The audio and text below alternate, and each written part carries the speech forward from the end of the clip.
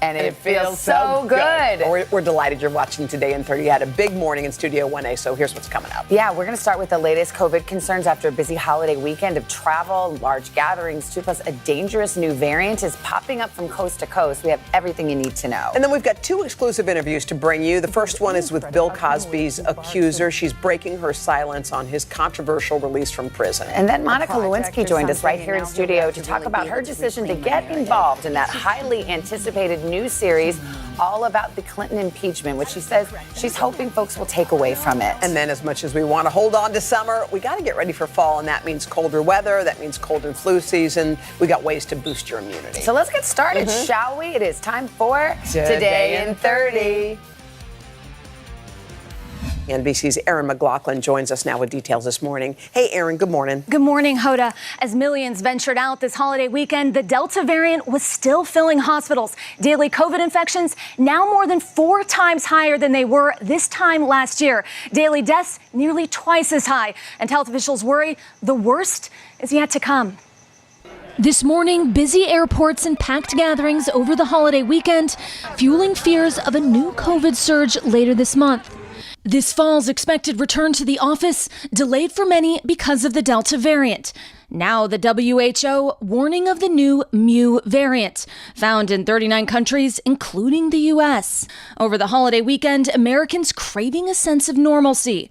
College football fans crowded into stadiums. More than 86,000 filled the Florida Gators Stadium. No testing, masks, or vaccines required.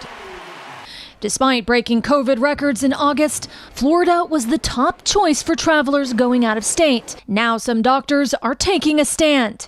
One Miami physician telling her patients if they're not vaccinated, she's not seeing them in person. Everybody knows somebody that died from COVID. This is a problem that really everybody needs to help out with. In the wake of natural disasters across the country, new concern over COVID outbreaks in evacuation shelters. Just miles from the ferocious Caldor fire in Northern California, physician assistant Ariana Campbell is part of a medical strike team, going into shelters and assessing evacuees for the virus. Only half of my population is fully vaccinated here, and that's posed a lot of risk. With millions of kids heading back to class this week, many schools are already dealing with outbreaks. 1/5 of all districts in Kentucky temporarily closing because of infections. Let's go have a talk. In Arizona, the debate over COVID protocols becoming heated at one elementary school. 3 men threatening the principal with citizen's arrest. And I am going to have both of your staff arrested.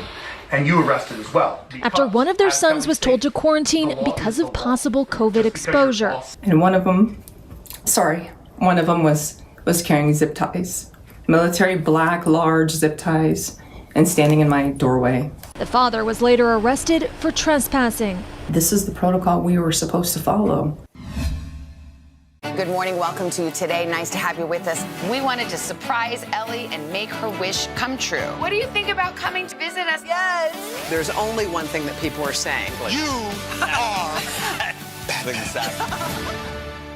Today is now a podcast available every morning. Listen wherever you get your podcasts. Sometimes the news can be difficult and overwhelming for kids to understand. Will coronavirus come back next year? So to help make sense of it all, we've created a newscast just for them. Man, you know a lot. We hope your family will watch Nightly News Kids Edition.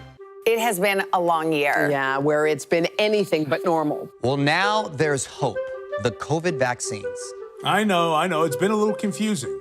Like really confusing. So it's more important than ever to make a plan. Visit planyourvaccine.com to find out where and when to get your vaccine. What are you waiting for? Roll up your sleeves and plan your vaccine. Plan your vaccine. Plan your vaccine. The Meet the Press Chuck Toddcast, free wherever you get your podcasts. Sometimes the news can be difficult and overwhelming for kids to understand. Will coronavirus come back next year? So to help make sense of it all, we've created a newscast just for them. Man, you know a lot. We hope your family will watch Nightly News Kids Edition. Today is now a podcast available every morning. Listen wherever you get your podcasts.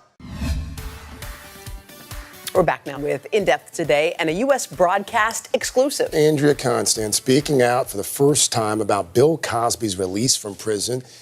You'll remember it was her allegations of sexual assault that led to Cosby's initial conviction back in 2018, a conviction that was overturned on procedural grounds in June. Senior national correspondent Kate Snow traveled to Canada to talk with Andrea about all that's happened and her new book called The Moment, Standing Up to Bill Cosby, Speaking Up for Women. Kate, good morning. You and Andrea go back many years. We do go back. Good morning, guys. I sat down with her back in 2018 in an exclusive interview that was deeply personal, raw, and revealing. In that, she shared her story that became a Dateline hour. So, yes, we have some history, Savannah. Things have changed dramatically, though, with the Supreme Court of Pennsylvania's decision and Bill Cosby's release. But as you'll see, Andrea has a serenity and a renewed purpose. She said again and again she will not obsess over the things that she can't control, and that includes Bill Cosby. And she shared with me her thoughts when she heard the news about the court's decision. I was really shocked. Disappointed. What does it say about the American justice system? That it's flawed. The Pennsylvania Supreme Court found the district attorney back in 2005 had essentially promised Bill Cosby he would never be criminally charged, though he made no formal agreement. So when Cosby was charged 10 years later, it was a violation of his due process rights. How can a district attorney enforce a decision on a backroom handshake? How can you give any credibility to that? All the time you put in, the years that you put in, what you put your family through on this journey. I wonder if I might feel like, wow, was it even all worth it? I've come way too far to go back to that place to wonder whether it's all worth it or to have regrets. It was worth it. But it was worth it because I didn't feel alone.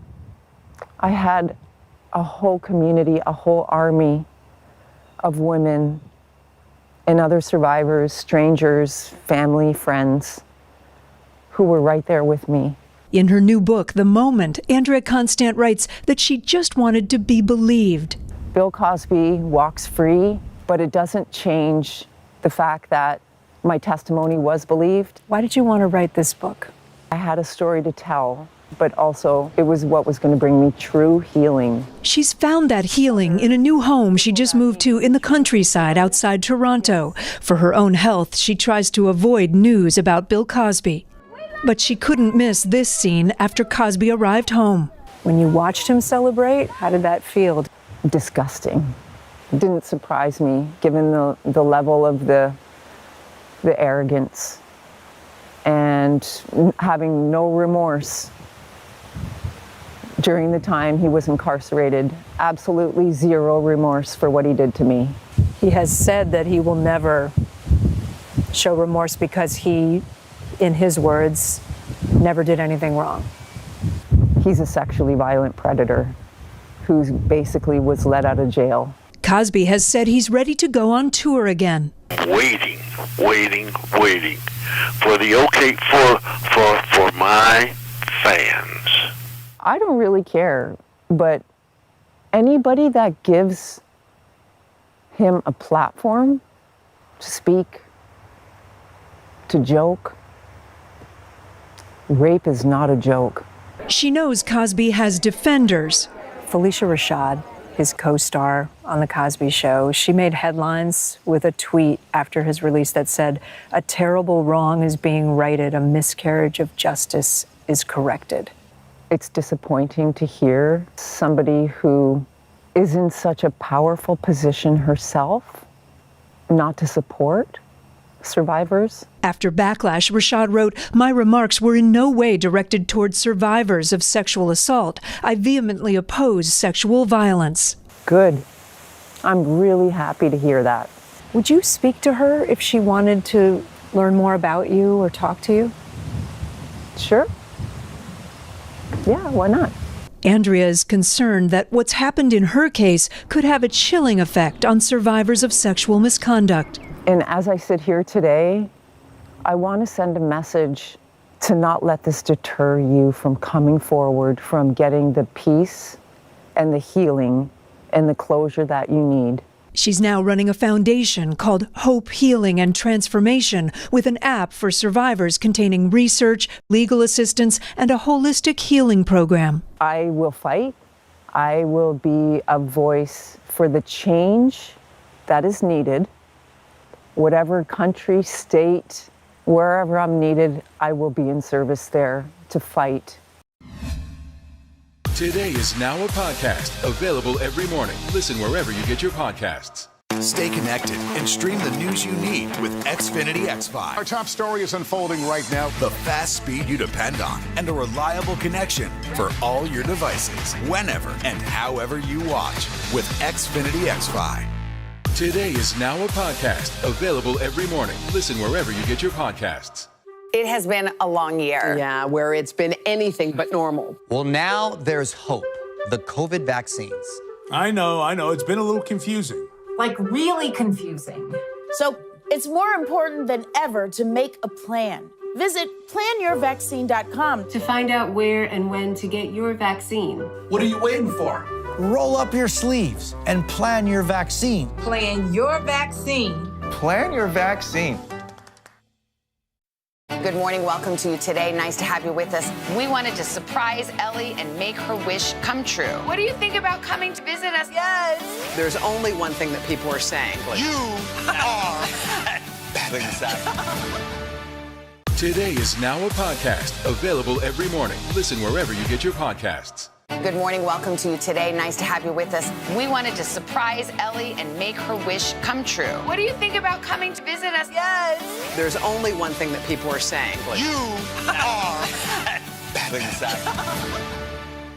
For breaking news in our changing world, download the NBC News app.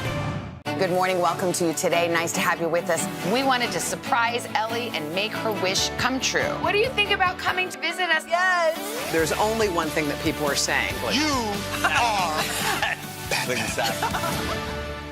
The Meet the Press Chuck Toddcast, free wherever you get your podcasts. Today is now a podcast available every morning. Listen wherever you get your podcasts. Monica Lewinsky is back in the spotlight this morning with a highly anticipated new series premiering on FX tonight, Impeachment, American Crime Story. Monica is co-producer on the series, which covers her affair with then-President Bill Clinton and his subsequent impeachment. We're going to talk with Monica exclusively in just a moment, but before we get to our conversation, a look back at her journey. An affair. Hi, handsome. Hey. And a betrayal. I'm kind of in something. Tell me about him. It's just he's unavailable. Someone long distance. Someone from work. Someone important. Impeachment, American Crime Story has all the ingredients of a good drama. But in 1998, it was the reality for 24-year-old Monica Lewinsky. That's when an affair between Lewinsky and then-President Bill Clinton was revealed following a betrayal of friendship. Linda Tripp secretly recorded Monica confessing to her relationship. Those recordings and news of the affair posted on the Drudge Report. Reports of a new sex scandal involving President Clinton, a young White House intern. Ultimately leading to the impeachment of President Clinton. And the public shaming of Monica. Overnight, I went from being a completely private figure to a publicly humiliated one worldwide. I was patient zero of losing a personal reputation on a global scale almost instantaneously. Lewinsky avoided the spotlight for well over a decade until she went viral, speaking out about the price of shame in a TED Talk.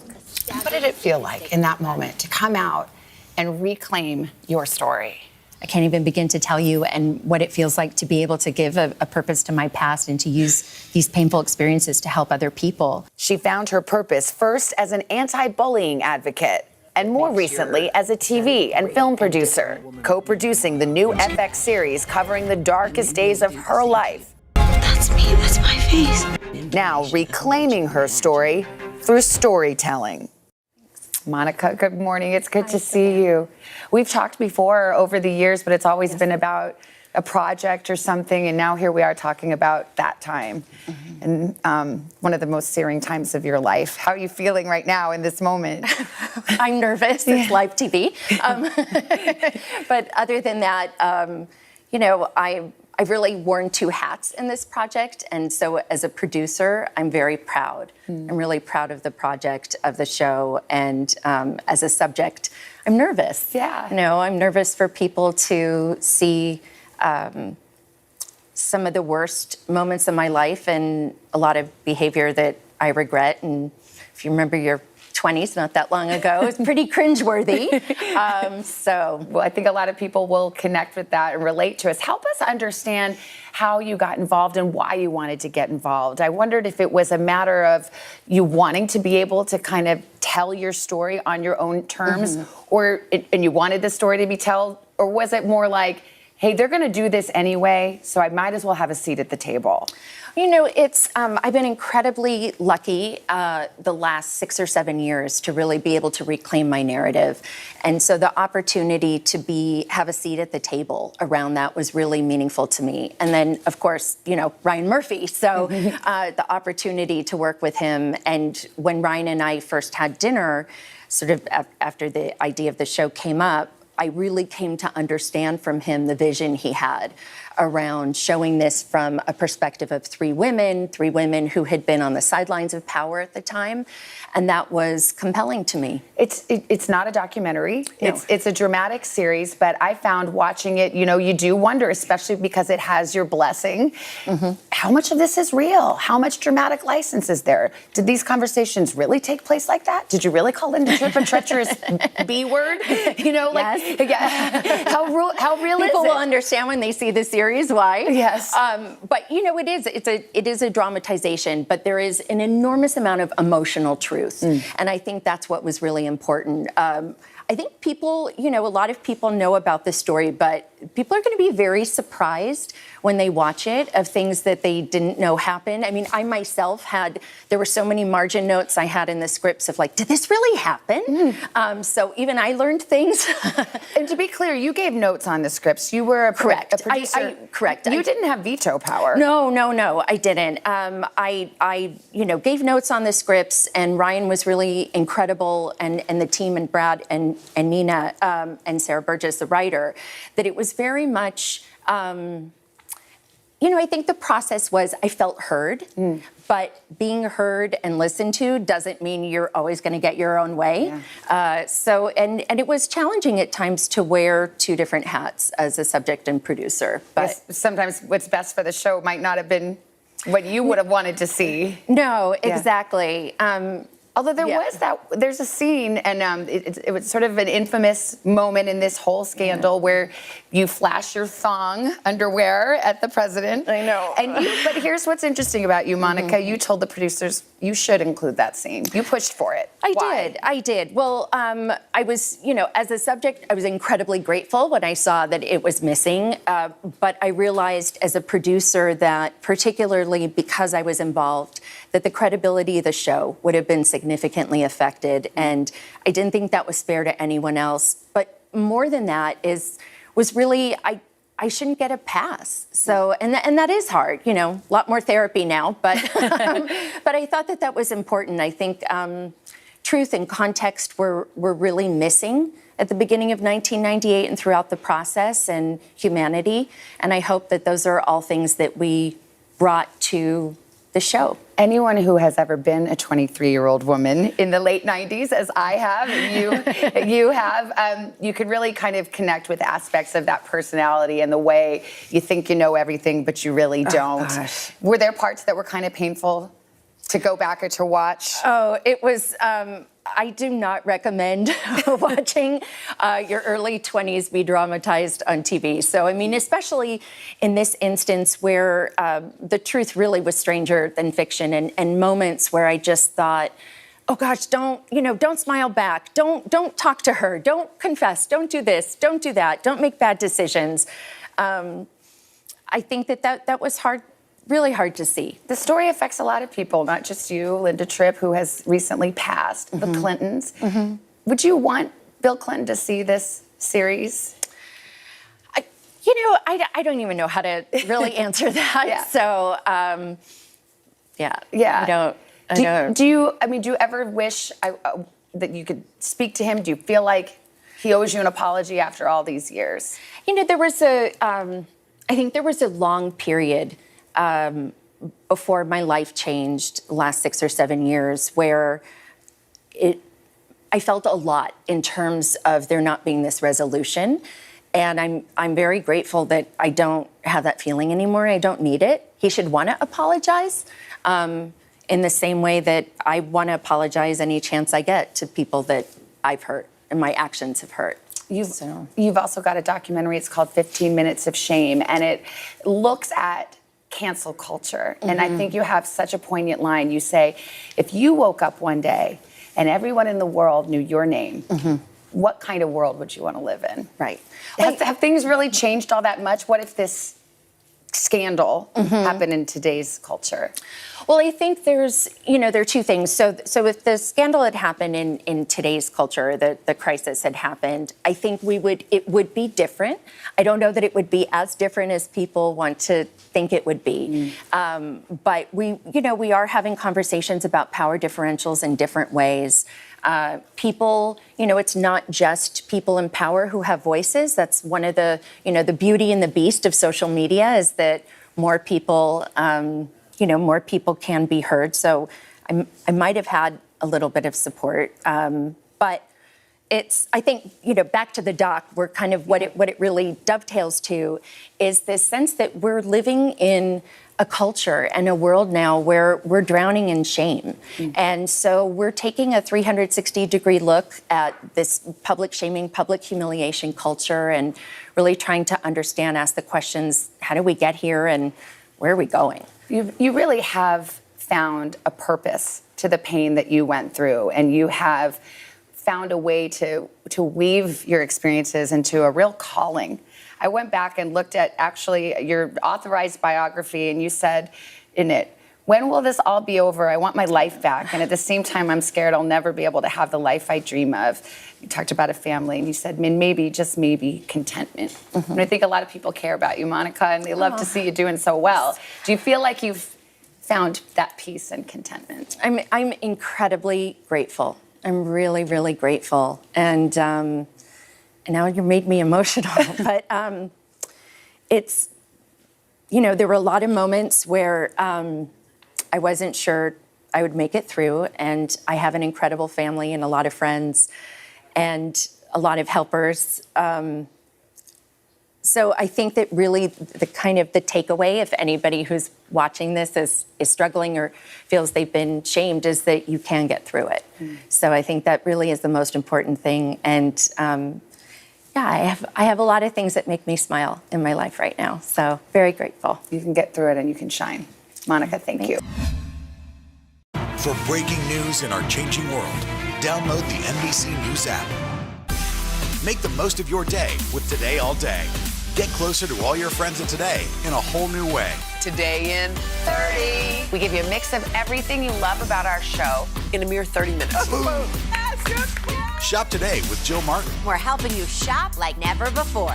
The latest styles and biggest names. Today food. Things are heating up in the Today All Day kitchen. Cooking essentials and recipe inspiration. Get ready. Are you ready? Oh, I'm so ready. Only on Today All Day. For breaking news in our changing world, download the NBC News app. Today is now a podcast, available every morning. Listen wherever you get your podcasts. Make the most of your day with Today in 30. We give you a mix of everything you love about our show in a mere 30 minutes.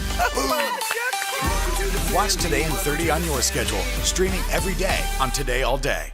It has been a long year. Yeah, where it's been anything but normal. Well, now there's hope. The COVID vaccines. I know. It's been a little confusing. Like really confusing. So it's more important than ever to make a plan. Visit planyourvaccine.com to find out where and when to get your vaccine. What are you waiting for?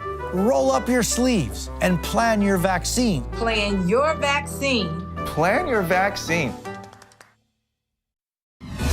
All right, today we are kicking off a new series called Ready, Set, September. We're going to help you get geared up for the month ahead. Okay, and as much as we want to hold on to summer, we have to get ready for fall, and that means cold and flu season. One way to do that is by strengthening our immune system, especially now. So we called up NBC's medical contributor and our pal, Dr. Natalie Azar, to share some tips on boosting immunity, and some of these may actually surprise you. Yes. Well, I mean, I think we think, okay, we need to go buy a bunch of stuff or, but it's not that. There are things that we can control, like sleep, daily habits, right? Yes. Definitely daily habits. And these are the big three: sleep, exercise, and meditation. Okay. Sleep needs to be a priority. If your age is 18 to 64, you need about 7 to 9 hours. That averages out to 8, everybody. If you're over age 65, it's about 7 to 8 hours. Exercise, about 150 minutes per week of moderate intensity. That means you can still have a conversation, and about 2 days of weight training per week as well. And for meditation, people don't often think about meditating as doing more than just calming you, but decreasing stress and decreasing your blood pressure and your heart rate. Guess what? That relieves anxiety. And when it relieves anxiety, it's good for your immune system. And meditation is more than just sitting quietly, because I think sometimes you just think, well, I just sat here for 10 minutes and that was good enough. And then you're thinking but about it. But that doesn't do the trick. And by the way, have you guys done it? I mean, I remember a couple years ago, Chanel and I were all into really trying to meditate. And so, I mean, it's mindful meditation, and you have to sit there at least 5 minutes. And every time you're not supposed to be angry when the intrusive thoughts come in, but you're supposed to send them away again. Nicely. It's not easy. Okay. Food. Yeah, foods are big, and you need things like, I feel like I want to feel better. And I know, look, at the end of the day, when I feel great at the end, I always try to I think about, what did I have? What was it? How did I do that? Yes. But how do you get that good feeling? So here's the thing. You can boost your immune system with food. Now we talk about protecting against COVID and flu and everything like that, and we talk about this well-balanced diet. Well, what are some of the key components of that? Vitamin C. Vitamin C is an essential nutrient, which means we do not make it. You have to ingest it. And I always tell folks, try to do it in food, right? You can do leafy greens and citrus fruits rather than just taking a supplement, because there's so many other benefits to that. Prebiotic as opposed to a probiotic. And the difference here is that a prebiotic is essentially food for the healthy gut bacteria. Your digestion's healthy. So what's that's going to spill over. That's things like asparagus, jicama, banana. All of those things actually contain carbohydrates that we don't digest well. So guess what? If we don't digest it, it finds its way to the bacteria in our gut and feeds it and keeps it healthy. Antioxidants. Think of as colorful as you can get, right? Your plate should be filled with as many colorful fruits and vegetables. There you're going to find your antioxidants. And lastly, allicin, which is the component in garlic that is such a good immune boost. You should either cut or crush or roast your garlic, and you can have some every day if you can tolerate it, or you can take a supplement. If you don't, because you say you eat all your good stuff, a lot of people they go, they get busy and they can't. And is that the best way to do it? So most experts nutritionists and things like that, we say try to get your nutrients through food, because you're not just, if you're eating a piece of fruit, you're not just getting the vitamin C, you're getting the fiber, you're getting all the other things. That's why we usually say that. Of course, if you have a vitamin deficiency or you have bowel disease and you're not absorbing, different story. Then a supplement may very well be necessary for you. We should look at. What if you're just busy? Because sometimes you can't eat all the good things all day. And so yes, so of course, like multivitamins, you're just getting your RDA and things like that. One of the biggest ones lately is curcumin, which is the active ingredient in the spice turmeric. I have been telling my arthritis patients to take it. You asked me. I'm going to start taking it too for my aches and pains. Really can reduce inflammation. A lot of the other ones, we'll kind of go down the list. I think we have it on a graphic here. Ginger, obviously, fish oil, omega-3s, so important. Resveratrol. I want to make a point about this. This is the active component in red wine, but it's also in the skin of blueberries and grapes and things like that. Most of us would say try to get it through those foods. I'm not telling you to drink red wine, but there is some health benefit there. And of course, essential oils. What are essential oils? So there are so many of them. We listed a couple here: green tea, lavender, eucalyptus. They also can have anti-inflammatory benefit. And so you say, well, how do you use them? The majority of people do it in a diffuser, right? So you have a lavender scent and you can just sort of smell that. You can also use it as massage therapy, but be careful. Do a patch test first. It has to be diluted. You don't want to, hurt yourself or burn yourself. There's a few that might be indicated to gargle, but for the most part, they're not meant to be taken orally. But they can also really help for things like sleep and stuff like that we're talking about. Exactly. Dr. Natalie, thank you. We feel better already. I do. We'll start implementing. We're on it. All right, we got a good idea. Come back tomorrow. We'll have another great morning. We got the cast of Cinderella. They'll be with us. Oh, can't wait for that. Have a great Tuesday. We'll see y'all tomorrow right here on Today.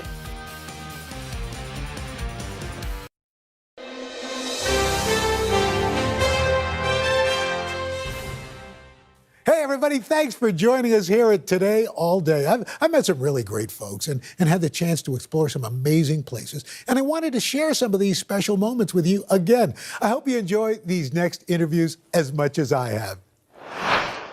Last summer, we started a tradition, and we did it right smack in the middle of the pandemic. Yeah, most of us obviously were still working remotely because of social distancing. We hadn't seen each other in person at that point for months. That is until we reunited outside in a colleague's backyard to check in on how we were all doing. Yeah, well, it's been exactly a year since that reunion, and we decided, well, let's get together again and reflect on our experiences.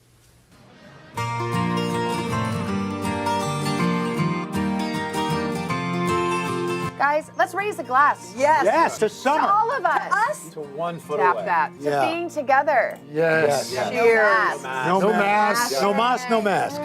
It's hard to believe that just 1 year ago, this would not have been possible. Can I have some of the lobster salad? Crispy polenta, anyone? This is a veggie option, but it's fried, so I'm going to say yes. Sitting inside a restaurant, eating, drinking, and just being merry with friends who are family seemed an awfully long way away. There we go, Uncle Al. But then, 3 months ago, we got vaccinated, and our community started opening back up. I knew things were better when I could sit on your lap. Yeah. By the way, When they let us sit next to each other. I've always said that. right? And all of a sudden, once we started moving closer, we were like, look at us, we're on top of each other. I'll tell you, outside the workspace, your daughter's wedding. And folks were sweating and dancing and singing and hugging. Everybody was vaccinated. Yes. And having you guys there meant the world. It was like a coming out party. It was. And it was really terrific. And I was happy to pay for it. So one of the other big changes, I remember we were talking about a year ago from right now, when literally there was occasionally a nurse walking by. That's all you saw outside. Oh, yeah. There was a time when it was just you and our camera operator, Mason, and no one else. But fast forward to now, you guys, we look outside. Yeah. Coldplay was on the plaza. I don't think we'll take these things for granted anymore, seeing people who come to the plaza or having music out there, or even the people that we work with. When they started adding back our camera operators, the sound guys, the floor directors, hair. the props folks. Yeah, hair and makeup. Let's just Well, light a candle. some of We us raise a don't glass, like that. Hair and makeup. Hair and makeup. And everybody said amen. You know what I do miss? What? I do miss seeing Vale and Charlie. Oh, That, I have to say, watching them pop up, literally, it was like so calming and it felt so at home. I still remember just like Calming watching for you. I'm like, excuse me, Mr. Defense Secretary. Out of here. Right. I don't know how you pulled that off. And by the way, the graphics department. No, Jack. Jack Daly. Jack Daly. Jack Daly, a little more. Jack needs an agent. I mean, we get stopped now, and What? people are like, yo, you're the kid that holds the sign. Like, Are you serious? People just They recognize the arms. Yeah, he's like, look, it's me. That's me. How did it feel, Carson, when you came back to the studio? It felt great. Yeah. And I don't know about you guys, but I started to harbor a little bit of guilt. I mean, I love my kids so much, and I felt bad because it came at the cost of a pandemic where people losing their lives. Sure. I was so selfishly happy to be home with my kids because I travel so much. But I didn't move to New York to stay at home and work from home. I moved to be with my colleagues, to be in the environment that excites me and that we're lucky enough to get to do every day. How are your kids? How did Dell and Sibby do? Dell and Sibby, we're moving. And day before yesterday, we were going through some papers. And at the beginning of the pandemic, it was suggested that you have kids write letters to, sort of cope with how they're feeling. And Dell wrote a letter. And he said, I forget who it was to, but it said, "Dear blah, blah, blah, please make the pandemic go away. Please have people stop dying. Please have people stop getting sick." And just, puddles. Because we've started to forget just a year ago, like how how scary it was for kids especially. We would not have probably gotten through the pandemic had it not been for my wife. Well, And she got COVID, right? She did. She had COVID. You go through that too. And let me tell you, like, we took it, we obviously took it very seriously, so we had to sequester her in the room. Siri got a false positive during this whole thing. God. She's sequestered in a room, and I have all 4 kids. I was on the phone with the doctor. Who's going to raise my children? Well, how about yours? It's just so funny now how they look back at pictures and wonder why we didn't have a mask on before. And we still worry about our kids. They're not vaccinated, they're little, and they're running around. But Haley got so used to it, and now we leave, and she's like, Mom, do you have your phone? Do you have a mask? Right. That's what they Mine say. too. Oh, yeah. It's incredible how they roll adapt. with it. They get used to the mask. The day the CDC said, if you're vaccinated, you don't have to wear the mask outdoors, I picked up Vale at the bus stop with no mask. She comes down the bus stops with her mask, and she's like, Mom, where's your mask? Put it on. She was like, she's got a job at the CDC waiting. There you go. I think everybody's coming out and just feeling good. Like, look, we've come through something, and we're still going through it. But by God, thanks to a whole lot of people, we're able to live like America. Yeah, I mean, talk about appreciating things you never even thought twice about in your life. Right. Like walking to the store with your kid without a mask on, or going to the beach, or getting in the car, getting on a plane. Like this. Right. Chill out. Yeah. Needing breath mints again. Yes. But we're back, baby. Woo, we're back. Cheers to being back. Cheers. Cheers.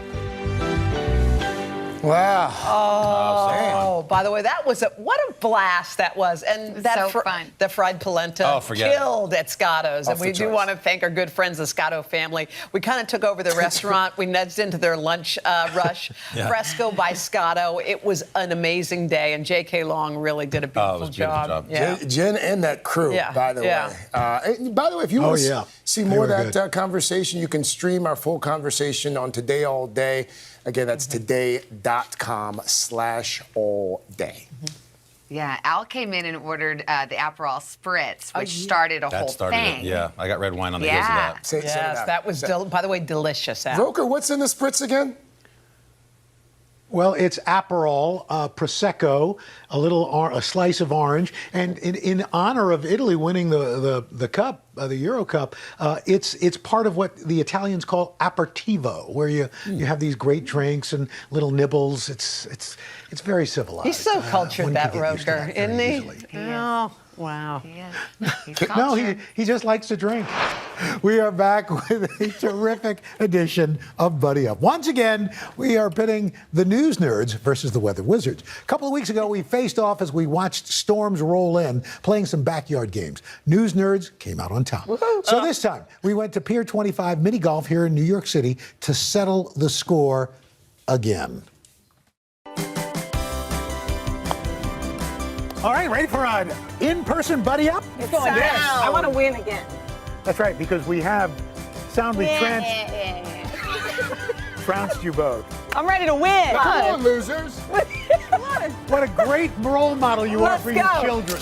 The Third Hour Gang getting back together on a hot summer day for a mini version of mini golf. We had just 5 holes to determine whether the news nerds or weather wizards would come out on top. Purple. I'm going to do green. Hey, good afternoon, guys. Rules simple. Each player, 4 strokes. Win the hole, move on. Didn't take very long for the sabotaging to start. All right, here we go. Come on. But soon, we were up and putting. Yes! All right. Great start. Great start. That's what I'm talking about. News nerds up by 1, but not even the sound of New York City sirens could stop my Dylan. Hey, go. Oh, come on. So rude, and it's so Go. echoey in here. Wow. Oh, that looks good. That looks good. Yes! Hole in one. There we go. Oh. Yes. Pressure's Your on. turn, Mr. Melvin. Well, You stop it. Keep it down. Oh. come on.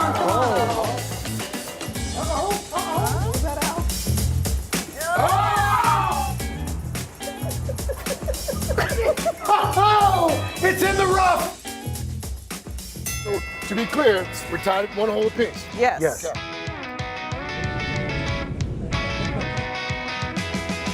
Yes! She blew it. Come on, news nerd. Come on, big mouth. Wow. Come on now. Come on, baby. Oh! Be careful, you're pregnant.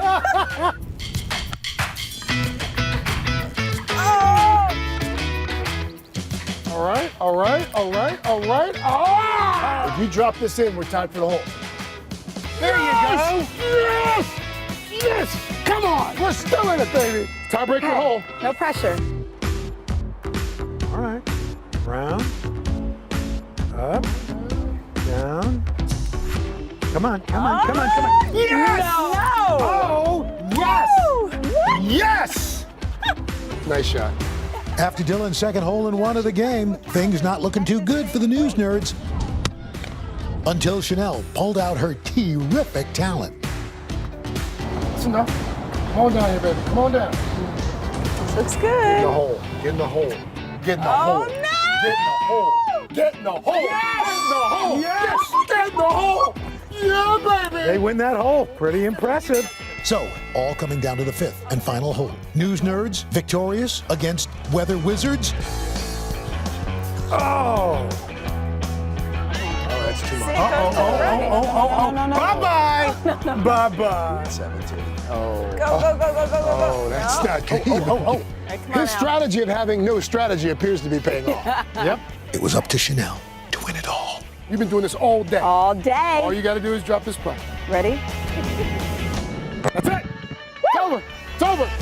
Yeah. We finally conquered the evil demon. Congratulations. Woo! Congratulations. Why do you have to be so nice? I don't want to be nice. Congratulations. You are a Come sore on, loser. bring it in. No. Yes, Sam. Come on. No, that's disgusting. I don't like my own sweat. I don't want yours. You say that in here. Come on, bring the baby in here. Bring the baby.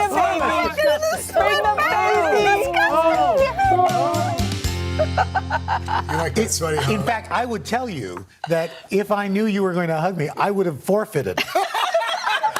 Just walked away. Because I was so sweaty. Oh, man, it was nasty. We're going to need a mega rematch because now I think it's 2-2 in overall buddy ups. We lost in ping pong. We lost in Pictionary. Right, so, but we won the last. Oh, that's right. They won the last two. You won the last. And of course, we won All right, in so we driving. need something big. Something big. What can we do? You should suggest something. Yeah, suggest That's right. somebody Tweet ups us for us to do. at Third Hour today. What should our next so buddy enjoy up? beating y'all. That was so much fun. That's right. I want to take them fishing. That's what I That would be fun. Yes, I you do can want to do do that. I can do a lot of things, Craig. I mean, you know, Can you do that? No, I just can't drink gin. That's right. Which she misses so much. Big thanks to Pier 25.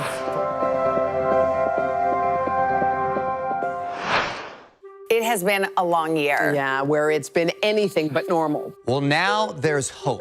The COVID vaccines. I know. It's been a little confusing. Like really confusing. So it's more important than ever to make a plan. Visit planyourvaccine.com to find out where and when to get your vaccine. What are you waiting for? Roll up your sleeves and plan your vaccine. Plan your vaccine. Plan your vaccine.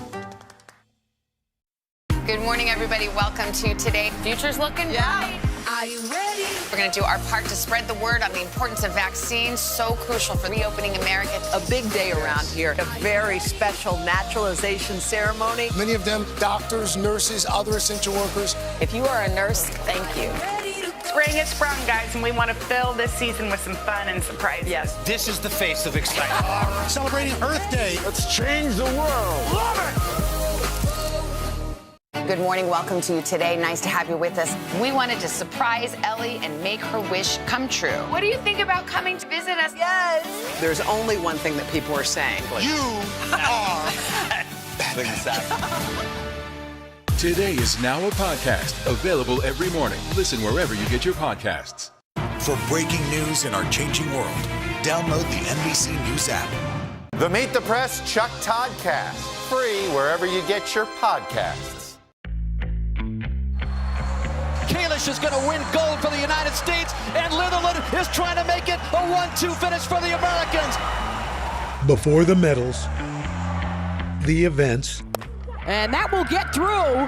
And here comes McClenny to try and win it, and the United States walks it off.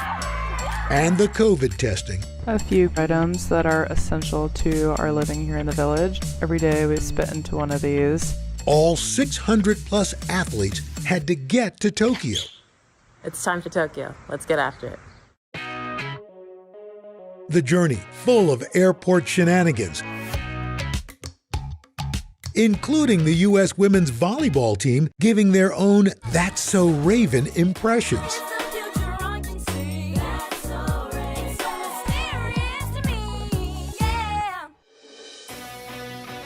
But finally, all the athletes making it and ready for the next stop, Olympic Village. U.S. Olympian April Ross speaking to Savannah, giving her the inside scoop on living in the village. Tell me about your movements, what you're able to do, what you're able to see. It feels pretty normal. We're allowed to go to the cafeteria whenever we want. We wear gloves. We use a lot of hand sanitizer all the time. We can take buses out to the high performance center, to the venue, and it's pretty free flowing. You know, there's lots of guidelines, but to be honest, it feels decently normal here in the village. U.S. rower Michelle Schexer echoing April's sentiments. I do feel very comfortable here. It's unfortunate, I think, that it is, receiving some of the negative press that it is, but honestly, in the village, I feel safer there than I have in any city in the States in the past 18 months. But there is one thing we keep hearing about. So I've been getting this question over and over again. I've been getting this question a lot. So let's dive into it. Those cardboard beds. Okay, so it is cardboard. Even under here, everything is cardboard, so you might think they're not very sturdy. Let's test it out. Hey, oh, she's sneezing. So peaceful. Probably the only one who could sleep on the bed.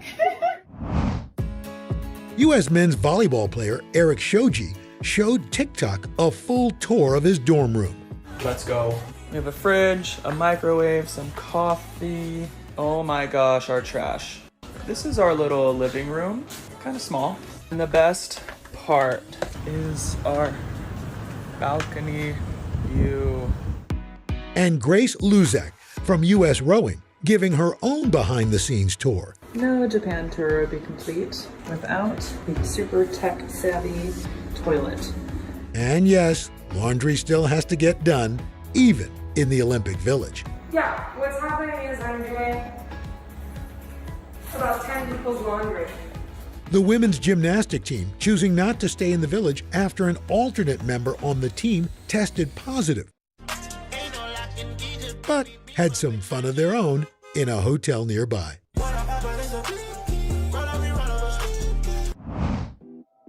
And we can't forget about the food. Japan is known for their cuisine, and these athletes are digging in. Welcome to dinner. In the Olympic Village, there are two dining halls. There's the main dining hall, and then there's the casual dining hall, which is all Japanese food. So Kalika and I are checking out tonight. Let's see what we got. First up, salmon salad. Yeah. Teriyaki beef, rice ball / musubi. And this is okonomiyaki. It's like a savory Japanese pancake. This food is so good. Of course, they are also here to compete. But as they wait for their moment, several attempted the latest viral TikTok challenge, Oreos Pass the Oreo.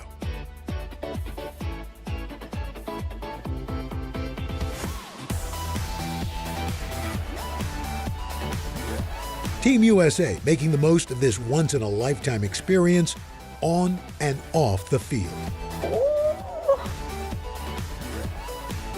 Go Team USA. Go USA! And taking us along for the ride every step of the way.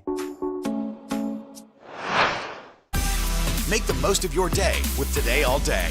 Get closer to all your friends of today in a whole new way. Today in 30. We give you a mix of everything you love about our show in a mere 30 minutes. Shop today with Jill Martin. We're helping you shop like never before. The latest styles and biggest names. Today food. Things are heating up in the Today All Day kitchen. Cooking essentials and recipe inspiration. Get ready. Are you ready? Oh, I'm so ready. Only on Today All Day. Stay connected and stream the news you need with Xfinity X5. Our top story is unfolding right now. The fast speed you depend on and a reliable connection for all your devices, whenever and however you watch with Xfinity X5. Good morning. Welcome to Today. Nice to have you with us. We wanted to surprise Ellie and make her wish come true. What do you think about coming to visit us? Yes. There's only one thing that people are saying. You are Stay connected and stream the news you need with Xfinity X5. Our top story is unfolding right now. The fast speed you depend on. We begin with breaking news right now in Florida. And a reliable connection for all your devices. This story matters to all of us. Whenever and however you watch. Our bite-sized mix of everything you love about all 4 hours of our show, but half the calories. Oh yes. With Xfinity X5. Make the most of your day with Today All Day. Get closer to all your friends at Today in a whole new way. Today in 30. We give you a mix of everything you love about our show in a mere 30 minutes. Shop today with Jill Martin. We're helping you shop like never before. The latest styles and biggest names. Today food. Things are heating up in the Today All Day kitchen. Cooking essentials and recipe inspiration. Get ready. Are you ready? Oh, I'm so ready. Only on Today All Day.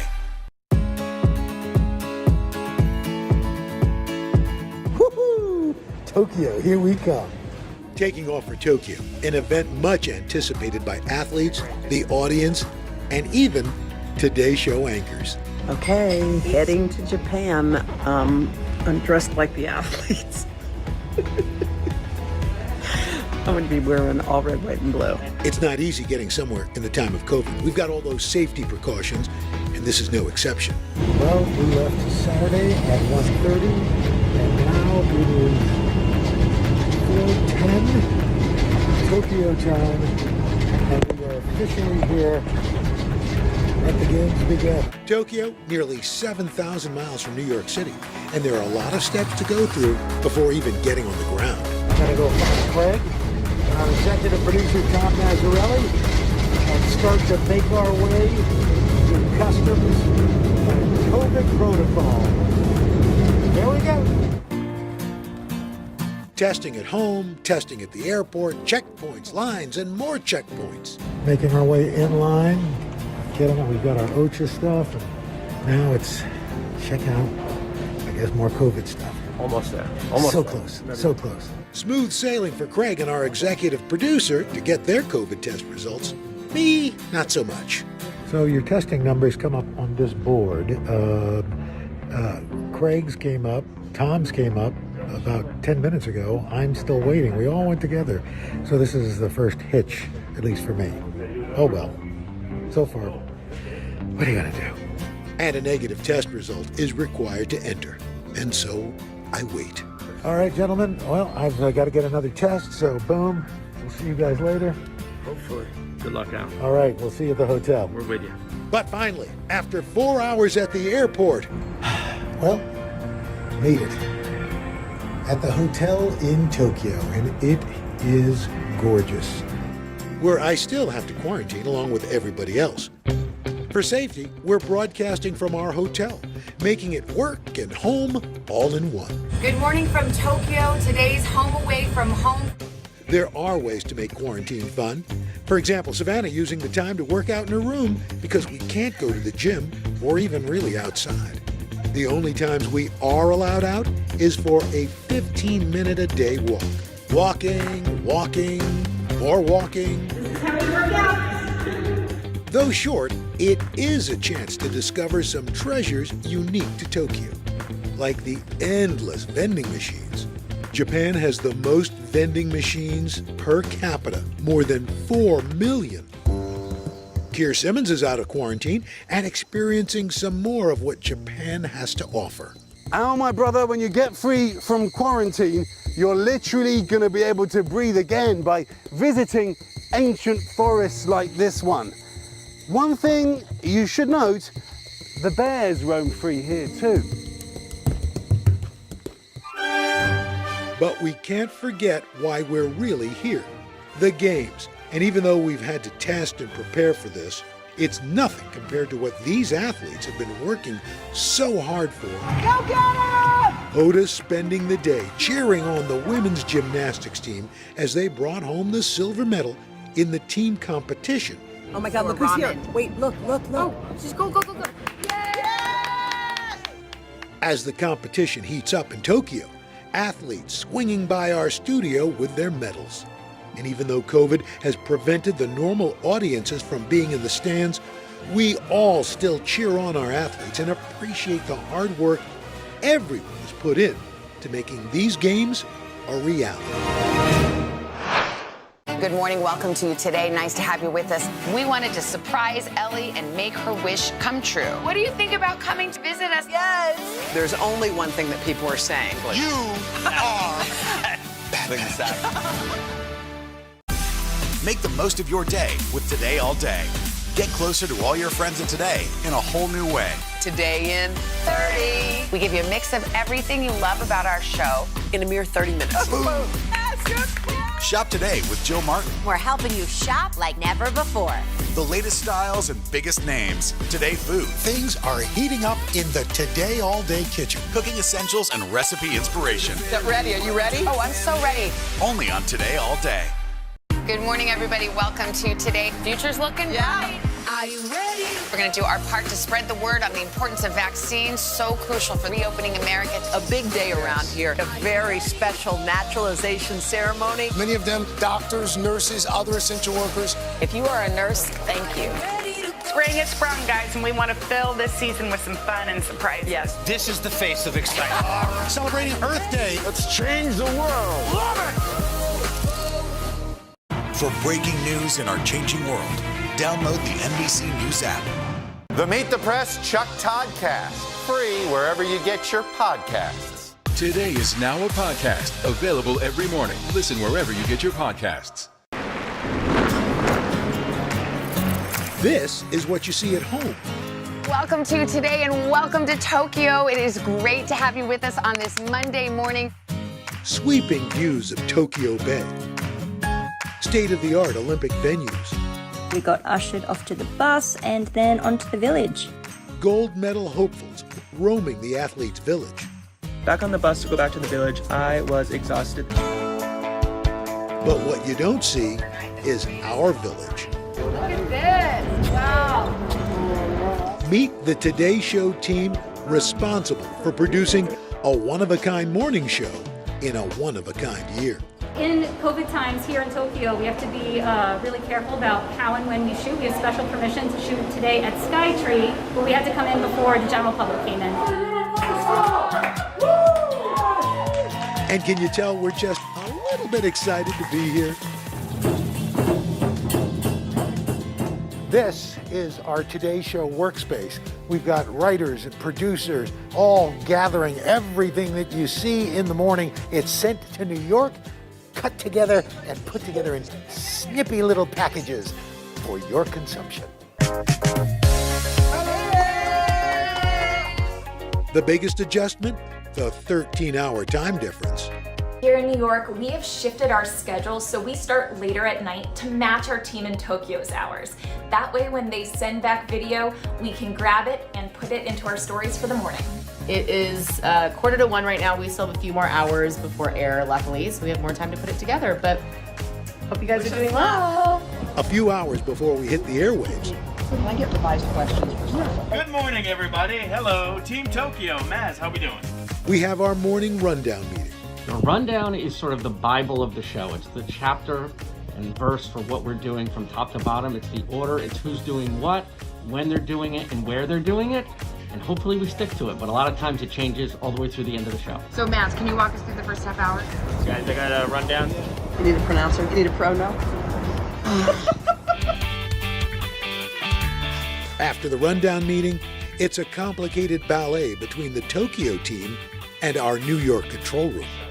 The biggest challenge is just the communication amongst everybody. You have producers over in Tokyo shooting stories. They're talking to producers back in New York who are editing them. They have to be on the same page. As far as the control room, it's here in New York. All the talent, the cameras, stage manager, they're in Tokyo.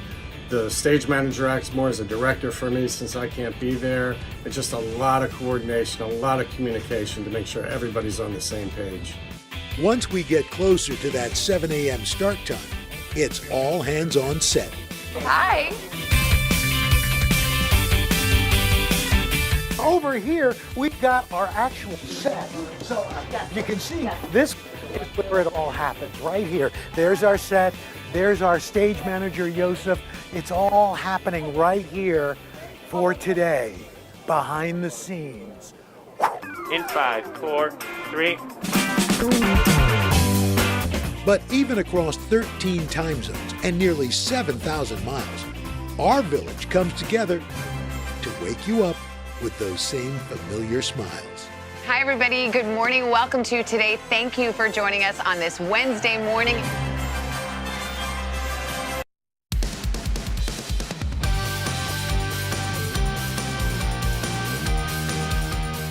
Hey, Today All Day, we've got a great show for you on this Tuesday morning, including an all-day exclusive chat you can only see here.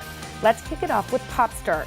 We check in with Carson, who's covering all the buzzy headlines, including a look back at the life and career of Emmy-nominated actor Michael K. Williams. As you say, best time of the morning. Best time of the morning, Oh, Mr. thank Daly. you, Good to see you. It's good to see everybody. We're going to start up Pop Start today with the loss of a true talent in Hollywood. Actor Michael K. Williams, best known for his captivating role as Omar Little in HBO's The Wire, was found dead in his Brooklyn apartment yesterday. Two senior NYPD officials tell NBC News the likely cause was a drug overdose. Williams was just 54 years old. NBC's Joe Fryer has a look back at his life and career. With an ominous whistle and a signature sawed-off shotgun, Michael K. Williams established the character Omar Little on the HBO series The Wire as one of the greatest in TV history. All in the game. A stick-up man on the streets of Baltimore isn't someone who might be typically beloved by fans. A man got to have a code. But Williams' incredible portrayal of Omar's groundbreaking story won many over, most notably President Obama. Omar's, by the way, my favorite character. The Brooklyn native went on to star in other acclaimed projects like Boardwalk Empire, Bring these people another round on the house. 12 Years a Slave, We were traveling. We wish we'd die trying. and most recently Lovecraft Country, And you respect me! Get out of here! which earned him his 5th Emmy nomination and a win from the Hollywood Critics Association just last week. What a way to feel seen. What a way to feel acknowledged. Through it all, though, the role of Omar was never far away, Williams telling Hoda in 2019. Michael, you know, people, when they look at you, they think The Wire. I mean, that must happen all the time. You ever get sick of that? Never. Never. Never. Why would I? Come on, I didn't think so. That's Omar. As much as he embraced the intensity of his roles on screen, it proved challenging for his life off screen, namely his struggles with addiction. Williams told the New York Times in 2017, "The characters that mean the most to me are the ones that damn near kill me. It's a sacrifice I've chosen to make." The tributes poured in from stars like Viola Davis, Edward Norton, Mariah Carey, and the cast of The Wire. The show's creator, David Simon, called Williams a fine man and a rare talent.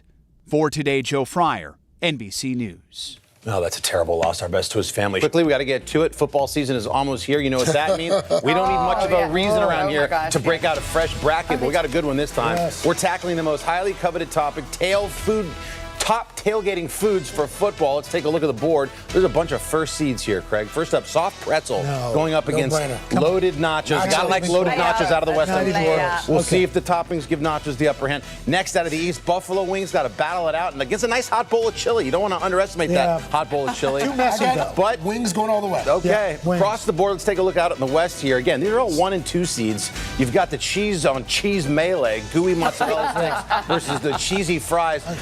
No one orders cheesy fries, but the few people that do know that everybody around them eats theirs. That's true. So don't underestimate cheesy fries. Mozzarella sticks. We'll wrap things up with the classic cheeseburger going head-to-head against the messy yet delicious cheese steak. That's going to be interesting. Will the classic American cheeseburger go? Well, I don't know. Probably bones with sauce. Anybody? No, let's not get into the hot wings debate again. If you'd like to take a look, if you're passionate about as much as we are about this, then you need help. Go to today.com/food and catch it. It's going to be a good one. Up next on Today Talks, the third hour catches up with Grammy-nominated rapper Rick Ross. Some experts say that this bill still isn't enough. Do you accept that criticism? There's been a ton of confusion from the CDC. Can we try to clear some of this up? Is America safer today with the Taliban in charge of Afghanistan? If it's Sunday, it's Meet the Press. The Meet the Press Chuck Todd Cast, free wherever you get your podcasts. Some experts say that this bill still isn't enough. Do you accept that criticism? There's been a ton of confusion from the CDC. Can we try to clear some of this up? Is America safer today with the Taliban in charge of Afghanistan? If it's Sunday, it's Meet the Press. Stay connected and stream the news you need with Xfinity X5. Our top story is unfolding right now. The fast speed you depend on and a reliable connection for all your devices, whenever and however you watch with Xfinity X5. Some experts say that this bill still isn't enough. Do you accept that criticism? There's been a ton of confusion from the CDC. Can we try to clear some of this up? Is America safer today with the Taliban in charge of Afghanistan? If it's Sunday, it's Meet the Press. Today is now a podcast, available every morning. Listen wherever you get your podcasts. The Meet the Press Chuck Todd Cast, free wherever you get your podcasts. Stay connected and stream the news you need with Xfinity X5. Our top story is unfolding right now. The fast speed you depend on and a reliable connection for all your devices, whenever and however you watch with Xfinity X5. Welcome back. Today on the third hour, the crew talks to Grammy-nominated rapper Rick Ross, who has a new book all about how to build your own empire. This morning we're catching up with Grammy-nominated rapper Rick Ross, whose hits like Hustlin' and The Boss sure to get any party started. Yes, he is also an entrepreneur, business owner, and author. In fact, his new book is out today. It's called The Perfect Day to Boss Up, a hustler's guide to building your empire. And Rick Ross is live with us now. Good morning to you. Good morning. Good morning. Good morning. Thank you for having me. Absolutely. Okay, so we have to get right to it. We have been talking about this all morning long. Every time we go to a commercial break, we're telling everybody about your morning routine. I had no idea. Some people say they call you Rosé, which I guess is fitting. Because is this true? You start every morning with Rosé and you walk barefoot around your property? Is that true? It's true. It's true. I love to wake up 6:30 in the morning and I do a thing I call Barefoot Chronicles. Okay. Where I walk barefoot and I get a universal opportunity to bless the boy. That's what I call it. Bless the boy. I love it. I love it. I love it. One of the tips to success in your book, you say, is you don't focus on what if this goes wrong. You focus on what if this goes right. I like that. Right. That's most definitely the way I feel and the way I move. I feel life is such a beautiful struggle. Let's not prepare for the losses. We know we'll have losses. Let's prepare for the wins so we can keep going. And you know, in the book, you mentioned your buddy Kanye West, and we know, that he's had some struggles, but you say he may just actually get the last laugh on all of us. That's how I really feel. I really feel like Kanye has mastered the art of manipulating media and making amazing music. And that combination, it's no telling where to go. And I feel like if someone really feels Kanye's insane, they're crazy. So here's my takeaway. There may be people watching, somebody in Des Moines, St. Louis. They may not be in hip hop and they may not be a rap star. But one thing I think we can all take away is that it's almost like what you think about, you bring about, and positive thinking and saying encouraging things and being, waking up on the right side of the bed, if you will. With a rosé. Yes. And, I talked about walking barefoot on your property. People may not realize Coming to America was the second one, Coming to America, was shot at your house. It's a 235-acre estate that you refer to as the Promised Land. And this is funny. You had a cameo, but this wasn't originally planned. How did this come about? That was me, just approaching Eddie Murphy in Arsenio Hall every day. Hey, I'm ready, baby. You don't got nothing for me? And they squeezed me in. They squeezed me in. When I saw that scene, I was like, is that Rick Ross? That's Rose. I love persistence. He got himself a role. So better believe it. Here's what I thought was interesting. You have more than 100 cars, but you just got your license, like 2 weeks ago? First of all, I want to know, what was it like to finally get to drive the cars, and which one did you bring to the test? I actually was driven to the test. But I do have, over 100 cars, and I just hadn't had my license. Wow. So whenever I go joyriding, it was just one of those things. And my mom and my sister pressured me finally, so I went, took the test. It took me an hour. I missed a few answers, but I got it. Was it worth the wait, Rick? It was, because you should have your driver's license. But it's just something about my smile. And anytime I got pulled over, by the time the officer walked up, Silly. Go ahead, Rose. We know you good. Oh, my goodness. Well, Rick, thank you. You're such a delight. We could talk to you for another 30 minutes, so you'll have to come back to the third hour today really quickly, just because I feel like I have to acknowledge. How's your health? How are you feeling? People were worried about you there for a second. Right. I feel great. I've dropped close to 100 pounds. I've kept them off for close to 3 years. And, that's one of the things I speak about in the book is having drive and the passion to where I used to refuse to go to sleep. I would maybe lay down for 2 or 3 hours a day and be right back up because I wanted to succeed. I wanted to be successful. And after all the success, I still cut my own grass. And I try to encourage the youngsters to get that rust off the side of their mom's house and get that urine from behind the toilet. Let's start at home. Amen to that. I There love you it go. so much. Again, the book is called The Perfect Day to Boss Up. Clearly, you have a lot of words of wisdom for all of us. Thank you so much. God bless. Thank you for joining us. It's in stores today, and thank everybody for the support. Coming up on Hoda and Jenna, we remember our friend, Willard Scott. Good morning, everybody. Welcome to Today. Future's looking bright. Are you ready? We're going to do our part to spread the word on the importance of vaccines, so crucial for reopening America. A big day around here. A very special naturalization ceremony. Many of them doctors, nurses, other essential workers. If you are a nurse, thank you.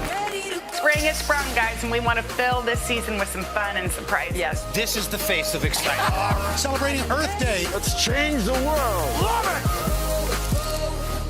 Today is now a podcast available every morning. Listen wherever you get your podcasts. Some experts say that this bill still isn't enough. You accept that criticism? There's been a ton of confusion from the CDC. Can we try to clear some of this up?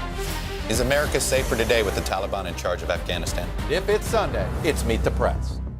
For breaking news in our changing world, download the NBC News app. Some experts say that this bill still isn't enough. You accept that criticism? There's been a ton of confusion from the CDC. Can we try to clear some of this up? Is America safer today with the Taliban in charge of Afghanistan? If it's Sunday, it's Meet the Press. Make the most of your day with Today in 30. We give you a mix of everything you love about our show. in a mere 30 minutes. Watch Today in 30 on your schedule, streaming every day on Today All Day. Make the most of your day with Today in 30. We give you a mix of everything you love about our show. In a mere 30 minutes. Savannah and Hoda bring you what you must know. The biggest moments of the morning. One Republic! Exclusive interviews. Why did it work for you? You're right. I am more talented than the rest. And important headlines. Major medical news this morning. Watch Today in 30 on your schedule, streaming every day on Today All Day. Today is now a podcast available every morning. Listen wherever you get your podcasts. Welcome back. Today on Hoda and Jenna, we go unscripted. I mean, do you know how many to-do lists I've made this morning? How many? You love lists. I love You're like lists. list. I love lists because you know what? When it's the back to school time and fall is in the air, which it feels like in Yes. New York City this Yes. morning, I feel like I need to go design my classroom and organize stuff. Did you love your bulletin board Yes. when you were and you put all the letters up and Yes, the kids? and meeting the kids the first day. I'm just I have so many goals. You don't even know what to do with Did your me. kids already have their meet and greet with their teacher? No, not yet. Have It's yours? coming. Well, they did a Zoom one of those Zoom Yeah. ones. How'd and it was go? super cute. It's just like the cutest thing. It's for parents. And the parents raised their hand and they said, "Oh, Hoda, do you have a question?" I said, "I don't," but Haley did. And she goes, "Teacher Samantha, I love you." I was like, "Oh." right. And that was it. That was the hello. It was How super cute cute. is that? I Well, can't we're trying wait. to teach because Hal's going to school. Well, a How little old is he? Mother's 5? Day out. No, he's two. You never know. A little Mother's Day out situation, but we're trying to teach him to say, "I'm Hal." Hello, Oh, hello. teachers. I'm Hal. Hal. And he goes, "Hello, teachers. I'm Poppy." Hello, teachers. I'm Poppy. And I'm like, no, but you're not Poppy. That's, hello, teachers, Poppy. I'm like, oh, gosh. Oh, this is getting weird. Anyway, we want to just say hello and thank you. Everybody celebrating Rosh Hashanah. We want to wish you a Happy New Year. We're happy that all of you guys are here. We are listening, well, we were listening to Shake Your Love, the 1987 hit by pop sensation Debbie Gibson. Guess what? All of our dreams are true because she's going to come here a little later on in the show. She's going to sing a classic hit for us. And this time it's a duet with Joy McIntyre. Yeah, from New Kids on the Block. That's going to be cool. We want to say hey to our friend Stephanie out in Pennsylvania. Thank you for watching us with your pals Pearl, Francis, and Hopi. Anyway, we love your videos. Keep them coming. We're happy that you're here. We feel invigorated and excited. Yes. I've been rebooting too. Sometimes I go to the self-help book aisle when I want to reboot my life. Sometimes I do. But there was one, I told you that I was reading the Four Agreements, which it's been around for 100 years. I read the Four But who Agreements, could but I think remember? in college, maybe. Me too. I didn't remember what the agreements were. But anyway, there are just some basic ones about do your best and whatnot. But one of them is don't make assumptions. And this reminds me, I was thinking about teachers who are coming in. Because, you know, sometimes you have a kid who's a little unruly. And you're the third grade teacher. Mike is just out of control, out of control. So in the teacher's lounge, you're like, oh, Mike graduated. Thank God he's going into fourth grade. And the teacher says, oh, I have Mike. And you go, oh, God. Mike, oh no, poor you. So this teacher in fourth grade is now already eyeballing Mike. That's the one she has to keep an eye on. So this kid doesn't have a shot to like redo it. You know what I mean? It's like making assumptions, It's so true, and it's so funny because first of all, I loved those kinds of kids. Yeah. I had You did? Yes, I still remember, and I remember somebody said, "Oh, well, they're hard to teach," and it was like That was maybe your- we weren't teaching them the right way. You know, it was like always fun to figure out what made How to get somebody in. tick. And That. I think good teachers are doing that. That's in awesome. spades. We That's know some awesome. teachers watch our show too after they teach. Can you we imagine? say thank you?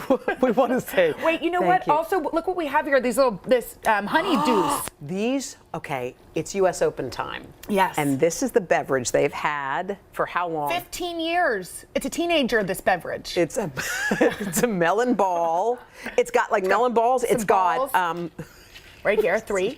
And it's got vodka and some honey. What else is in it? Well, it's called honey deuce. Let's see.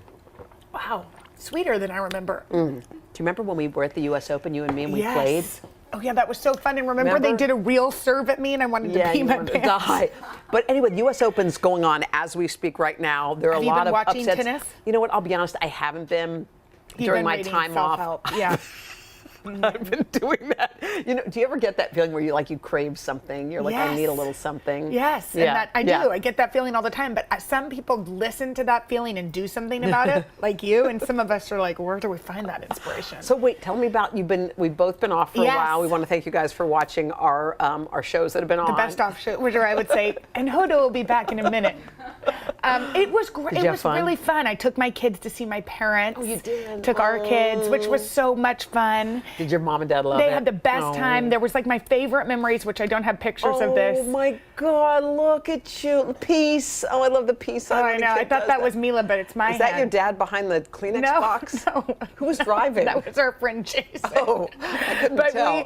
they, Look at your hats. How know. beautiful, by the Isn't way, it is so Maine. pretty? It is gorgeous. So pretty. And we just had, that was at my little cousin Dottie's first birthday. Oh It my was God. pizza. Look at And it was Hal. just so much Is that fun. That is That's Hal, how. right? Okay. Yeah. You said your cousin's first birthday. I got confused. No. Flying Flying kites. kites.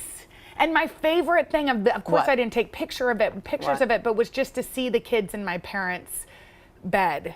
You know, to see them Like you used to do. to go in and play. And now Hal keeps going, Gwammy, play Twux with Gwammy. But Grammy's not there. It's so sad. Oh my What about you? I had a great time. You know what? We just kind of hung out with the girls and did all. We had I forgot. We just remember we did a lemonade stand for the first time. There's nothing It's so more fun. It was 25 cents, Yes. and it was the whole thing. And they were both Haley and Hope were like, "Can we help you? Ice or no ice?" I was like, "Okay." And it was just the cutest. You forget how cute the littlest things I know, in the world it's the are. simple things, right? Yeah. Flying the kite was so Yes. fun to see that because there's something nostalgic about it. Yes. Wait, but you also saved a baby, or you helped. You helped, and I feel like anybody that's ever been in a moment where a child is having a full-on melt. Yes, out of control. Out of control. You helped with Well, this situation. let me just preface this by saying Dylan is practically raising Haley. Okay, so I don't see her. She's with Calvin. Bye. So there was a moment where Dylan's son Ollie was having a moment like most kids do. Yes, Ollie's like all kids By the do. way, Ollie's Ollie's like the best kid, and then he has like his occasional meltdown. I happened to be walking by. We were with them at the beach. Dylan, Brian, and then he was flailing around. And I literally, you know how now when your mom, you just grab a kid, give me the kid, just give, and he just held on. And that was Look, it. he just wanted a hug. But isn't it something about a real melt? Like Hal had his first really bad tantrum with Barbara in the car, and he kept trying to go bite her. He's never done that. I mean, it was the strangest sort of like kind of monster-like behavior. And Barbara was like, wow, Hal needs some sort of training school. Anyway. We want to take a moment today to remember a man who was legendary here. Willard Scott passed away over the weekend. He was 87 years old. I have to tell you, when Willard was here, because most of us have been here when Al Roker was here. Yes. But Willard is the one who just sort of kind of brought Al along. And Willard spent many days here. He did birthdays and hung out.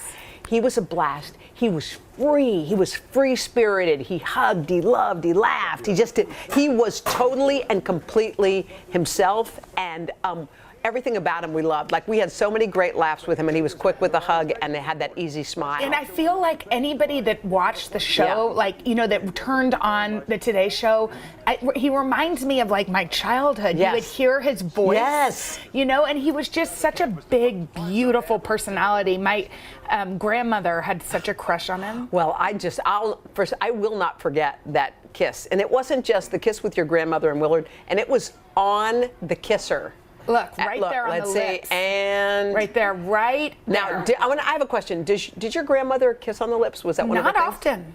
No, I know. I wrote somebody this morning because I remember meeting him at the White House and loving him because he was such a big personality. What was he doing? Was he just visiting? There for the Easter egg roll. Easter egg and roll. so we would go up and visit my grandparents. And anyway, I said to Jean, who worked for my grandmother this morning, I said, she kind of had a crush, right? And she said, yeah, they were always flirting. They were always flirting. I think he just was the type of person she loved. You know, he big just- personality and warm and kind. Oh, God. Anyway, so afterwards my grandfather said to her, I didn't know you knew Willard Scott. And what'd she say? And she said, I knew him. I didn't know Willard Scott. I just love that face. I love everything about that. I love everything about that. I didn't know that either. That's a funny little back and forth. I just love that face. But then they knew each other. And by the way, listening to Jane Pauley, Katie Couric, Al especially, Al Brokaw. But Al knows what it's like to be kissed by Willard in a way that makes your career. Yeah. It's literally like Willard said, I love this guy. See this guy right here? I love him. Yeah. And I think that just kind of opened the doors for Al. Al said that, you know how Willard always wore a little carnation? He said that then he said, I imitated everything you did. That he wore a carnation. And somebody said, oh, Willard copied you. And he was like, no. I copied Willard. Wow, beautiful. It's time for Unscripted. So everyone likes to figure out the way they can make their little baby crack up hysterically laughing, and Meghan Trainor found a good one, didn't she? Has. And her husband, Daryl. Yeah. Okay, they discovered a way to make their 6-month-old son, Riley, laugh. Take a look. What is that? A trash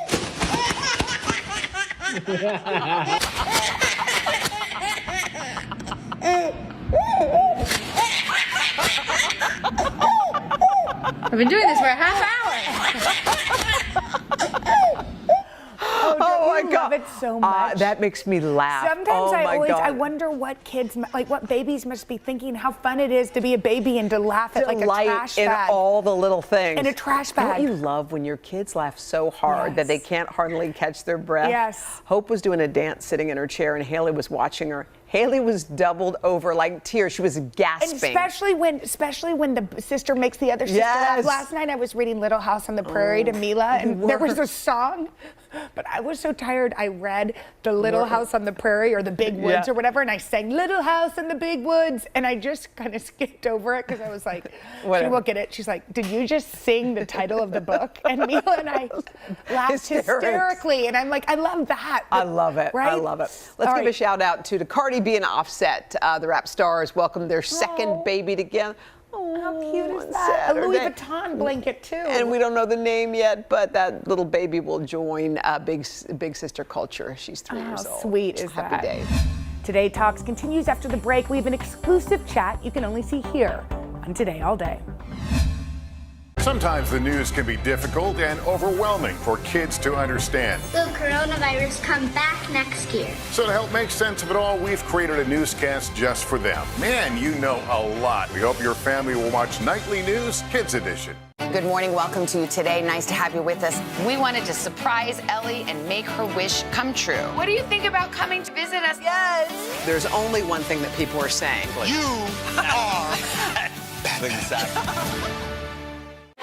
Some experts say that this bill still isn't enough. Do you accept that criticism? There's been a ton of confusion from the CDC. Can we try to clear some of this up? Is America safer today with the Taliban in charge of Afghanistan? If it's Sunday, it's Meet the Press.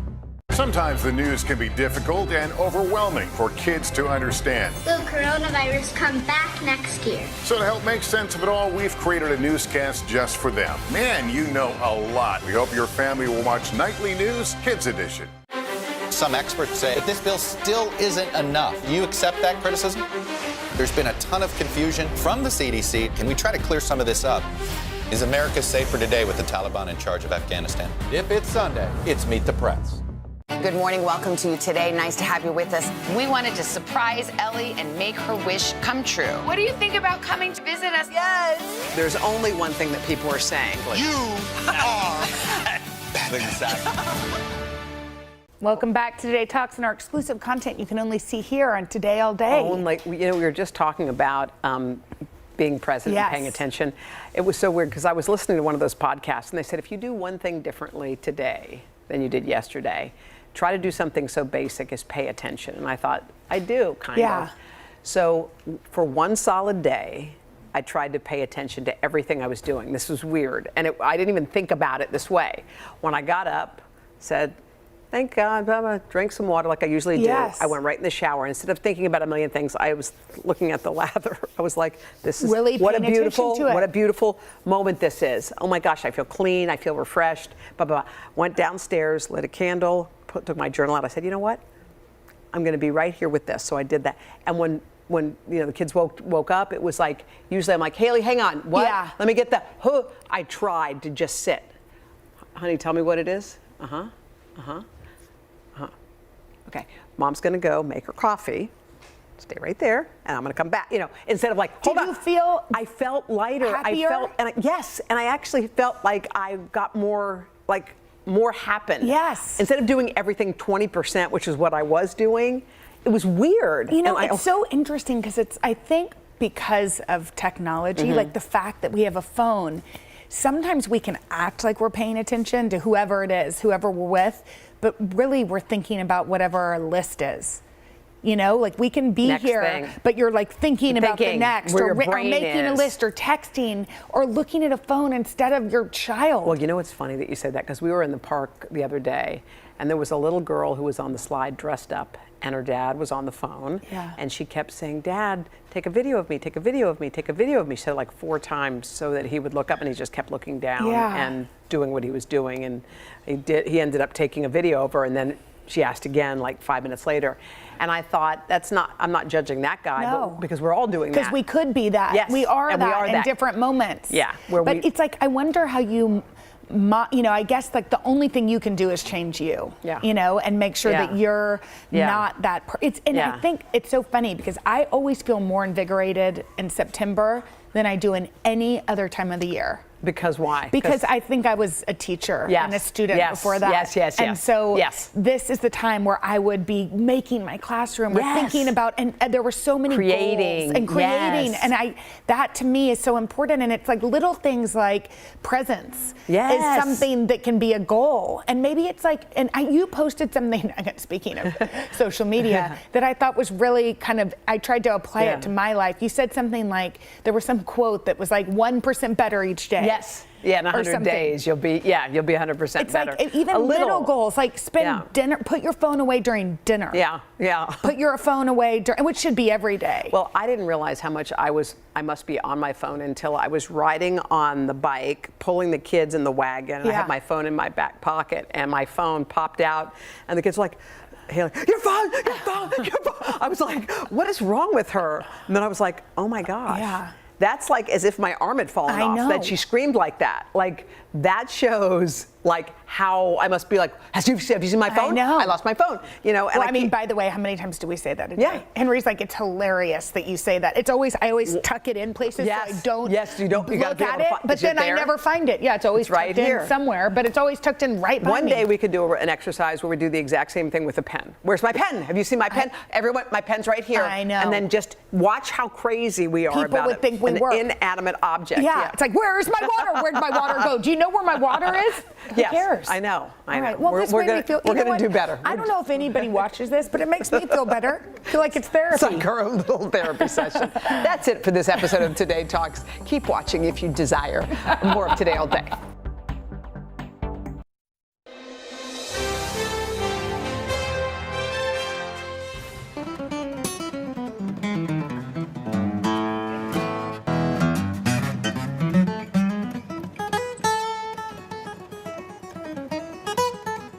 Brad, thanks for doing this, man. I'm thrilled to do it. Welcome to Nashville. Thank you. It's good to be back. Let's talk some music. We have to start with where we're sitting right now. I mean, it is the Mother Church. You can see it as you look out there. For people who haven't been, people who may not appreciate fully what this means to music, why is it so special? Well, it goes all the way back to sort of the birth of what country music is. I mean, very few places have that sort of central location where you can kind of say, this was the cauldron. The Opry started really just as a radio show, and then they needed a venue, and it went to War Memorial, and it went to, I mean, they started lining up outside the radio station. They were like, well, if we're gonna play this for people, we should figure out a spot. This became the first sort of real home. And people that made their debut on this stage, from Hank Williams on, it really did set the tone for what would be this music. I mean, they were trying to figure it out. Like, what are we? Do we have drums? Do we not? They weren't real happy about drums in the beginning in this format. They were real mad when Boots Randolph tried to play the saxophone. I mean, it was really, it was like, what are we? And we discovered that in this building. And the building also goes all the way back to the 1800s. And this was a church. And there's something really, there's just something incredibly sacred about it. I was sitting upstairs in a dressing room, and there's a picture of Johnny Cash and Elvis. Yeah. Standing in the wings right over there. Oh, and they kicked Elvis out of here. He came and played the Opry, and they weren't happy. They didn't like what he did, which is too bad. But you know, those are amazing stories now. You know? Not his crowd. Yeah. Shortly after Johnny Cash did a few things, we made him mad too. And they, you know, we have a history of that. Well, I was just thinking though. I mean, it must, as an artist, not weigh on you, but you must feel the history when you walk on and stand on this stage. Do you remember the first time you did it, and what was that like? Yeah. So I played the Opry when I was a new artist, first at the new Opry House, which is also magical. That's been there since the year I was born. So we're talking about something that is it's more state of the art. It's a little less sort of, it has less of the ghosts of this place, but it's since then become its own place. But when I finally played here, somewhere in the season of Opry shows, they moved here and I came and played. And yeah, you get a feeling that you are carrying a lot on your shoulders being on this stage. You want to make sure that what you do, like if you're going to mess up, don't mess up here. Because you're gonna, I mean, musicians mess up. So this is like, you don't make a clam on this stage. Does that feel like pressure when you step out here? Oh yeah, absolutely. This is singing at a wedding. This is one of those, you know, it's like. But the other thing that's really fun is the way it feels to the audience. It sounds great in here. Yeah. So much alchemy goes into making some place magical, making music be something different. Venues matter. I mean, these were taken away for a year and a half from all of us. Venues, you know. Yeah. We could only listen to recorded music and watch stuff on YouTube and Zoom and whatever. And you forget something about being in the air of a place that was missing. What was it like for that year and a half for a guy who's spent the last 20 years or so on the road? You make an album, you go out and tour behind it, and you get that feeling of being on stage. What did it do to you, not just professionally, but being home all that time and not being able to do what you do? It did a lot. I mean, it wasn't all bad. Yeah. I mean, I've never spent a summer largely home with my kids, and what a great time in their lives to do that when, you know, at like 11 and 13 to be able to go and spend that time, you know. So that part was great, but there was a lot of fear. None of us knew what we were dealing with in the beginning, really. Yeah. And I remember when the schedule went from all these things on my iCalendar to boom, nothing. Every now and then a birthday. Yeah, right. You know what I mean? Like right. so-and-so's birthday. Right. That's it. Yeah. So, I mean, I don't know. It made you really count your blessings, I think, and for me. And we found creative ways to stay together as a band and stay together as a married couple, my wife and I. You know, you had to like, it's like, okay, well, I guess now we're going to be together all the time, so let's figure this out. How do you do it? Well, I mean, you joke about it, but there is some truth to that. You and Kimberly found new ways to enjoy each other's company? Yeah, I actually like her.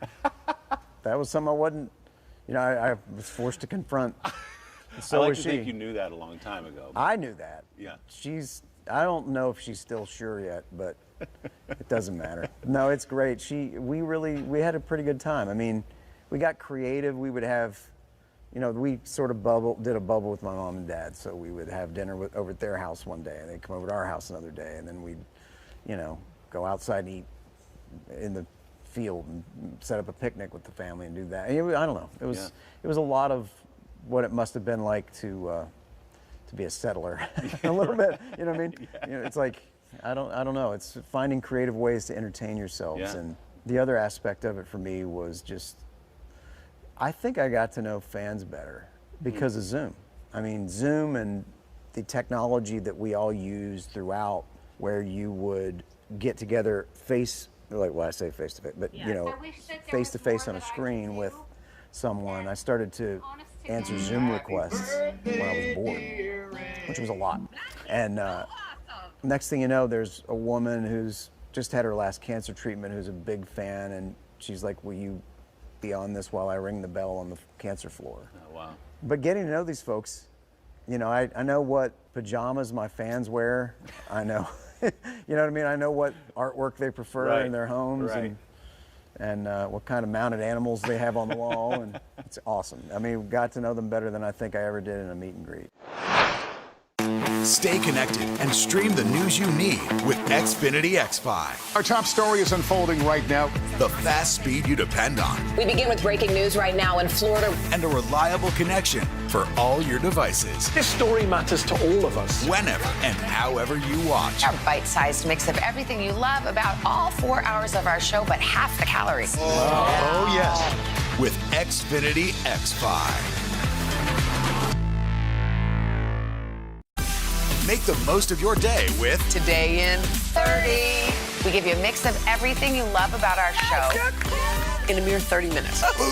Savannah and Hoda bring you what you must know. The biggest moments of the morning. One Republic! Exclusive interviews. Why did it work for you? You're right. I am more talented than the rest. And important headlines. Major medical news this morning. Watch Today in 30 on your schedule. Streaming every day on Today All Day.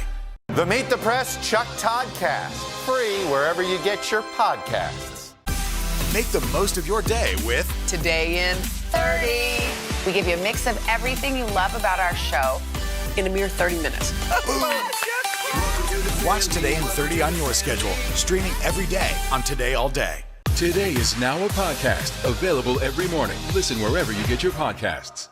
For breaking news in our changing world, download the NBC News app. One of the other things you did, which was extraordinary, was the store, which you and Kim put together. If my numbers are right, it was something like 1.5 million meals. And it goes back to the tornado, I know. It predated COVID a little bit. But you kept... By a week. Was it only a week? Yeah. Yeah, I guess that's right. It was crazy. So a long time ago, Kim and I took our kids to volunteer at a charity in Santa Barbara called Unity Shop, which was similar to what we saw. And I said, this needs to be in Nashville. So we got a group of really smart people together and formed a board of directors and said, this is our objective. And a lot of them came and visited and were like, that's a great idea. So we got everything in place. I went to Belmont, my old alma mater, and said, what do you think?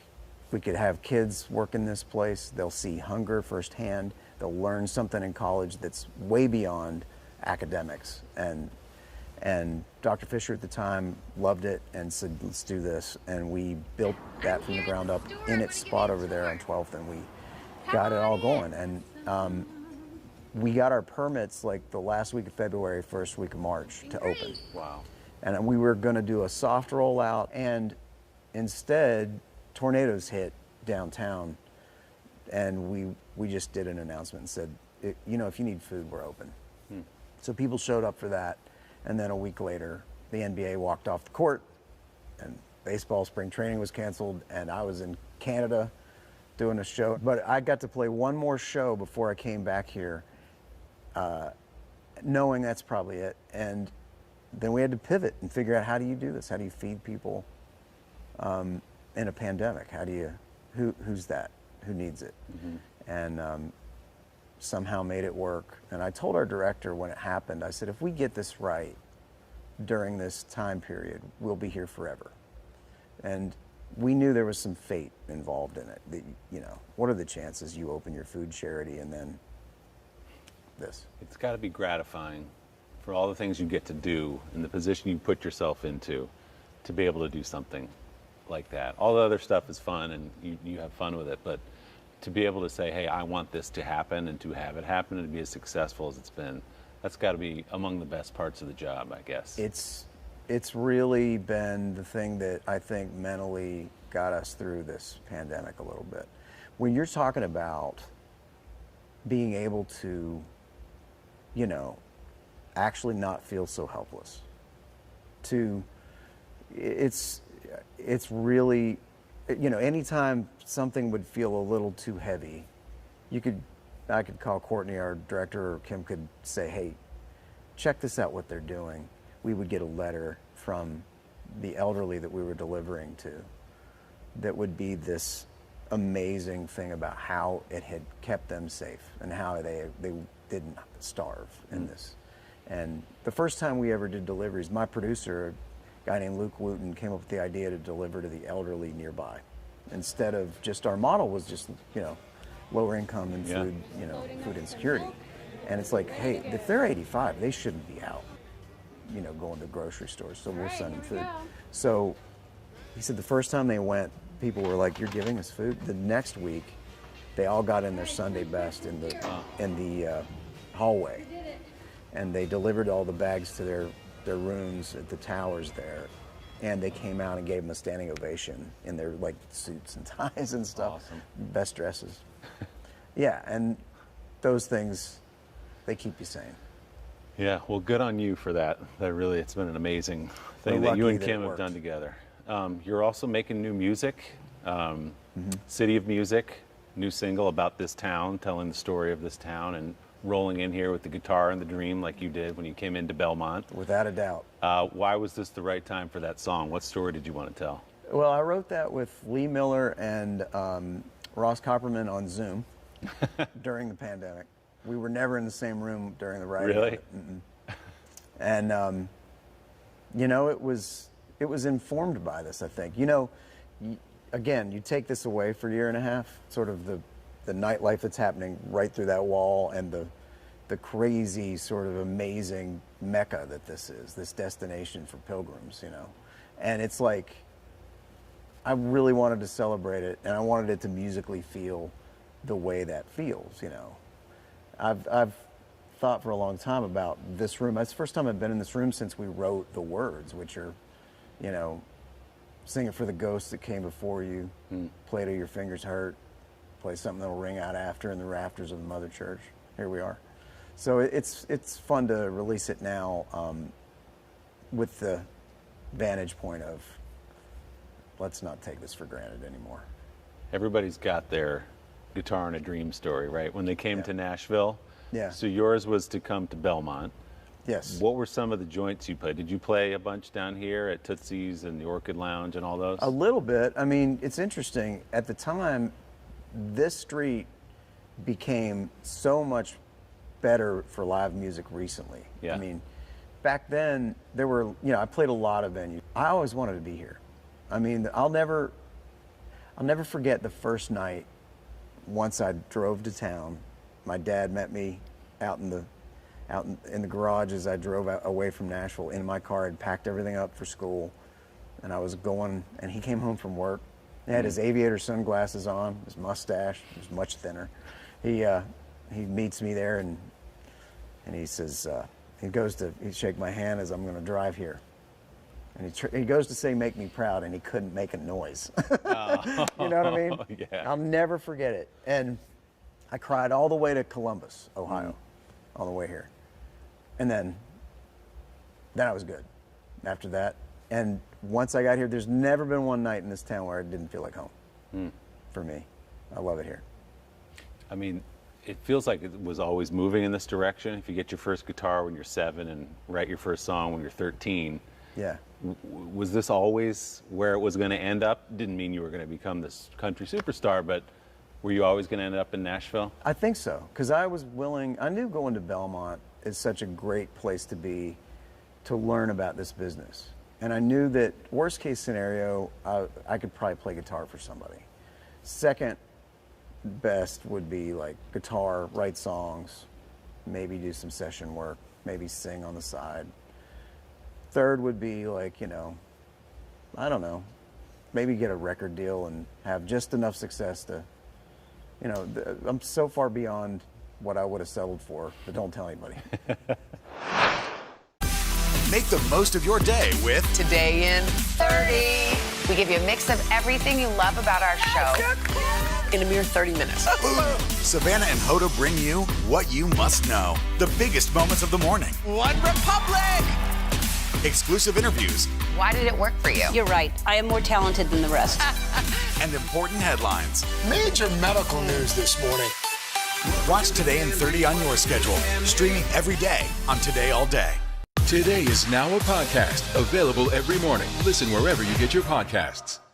Stay connected and stream the news you need with Xfinity X5. Our top story is unfolding right now.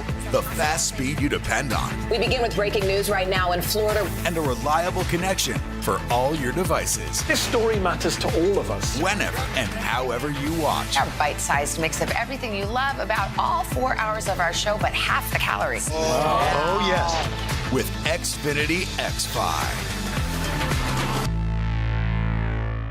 The Meet the Press Chuck Toddcast, free wherever you get your podcasts.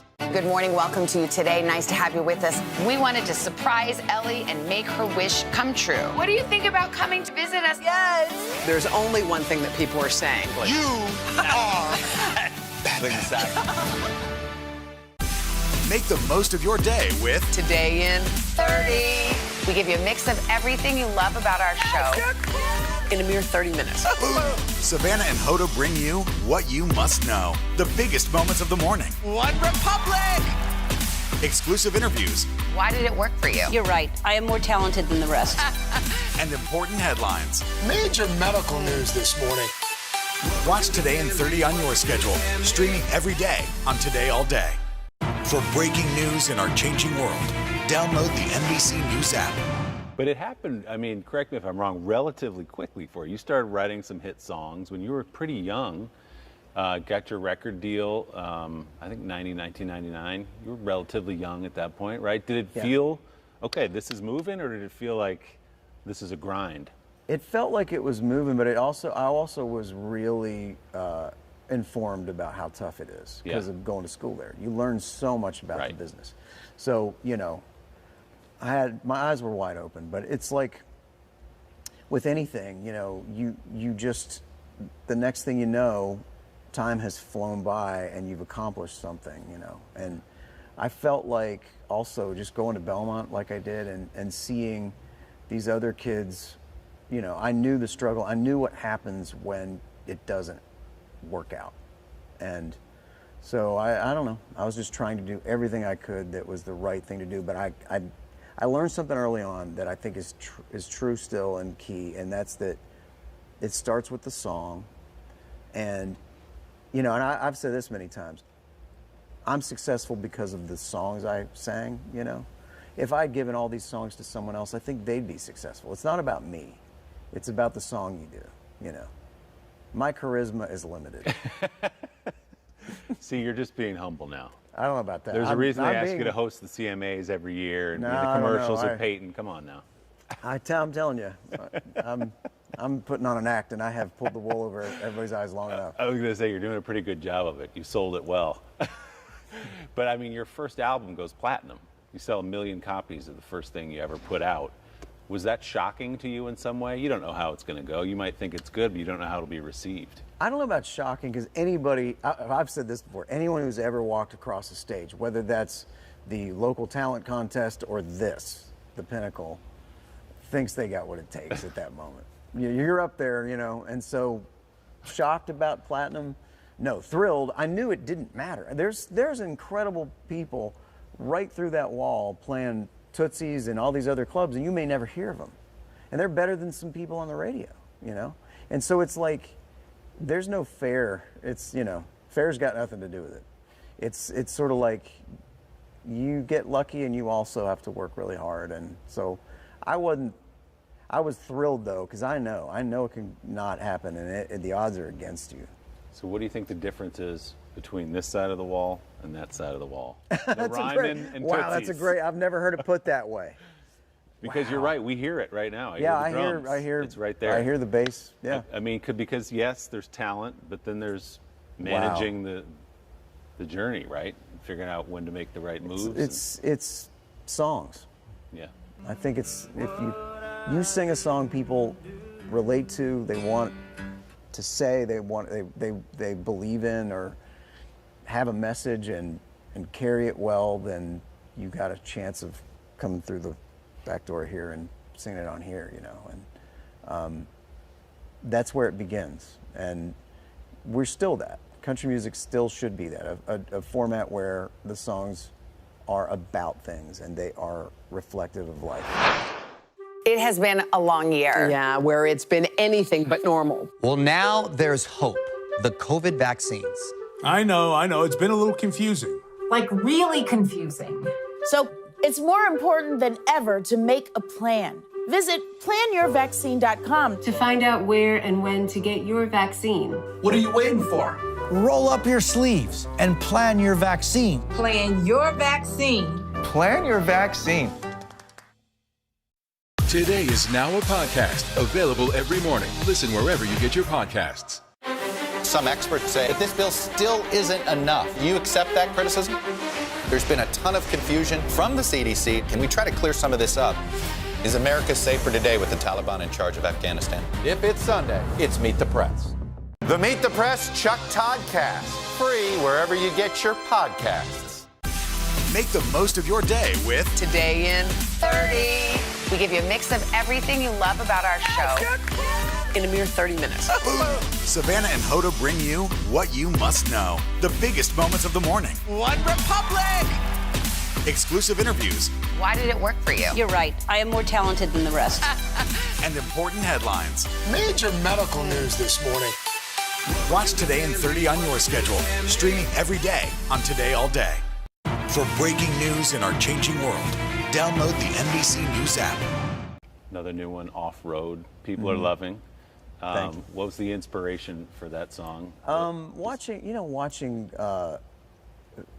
my wife and other just females that venture. Look, I married a New Yorker who now lives on a 100-acre farm, and she's learned to drive the off-road vehicles. Does she really drive well. them? Oh yeah. She gets out in four wheels and everything? A little bit. Not like I do for fun. She's more like, but she's very, very capable, and I just started to use that as the metaphor for women.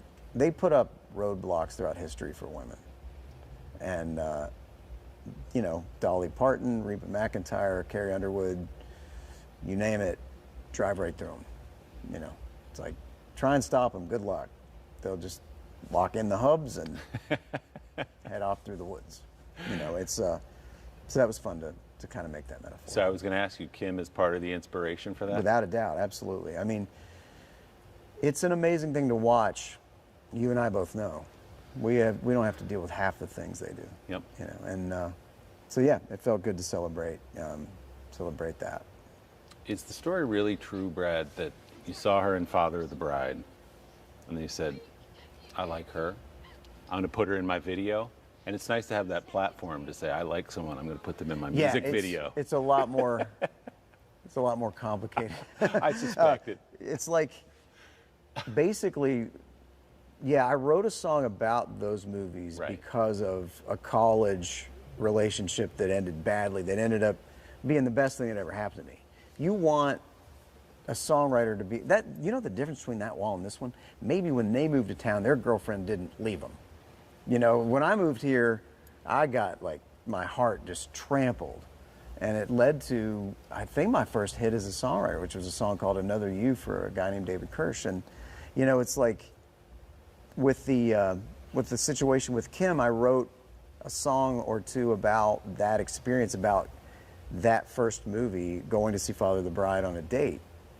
And then I realized, this would be, it's absolute fate to have her in the music video, which is funny because that video never happened. The video she ended up being in was I'm Gonna Miss Her, the fishing song, where she plays a disgruntled, spouse throwing all my stuff on the lawn saying, get out, if you go fishing again, it's over. But a way to start the relationship. Yeah, it was a precursor in many ways. She reenacts that video? At times, for sure. So you're getting ready to go back out on tour. Yeah. Done a show or two, I think, already. What has it felt like to be back out and be back in your groove a little bit? It just feels like everybody's grateful. I did a couple of nights in Las Vegas last weekend by myself with an acoustic guitar and was able to play, I did 100 minutes by myself, just me and a guitar, telling stories, and the stories I noticed, first of all, the audience, I joked with them, I said, they just look different. They're 15 pounds heavier, but other than that, they're wearing pants. But I was kidding. What I told them was, they looked like hungry, and it hadn't felt that way in concert. They looked like they were like, we need music, and we are gonna like whatever you do today. I really felt that, and all of my stories that had to do with songs changed last weekend.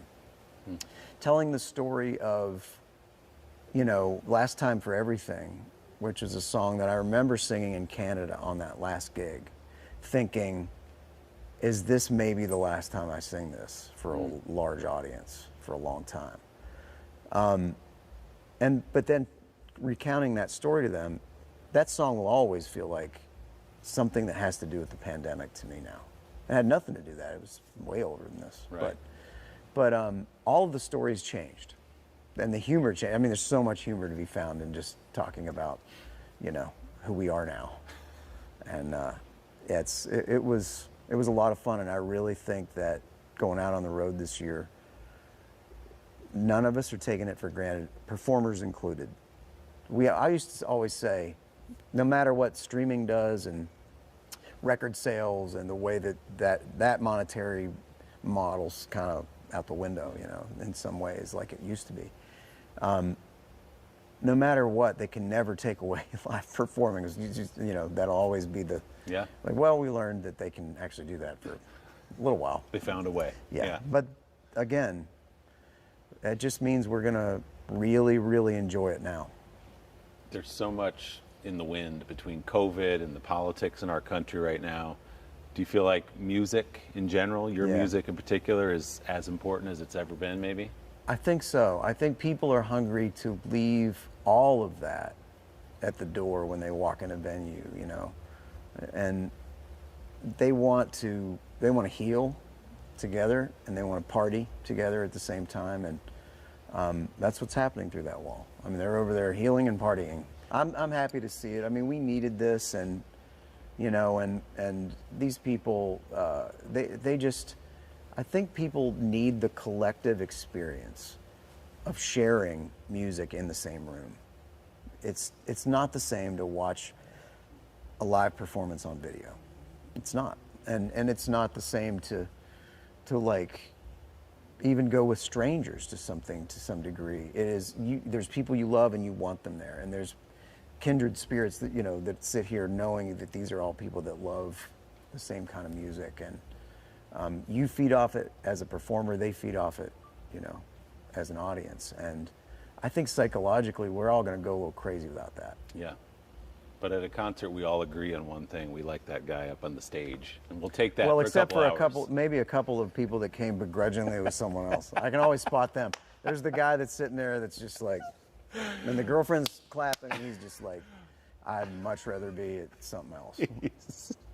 Taking one for the team. I'm always trying to win him by the end of it, Can you see him turn if you No. flip him? No. Usually not. He's still on his phone. Well, it's great to talk to you, Brad. Thanks for doing this. Thanks. Today all day when it comes to Italian food, does it get any better than a scrumptious, mouth-watering, perfectly layered lasagna? I don't know. But up next on Saucy, Anthony Contrino is sharing the secret to his signature lasagna bolognese. Hint, it's all about the sauce, not the cheese. Unlike myself, I'm all about the cheese. No matter where you are in Italy, you're gonna find amazing food.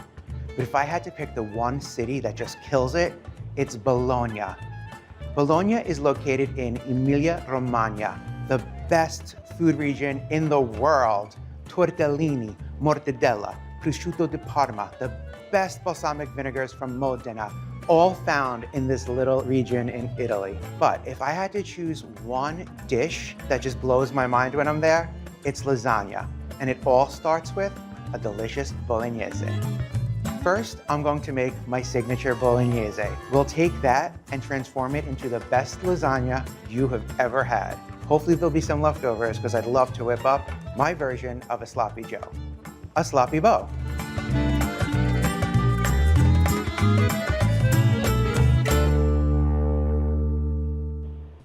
Don't get me wrong, I love a traditional Sunday sauce with meatballs, sausage, braciole, but it takes all day. It requires a million pots. You're frying, you're this, you're that.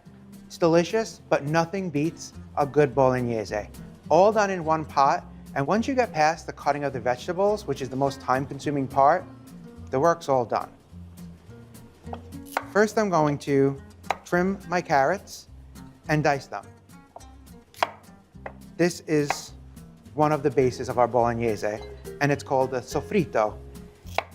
In Italian cooking, the sofrito is carrots, celery, and red onion, and it's very similar to, like, say, a French mirepoix.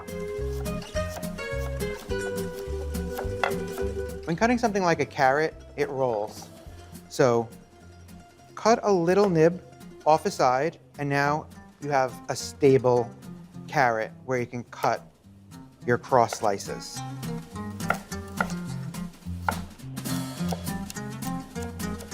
No fingers in your bolognese, please. It's a little more than we need, but I would say more is better than less. Let's move on to our celery. Smells really good. I don't like raw celery, but there's something so delicious about cooked celery. See how easy it is to cut these into little sticks just because it's a straight rib.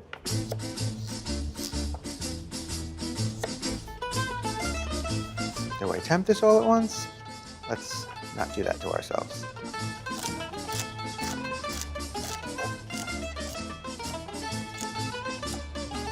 You can see how much quicker the celery is.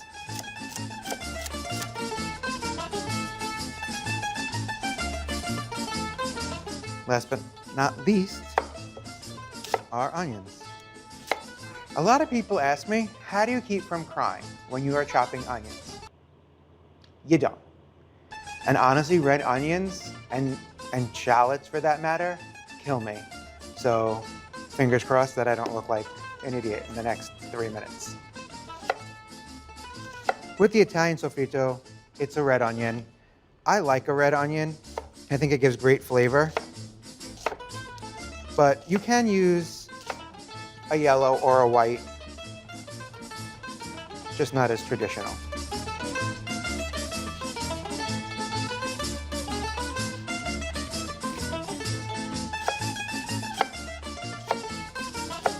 So far, so good in the tier department. Hopefully I didn't just jinx myself.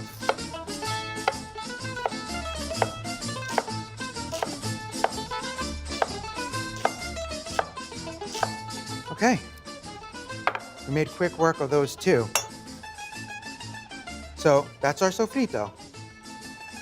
And it's a little heavy-handed, but I am totally okay with that. I love a bolognese loaded with the vegetables. Now my nemesis, a head of garlic. I'm gonna try to do this in one shot today.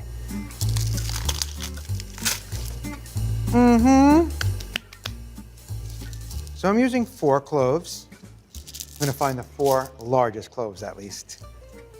Love garlic. Must be packed with garlic flavor. So we'll just thinly slice these cloves of garlic.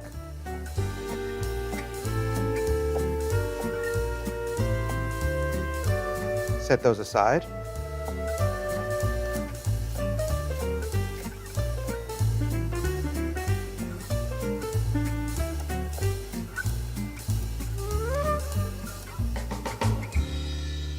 Last thing we need to do before we actually start cooking is to puree our tomatoes. You can do this in a food processor, you can do this in a blender, but it could be a little messy.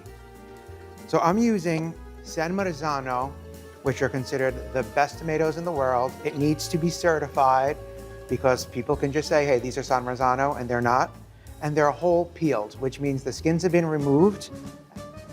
Submerge it, because if you turn it on towards the top, you're going to be wearing it. Just wiggle it around. Make sure you get all of those tomatoes pureed.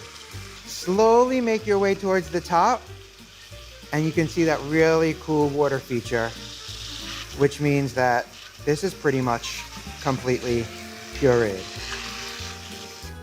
And I did not make a mess. So 1 and 2. Spoke too soon. Okay, now that we have our mise en place all done, let's get cooking. You're gonna need a big ass pot for this bolognese. So a pot like this, or even a really nice big Dutch oven works great. Just something that's pretty heavy. We'll add a couple of tablespoons or so of really good extra virgin olive oil. And then we're gonna start building flavors. First, with some pancetta. I love buying it already cubed. It is a little bit difficult to cube because it's so fatty.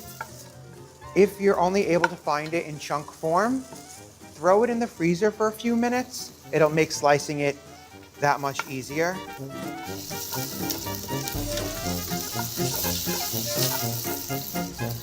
All the fat from the pancetta is gonna render right into this sauce and just add so much depth of flavor.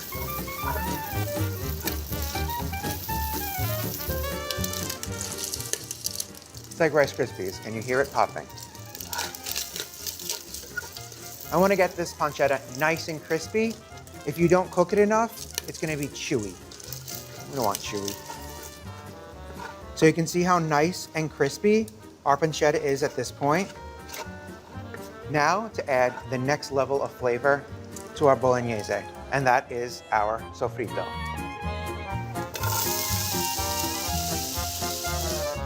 At this point, I'm also gonna add a pinch of salt. We wanna season this in layers.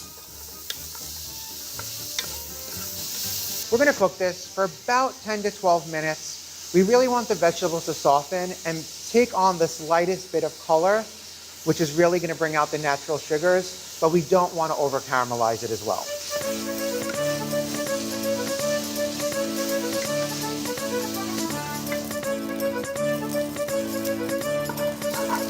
This is looking great.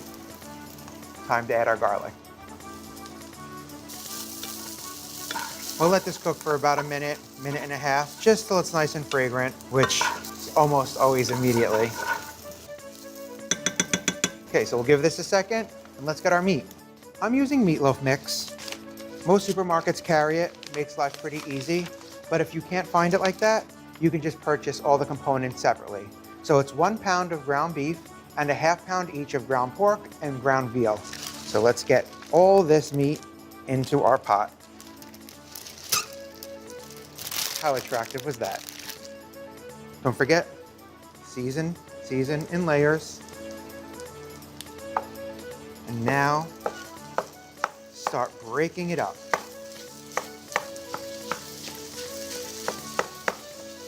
Be aggressive.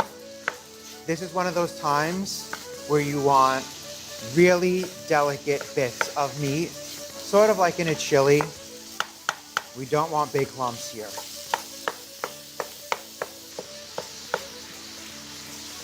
Carpal tunnel is getting the best of me today, boys and girls.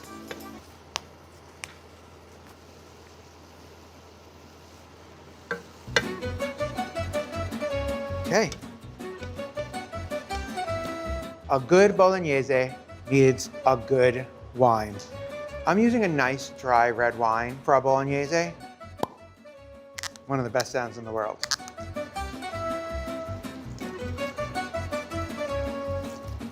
2/3 of a cup or so. Stir it in. Our meat, our vegetable is gonna start absorbing it immediately. We'll just let this cook for a minute or two to reduce slightly. Once again, that aroma, magic.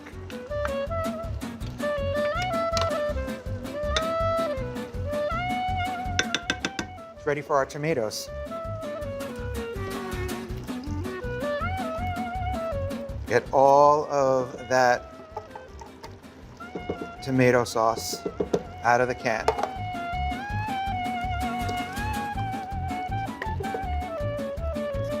Stir that tomato sauce in. Isn't it beautiful already? You can see how liquidy it is right now, but we're gonna reduce most of that off. A couple of last ingredients to throw in there. Some rosemary. I like to cut myself a nice generous sprig. Same with oregano. These are kind of on the smaller side, so I'm gonna just grab a few sprigs. More flavor, more aroma, more deliciousness. And a bay leaf. Throw those in there, stir it in. I'm gonna bring this to a boil, then we'll reduce it to a simmer and let it cook for 2 hours.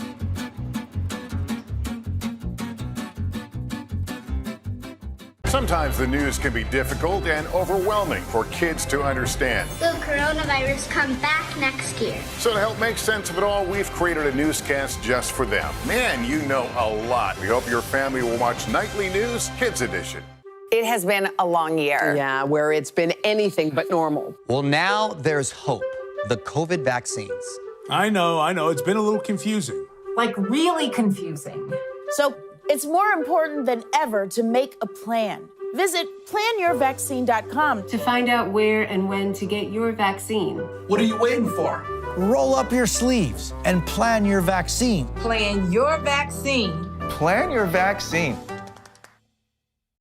Good morning. Welcome to Today. Nice to have you with us. We wanted to surprise Ellie and make her wish come true. What do you think about coming to visit us? Yes. There's only one thing that people are saying. You are Make the most of your day with Today in 30. We give you a mix of everything you love about our show in a mere 30 minutes. Savannah and Hoda bring you what you must know. The biggest moments of the morning. One Republic! Exclusive interviews. Why did it work for you? You're right. I am more talented than the rest. And important headlines. Major medical news this morning.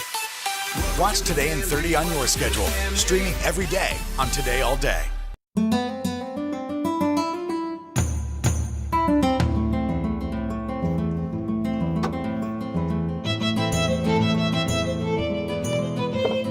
Our bolognese has been simmering for the last 2 hours, and you can see how much of that liquid has reduced. It's a thing of beauty.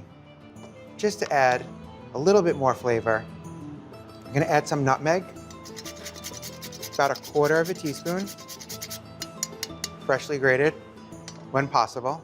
And our last ingredient, milk, 2/3 cup.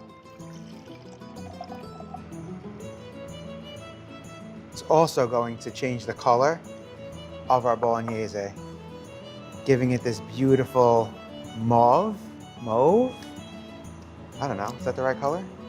It's gonna give us this gorgeous lightened red color. Look how beautiful. Mix it all together and then give it another 30 minutes simmering, stirring every now and then it is time to dig in. This bolognese is delicious on its own, and I honestly can sit here with a spoon and just eat it like that. If it was dinner time, I would cook some pappardelle and serve it with that, but because it's lunchtime, I'm going to make a sloppy bow. All you need is some really good bread. This is brioche roll. It's nice and soft, and I'm looking for something soft because I want all of the sauce to kind of soak into the bread and make it sloppy. Don't be cheap. How beautiful is that? Now, put the lid on, give it a little press. Don't worry about the mess. You can see how the sauce has already found its way into that bun. All that's left is to take a bite.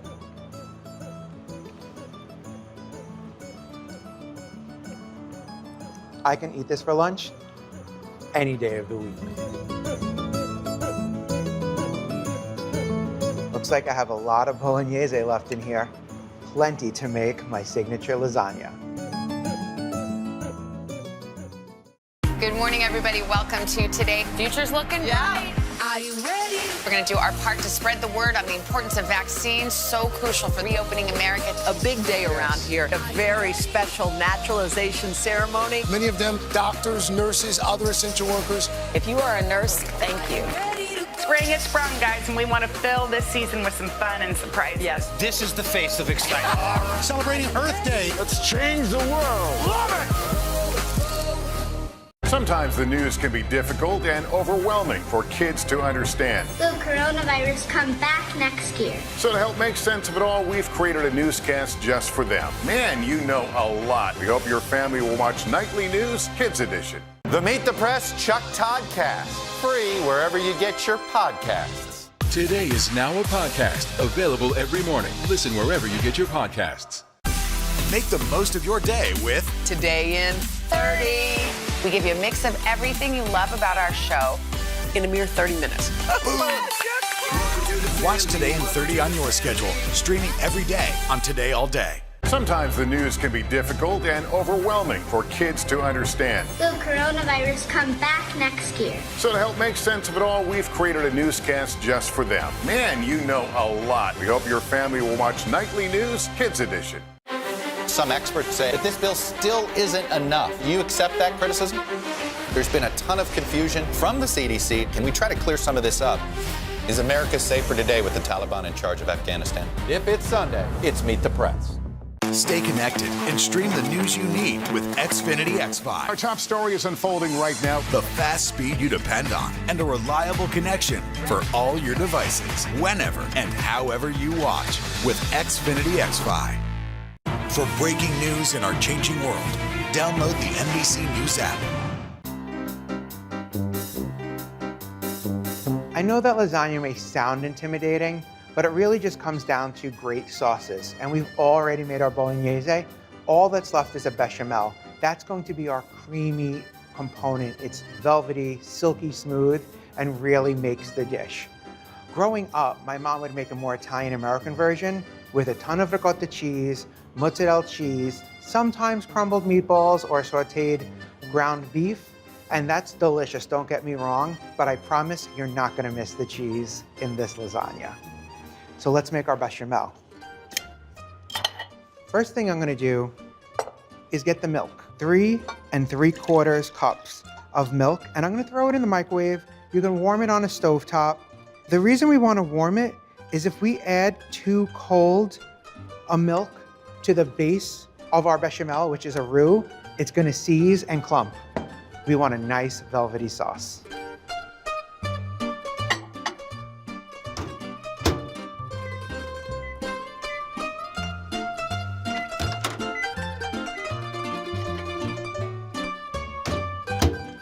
Perfect, nice and warm like my heart. Next, I'm gonna measure out the flour.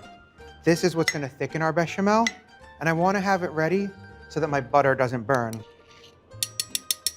This is one of those sauces that comes together very quickly, so don't walk away from it. 1 healthy portion of butter. Just a stick. Get that all nice and melty. Bechamel is the secret to many a good mac and cheese. It's also amazing on sandwiches, like a croque monsieur. I always feel like I say that wrong. But it is a very versatile sauce.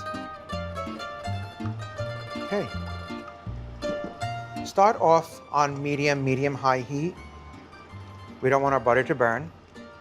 Once it's melted, add all the flour at once and whisk to combine. From this point on, do not put down your whisk.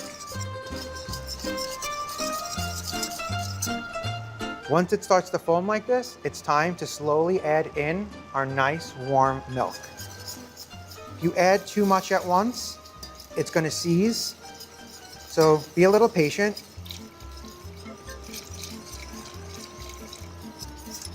It's already starting to look nice and velvety. Whisk really well. Get into the corners of the pot. You don't want to think that you're doing a good job and then comes to find out that the edges are all burnt. You have to be a little generous with the salt here. There's nothing giving it any seasoning. We don't want it to be bland. We want it to add more flavor to our lasagna. You can also increase the heat here. We do want to bring this to a boil. A boil is what's going to activate the starches in the flour and give it the proper thickness. Once it starts boiling, 2 minutes of whisking. That's all that's left. That will cook off the starch that's in the flour because you don't want to taste it.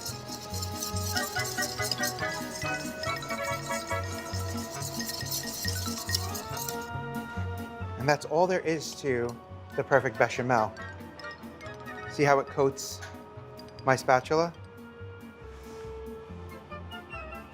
Perfect. Now for the fun part.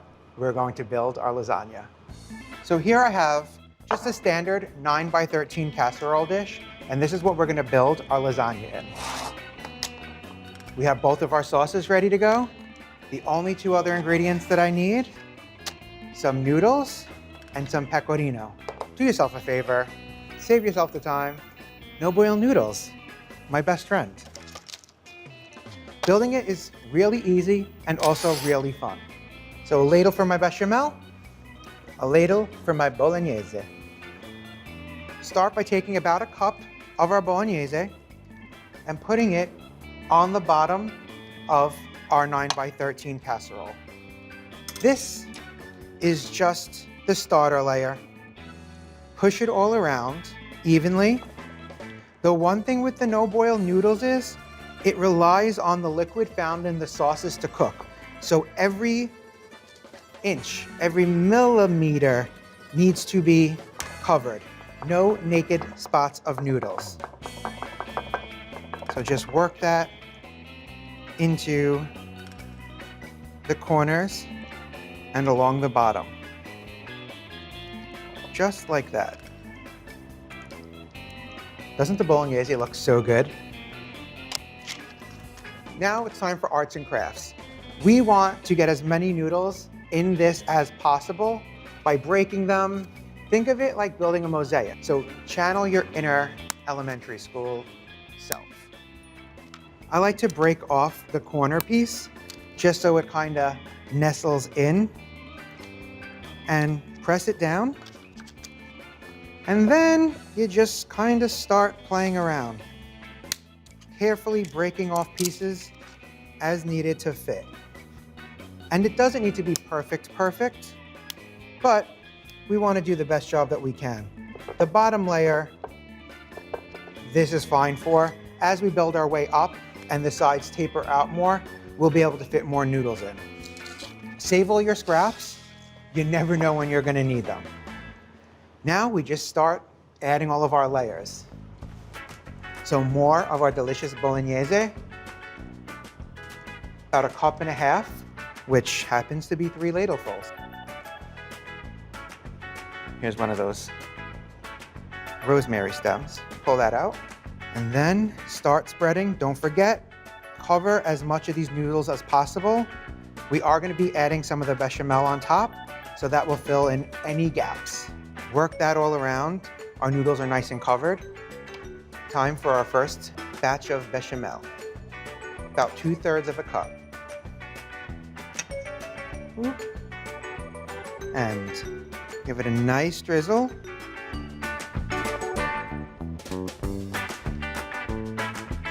If you haven't done so, now is a good time to preheat your oven to 375 degrees. A nice sprinkling of some pecorino right on top. Little extra flavor, little extra saltiness. And now, repeat.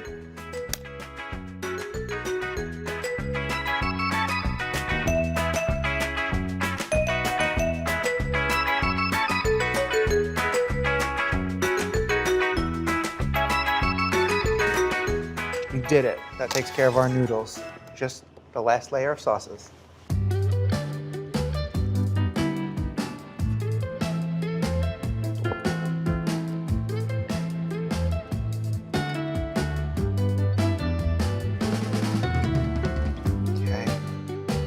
Swirl that last top layer on.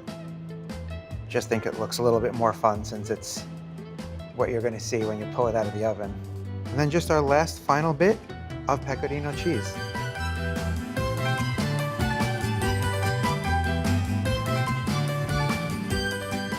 All that's left to do is bake this in a 375-degree oven, uncovered for 45 minutes. I can't wait to dig in.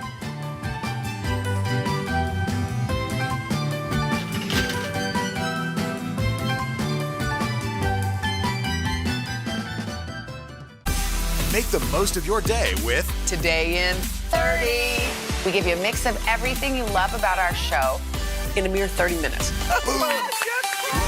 Watch Today in 30 on your schedule, streaming every day on Today All Day. Good morning, everybody. Welcome to Today. Future's looking bright. Are you ready? We're going to do our part to spread the word on the importance of vaccines, so crucial for reopening America. A big day around here, a very special naturalization ceremony. Many of them doctors, nurses, other essential workers. If you are a nurse, thank you. Spring has sprung, guys, and we want to fill this season with some fun and surprises. Yes. This is the face of excitement. Celebrating Earth Day. Let's change the world. Love it! Good morning. Welcome to Today. Nice to have you with us. We wanted to surprise Ellie and make her wish come true. What do you think about coming to visit us? Yes. There's only one thing that people are saying. You are Big sack. Make the most of your day with Today All Day. Get closer to all your friends at Today in a whole new way. Today in 30. We give you a mix of everything you love about our show in a mere 30 minutes. Shop today with Jill Martin. We're helping you shop like never before. The latest styles and biggest names. Today Food. Things are heating up in the Today All Day kitchen. Cooking essentials and recipe inspiration. Get ready. Are you ready? Oh, I'm so ready. Only on Today All Day.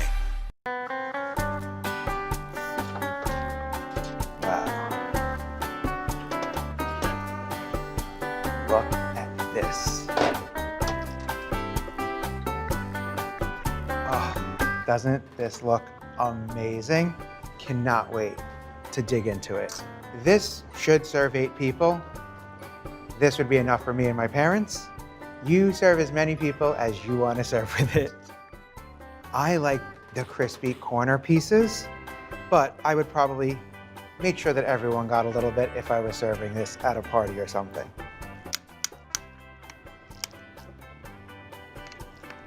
Are you ready? I'm nervous.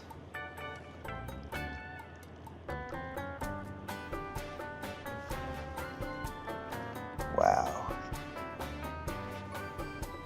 Not too shabby if I don't say so myself. Look at all of these layers. You can see that creamy bechamel on top, and it's loaded with that bolognese.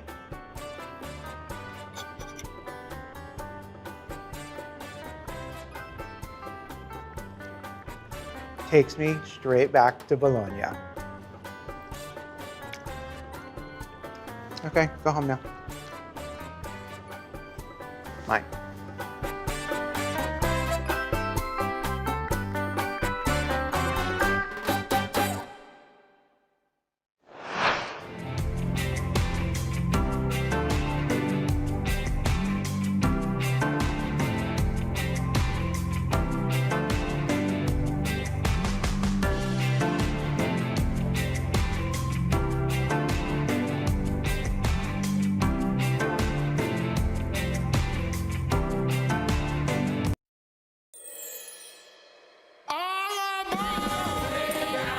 Broadway has delighted audiences for generations, the heart and soul of New York City. To have that taken away completely for 18 months was horrible. Then, when the pandemic hit, the unthinkable. The applause silenced. The lights turned out. You know, we've all been fighting to get back on stage. Now the curtain rises once again. Getting to stand on these stages in front of 1,000 or 2,000 people, and it's singular, right? A celebration while also remembering those we lost. You hold him very near and dear to the life of the show, and that will live in every production of Waitress. The hottest shows, the biggest stars, and even some pie. What's in the Welcome Back to Broadway pie? Pfizer, a mask, and a little joy. Join us for the return to Broadway.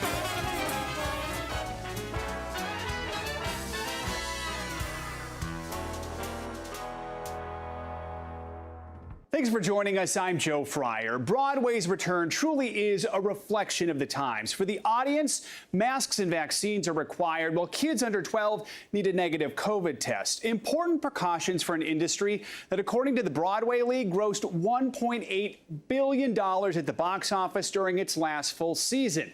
This season, Broadway lovers will have plenty of shows to choose from. In September alone, 15 productions plan to start performances again. One of those, Waitress, already opened, with the show's songwriter Sarah Bareilles back in the lead role. She gave us a tour of their new home, the Barrymore Theater. Welcome back to Broadway Pie.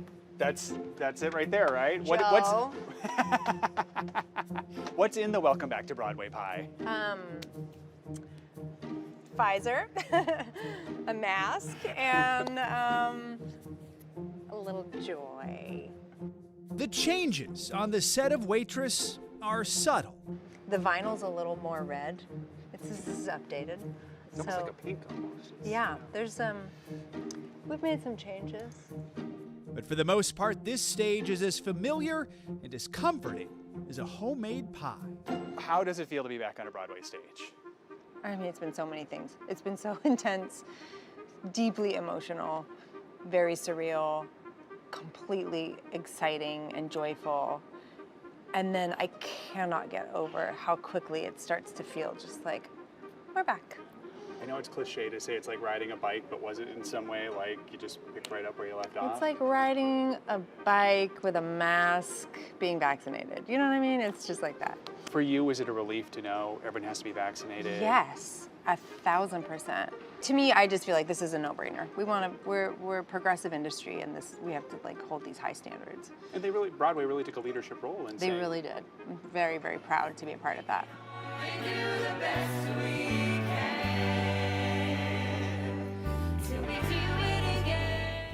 Why was it so important for you to come back to this role for this return to Broadway?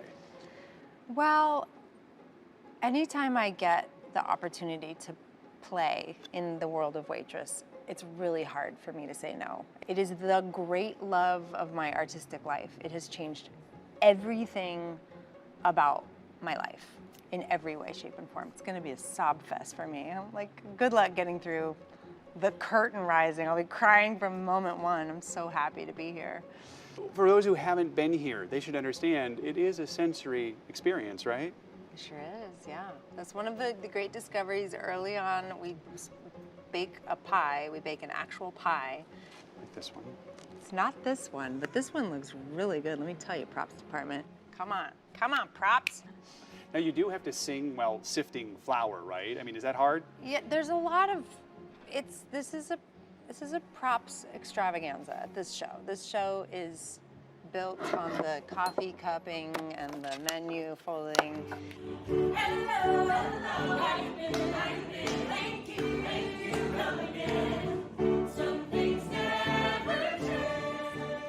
There was that video that showed the first time you and the cast got together, rehearsing for the first time. I mean, what was that moment like? I was like, what do I say? When do I sing what? I was singing other people's lines. I'm like, oh, right, I don't do that. You're like, I wrote this. Yeah, I know, I should know this, shouldn't I? I mean, it was so much fun. To get to be in the room with some of my nearest and dearest is just, it felt like a miracle, you know, to have this opportunity.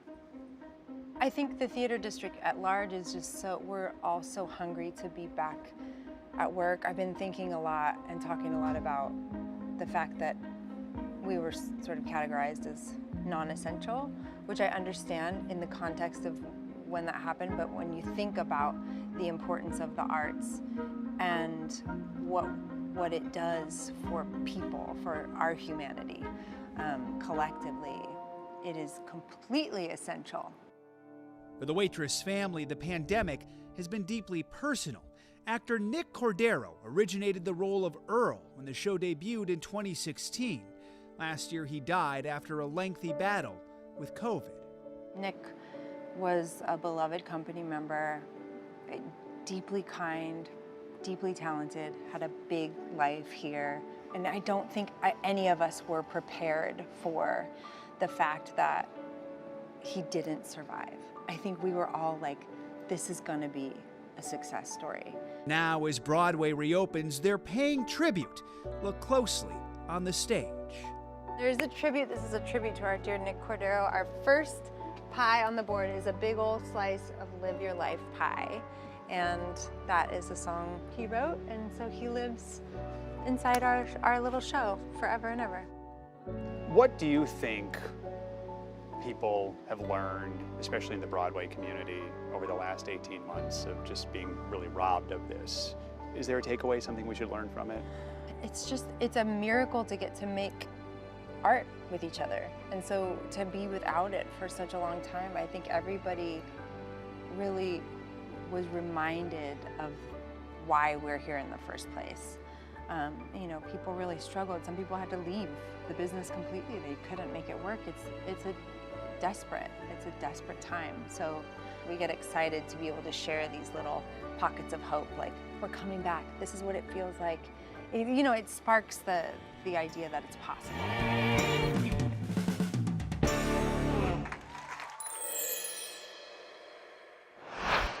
The Meet the Press Chuck Toddcast, free wherever you get your podcasts. Stay connected and stream the news you need with Xfinity X5. Our top story is unfolding right now. The fast speed you depend on and a reliable connection for all your devices, whenever and however you watch with Xfinity X5. It has been a long year. Yeah, where it's been anything but normal. Well, now there's hope. The COVID vaccines. I know. It's been a little confusing. Like really confusing.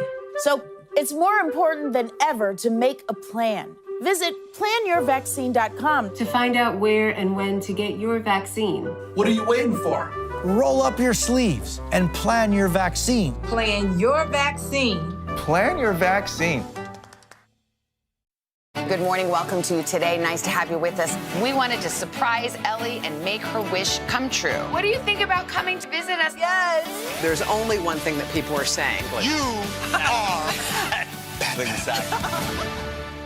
Stay connected and stream the news you need with Xfinity X5. Our top story is unfolding right now. The fast speed you depend on and a reliable connection for all your devices, whenever and however you watch with Xfinity X5.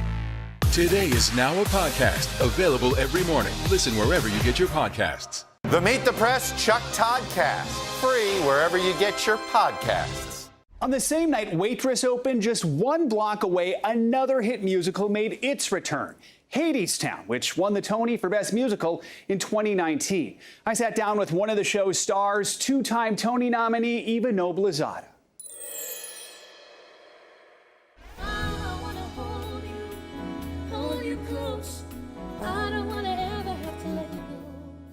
How does it feel to be back? Terrifyingly tired and tremendously terrific. Mostly good stuff, right? Oh, very good. Very good. How much did you miss it? Having a job? I missed it a lot.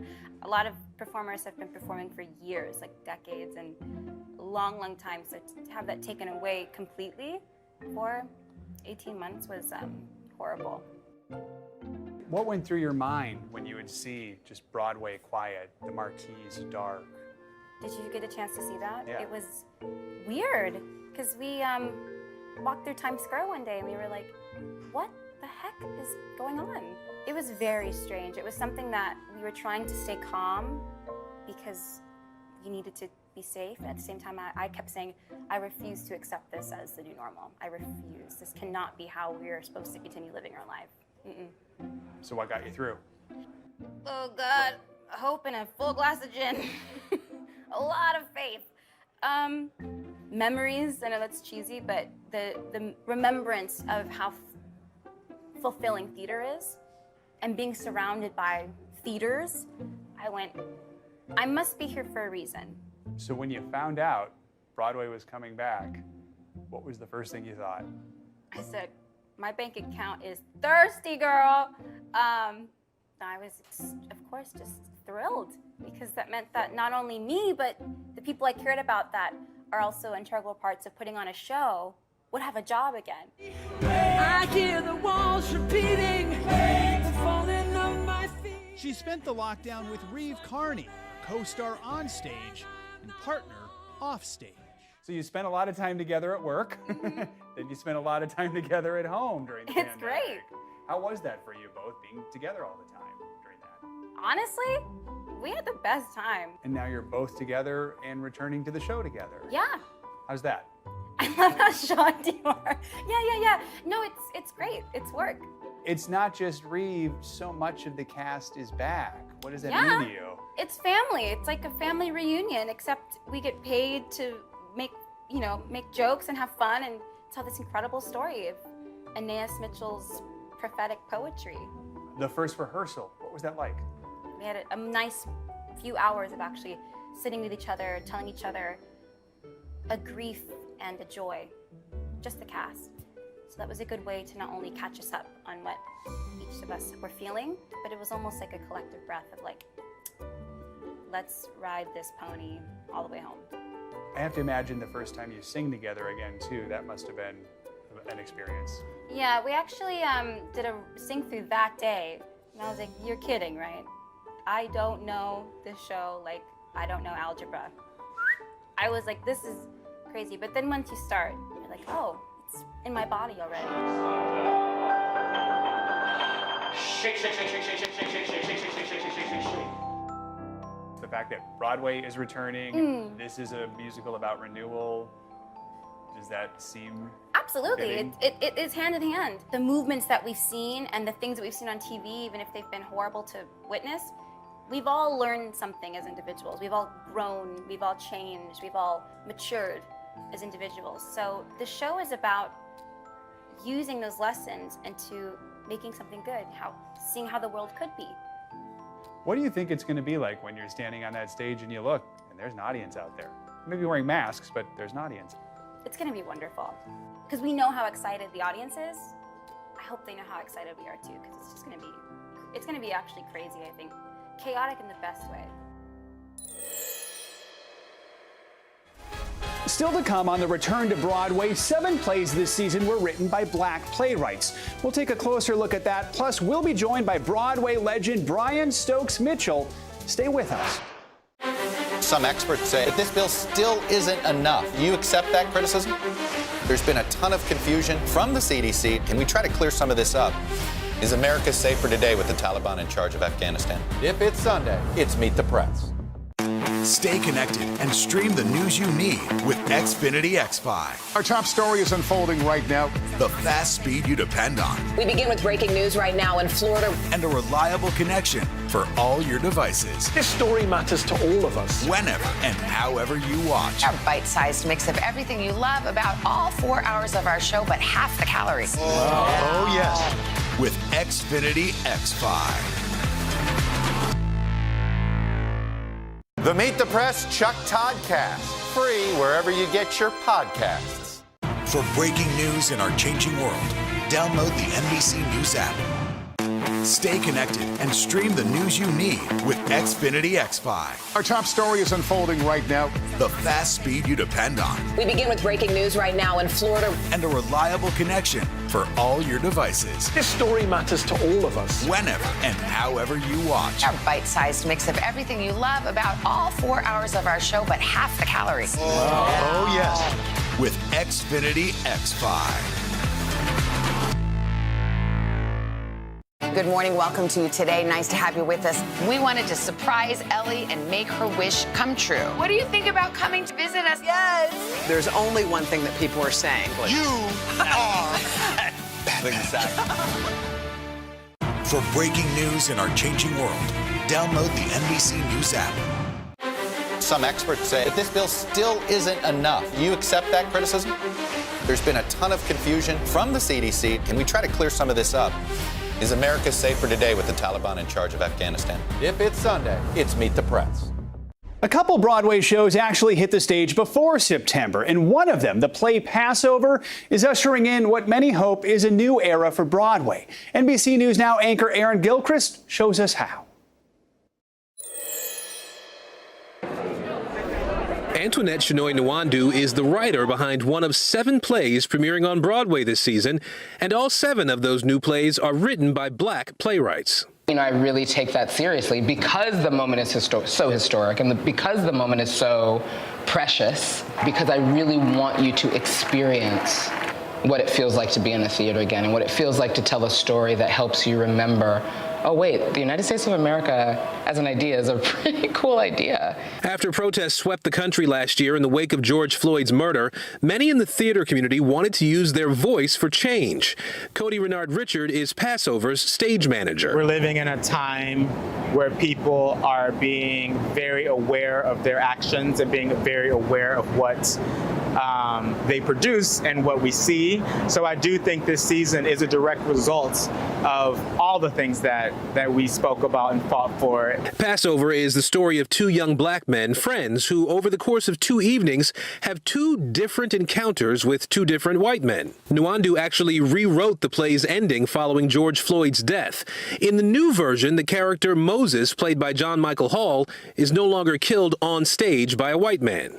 We've seen Black people killed on camera a lot, and I don't think she wanted to put that trauma out there for Black audience members.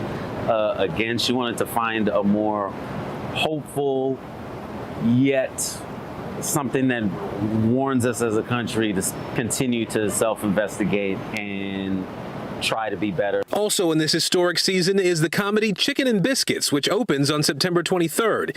It's the Broadway playwriting debut of Douglas Lyons, who hopes to use the power of laughter to connect with his audiences. Chicken and Biscuits is a classic comedy, and it's a black family, but you will enjoy yourself. It is human, it's universal, and I think if we stop focusing so much on only what we see and the heartbeats of the characters, we can all feel what we need to feel from a story.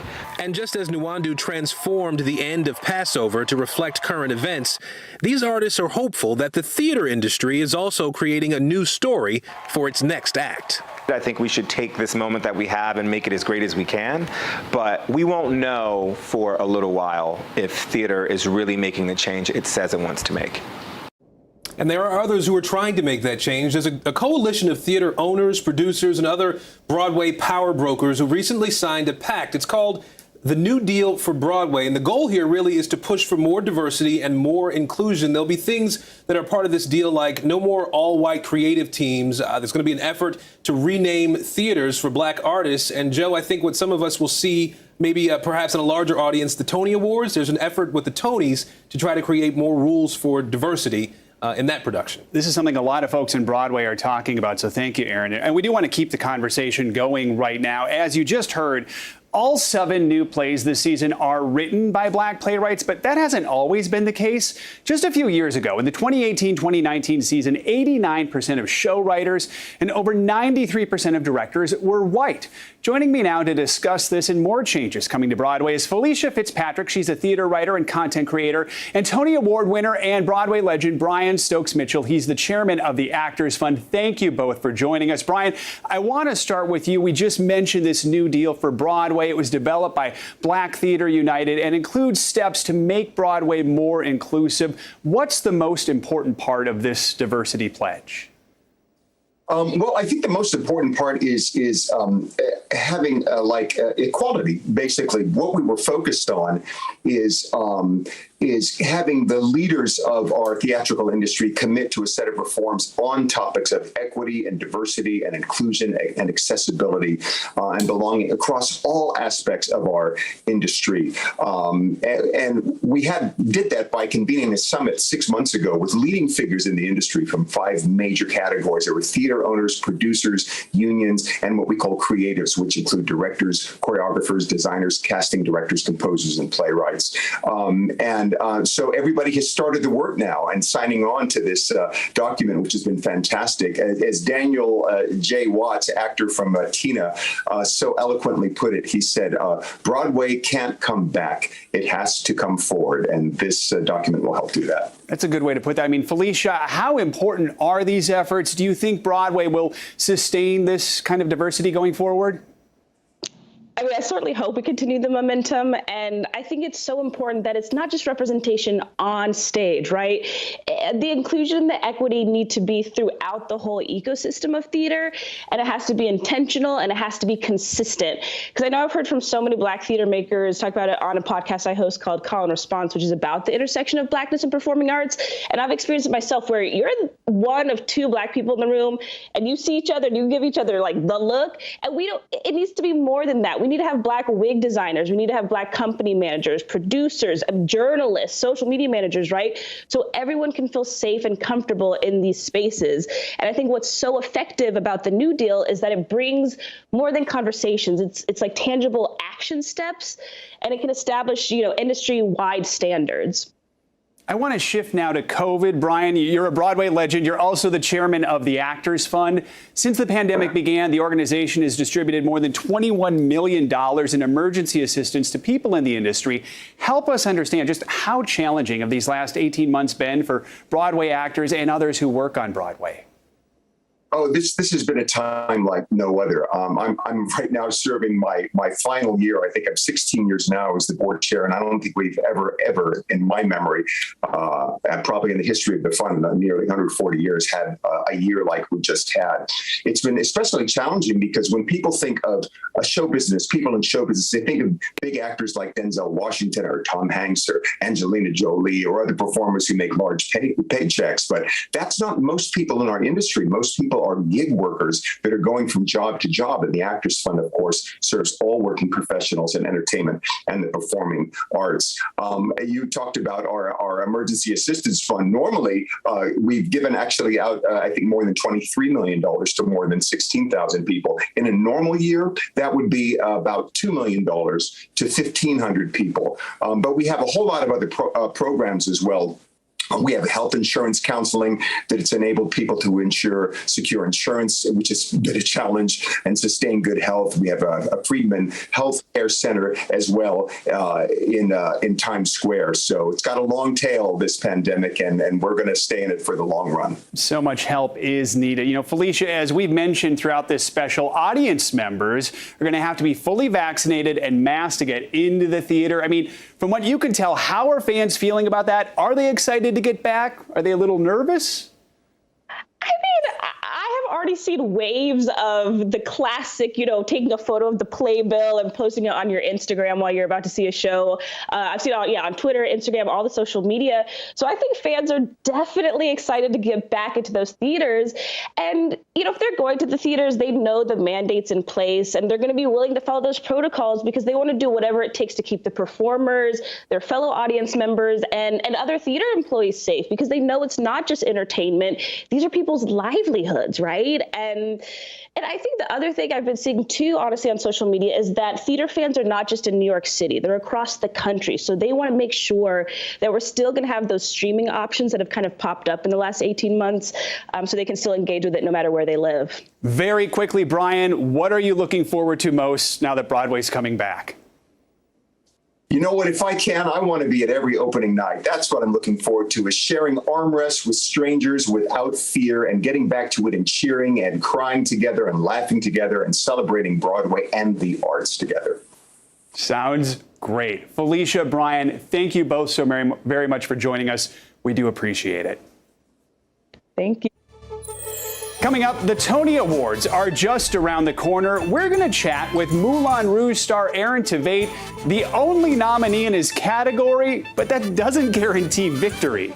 We're going to explain next. For breaking news in our changing world, download the NBC News app. The Meet the Press Chuck Toddcast, free wherever you get your podcasts. Stay connected and stream the news you need with Xfinity X5. Our top story is unfolding right now. The fast speed you depend on. We begin with breaking news right now in Florida. And a reliable connection for all your devices. This story matters to all of us. Whenever and however you watch. Our bite-sized mix of everything you love about all 4 hours of our show, but half the calories. Oh yes. With Xfinity X5. Make the most of your day with Today in 30. We give you a mix of everything you love about our show in a mere 30 minutes. Watch Today in 30 on your schedule, streaming every day on Today All Day. The Meet the Press Chuck Toddcast, free wherever you get your podcasts. Stay connected and stream the news you need with Xfinity X5. Our top story is unfolding right now. The fast speed you depend on. We begin with breaking news right now in Florida. And a reliable connection for all your devices. This story matters to all of us. Whenever and however you watch. Our bite-sized mix of everything you love about all 4 hours of our show, but half the calories. Oh yes. With Xfinity X5.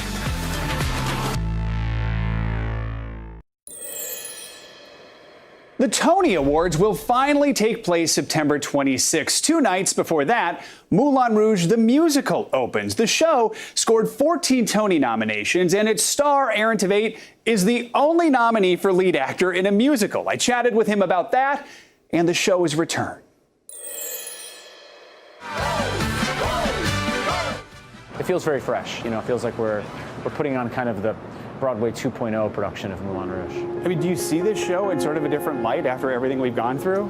Yeah, that's really interesting because this show at its core is about a group of artists kind of fighting for the opportunity to practice their art and share their art. You know, we've all been fighting to get back on stage and to get back to work, so that has a very new thing. And also, I mean, we have a woman struggling with consumption on stage and coughing, you know, while her health is failing. So I think that might take a new meaning to our audience, kind of sitting and watching what that means to watch someone going through that. When this all shut down in 2020, no one really knew what was going on, but you were among the first to actually find out you had COVID. Yes. I like to think that ignorance was bliss a little bit. You know, I think if I knew what I knew now about COVID, I would have been much more scared and worried. I was super lucky that I had I think a mild case, even as it goes. You've been able to do some TV shows, but can anything really compete with a Broadway stage? No, you know, it's television's great and movies are great, but getting to stand on these stages in front of 1,000 or 2,000 people, and it's so hard. You know what I mean? It's so hard to do it every night, but the response and it's singular, right? What happens one night is different from the next night, and you're sharing that with all those people, and to hear that group of people laugh or cry or celebrate, or, you know, it's like you know, I'm getting goosebumps thinking about it. Yeah, it's just it's like nothing else. So it's something you chase when you don't have it. Because you can. Because you can. A couple nights after you open, the Tony Awards are finally happening. Yes, it's all happening at the same time, yes. You guys are up for 14 awards. Yes. You're up for lead actor. You're the only one nominated. I am. That's an interesting situation, isn't it? It is, yeah. It's a very unique situation, but I've just tried to think of it as what it is, and it's so meaningful to me, and this is the first time I've been nominated in my career, and I'm just so grateful for the recognition and that our show has gotten so much notice. I mean, the Tonys usually give Broadway a pretty big boost, don't they? Yeah. And you probably never needed that more than ever, right? Totally. I think, you know, the Tonys hopefully are the best commercial for Broadway ever, and I think this year more than ever we need that. So I hope that they're just a wonderful celebration and can welcome everyone back to the theater.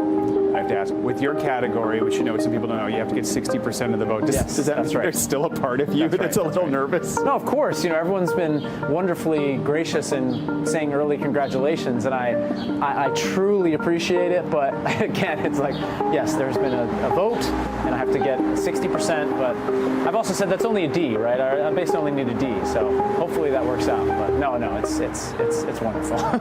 You'll have that speech ready. Yeah, exactly.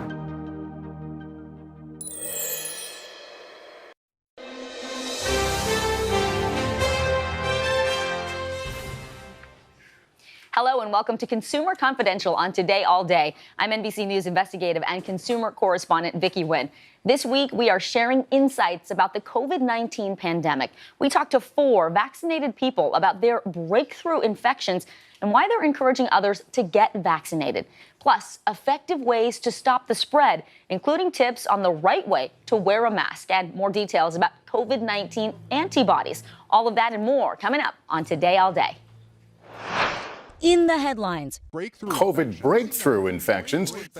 From athletes, an outbreak in the New York Yankees clubhouse, to politicians, to everyday Americans. When I tested positive, I was like, what is going on? So what is breakthrough COVID? It's when a person tests positive at least 2 weeks after being fully vaccinated, sometimes without any symptoms, other times feeling classic COVID symptoms, loss of smell and taste, fever, aches, and cough. An NBC News analysis found health departments in 42 states have recorded a total of at least 248,000 breakthrough cases. While the CDC does not track those infections, they do record hospitalizations and deaths from breakthroughs. As of August 17th, the CDC has reported 7,600 cases where a fully vaccinated person with COVID was hospitalized, and almost 1,600 cases where someone died. Still, it's a tiny fraction of the 168 million Americans who are fully vaccinated. Who was surprised that they got sick? We spoke with 4 people who told us they're among those with a breakthrough infection. Did you change your behaviors after getting the shot? Absolutely did. I stopped wearing a mask 2 weeks after I got my second dose. I definitely started hanging out with friends more. Jessica and Jack both had the Pfizer vaccine. Adam had Moderna, and Risa had the Johnson & Johnson single shot. What were your emotions when you learned that you had tested positive even after being fully vaccinated. Disappointment and frustration. I can't believe that this is happening after all of this time. Like, we've been so careful. It's really just like a gut punch. They experienced a range of symptoms. I started out with a head cold. I thought that it was just allergies. Fever, chills, fatigue. I had a terrible headache. All four told us they had body aches and a fever. Symptoms only lasted maybe 3 to 4 days. And 2 of the 4 had a bad cough. I was quite sick, and my wife was too. While they said they weren't hospitalized, nor did they experience any major respiratory issues, they all said they temporarily lost their sense of smell. The vaccines work, but don't expect the vaccine to prevent you from getting infected. Dr. Kavita Patel is a primary care physician and NBC News contributor. Are these breakthrough infections more common than you expected? It's a little higher than expected, especially what I attribute this to is the Delta variant being more infectious. What do you say to people who question the effectiveness of the vaccine if we're seeing so many breakthroughs? These vaccines are miracles. One, they prevent death. Almost all throughout these breakthrough cases, we do not see people dying. We do not see people having severe hospitalizations, ending up in intensive care units. That is an incredible reason to get the vaccine. Are there any groups that are more likely to experience a breakthrough infection? The majority of breakthrough infections we're seeing with limited data tend to be older, but we're seeing people at all ages getting breakthrough infections. Do any of the vaccines make you more susceptible to a breakthrough infection? No, you're seeing breakthrough infections in levels across all 3 available vaccines in the United States. Despite having COVID, these 4 believe the vaccine protected them from getting severely ill. We're all way more protected. I just think that the more people who get vaccinated, the safer we all will be. With the small but growing number of breakthrough cases we're seeing, some public health officials are urging the CDC to track these infections, similar to what other countries like Israel are doing. A reminder for all of us to prevent COVID spread, go back to basics. Stay outdoors when possible, avoid crowds, and keep your distance. And when you do have to go inside, wear a double-layered mask over your mouth and nose. Remember, this is a virus that spreads easily through the air, so the less time you spend in close contact with strangers, the lower your risk of getting sick. It's important to remind ourselves, even those who are fully vaccinated. It's people have a lot of questions about breakthrough infections, but just the bottom line is you're much better off having the vaccine because even if you get a breakthrough infection, the chances of hospitalization and death are dramatically less. Exactly as Dr. Patel said, and that's why she thinks it's such a miracle.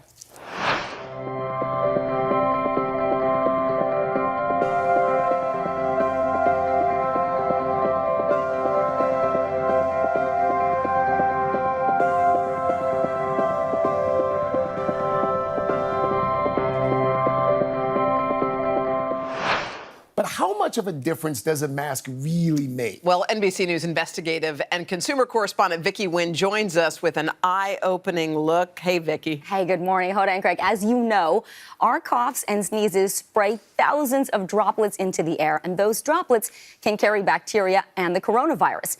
So this morning, we're showing you how the virus might travel by looking for bacteria from a cough, my cough.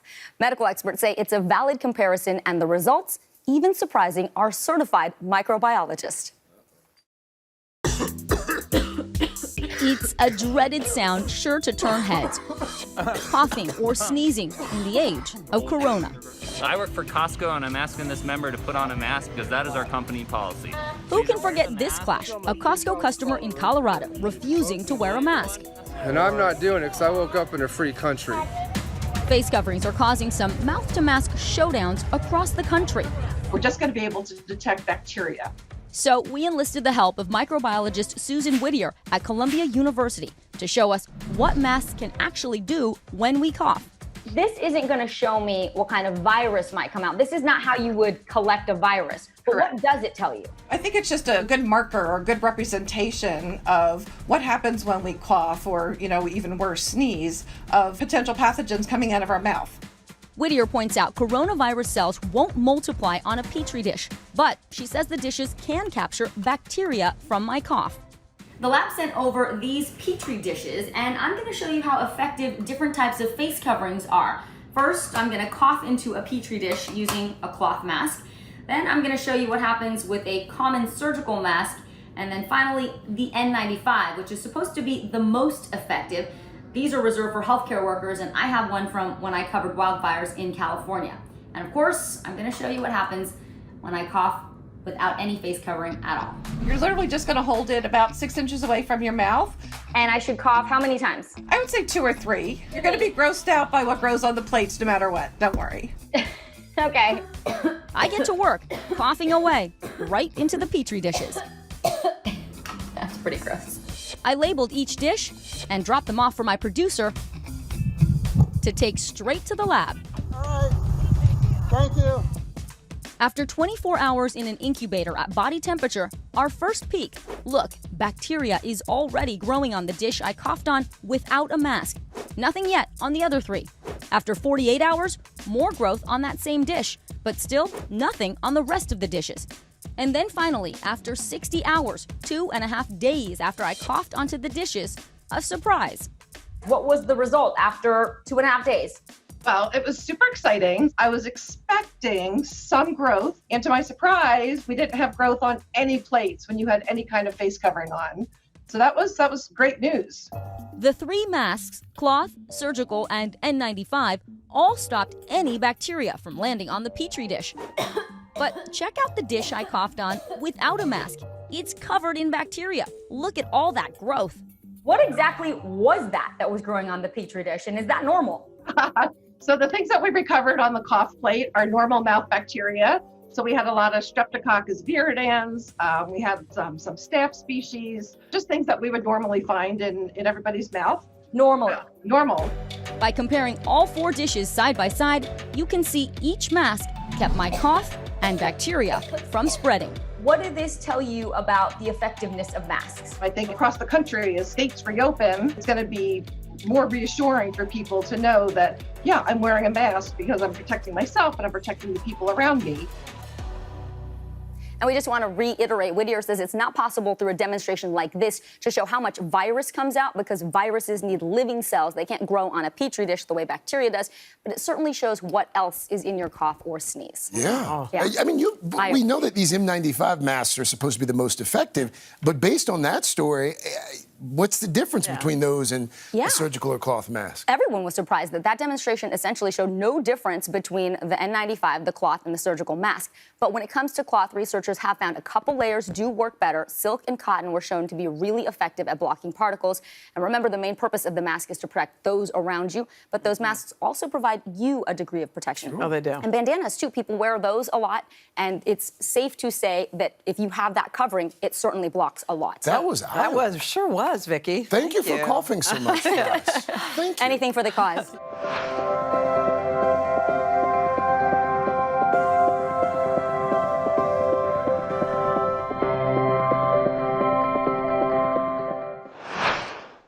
Stay connected and stream the news you need with Xfinity X5. Our top story is unfolding right now. The fast speed you depend on. We begin with breaking news right now in Florida. And a reliable connection for all your devices. This story matters to all of us. Whenever and however you watch. Our bite-sized mix of everything you love about all 4 hours of our show, but half the calories. Oh, yes. With Xfinity X5.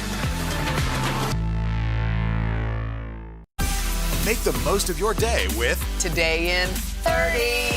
We give you a mix of everything you love about our show in a mere 30 minutes. Watch Today in 30 on your schedule, streaming every day on Today All Day. Some experts say that this bill still isn't enough. You accept that criticism? There's been a ton of confusion from the CDC. Can we try to clear some of this up?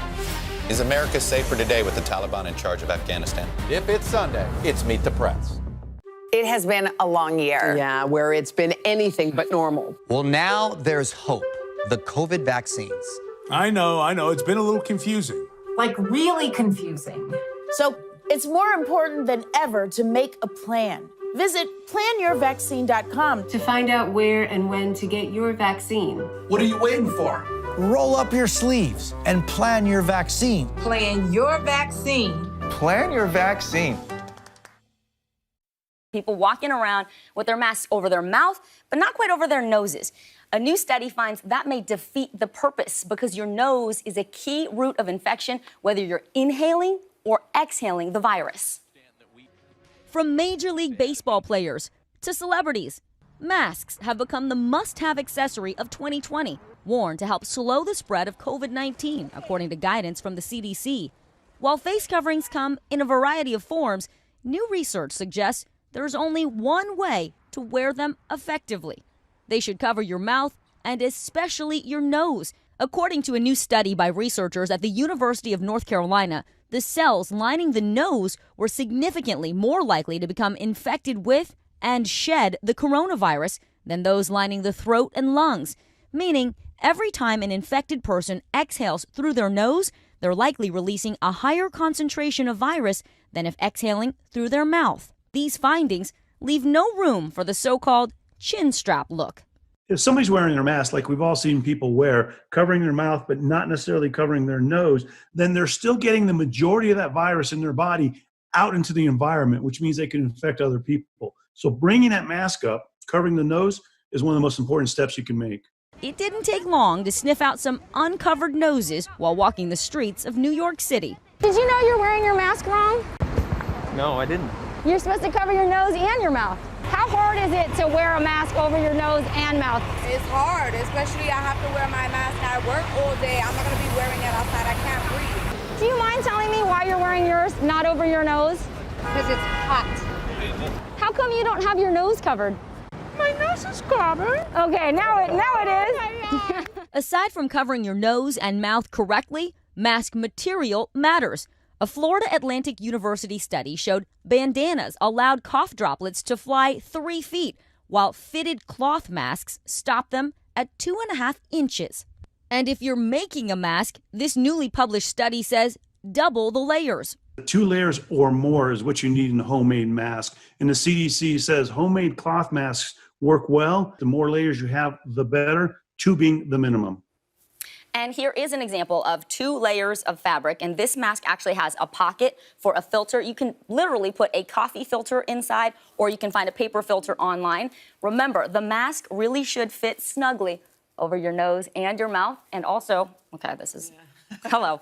And also, you want to make sure that it doesn't move around when you're talking. Make sure you wash them regularly, and you want to have multiple masks so you can alternate. A lot of people said what that one woman said, like she didn't like wearing it because she felt like she couldn't breathe properly, couldn't get enough oxygen in, or maybe too much carbon dioxide. But what does science say about that? Yeah, sure. It does feel like it's hard to breathe, but science and the American Lung Association just put out this statement saying masks are designed to be breathed through and that there's actually no evidence that low oxygen levels occur.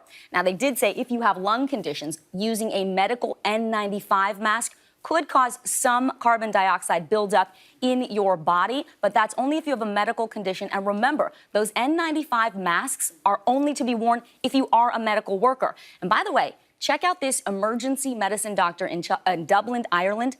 He actually did an experiment wearing 7 masks, and he showed there were no changes in his oxygen level and no issues with his carbon dioxide levels going up. We're not wearing 7 masks. Yeah, but that's good to know. Vicky, what about those masks that you see some people have and they have like little vents in them? Yeah. They look like professional or something, or a painter's mask. Multiple public health experts have come out and said those masks are not helpful because they allow your germs to escape through the vent. So that's not helping to protect people around you.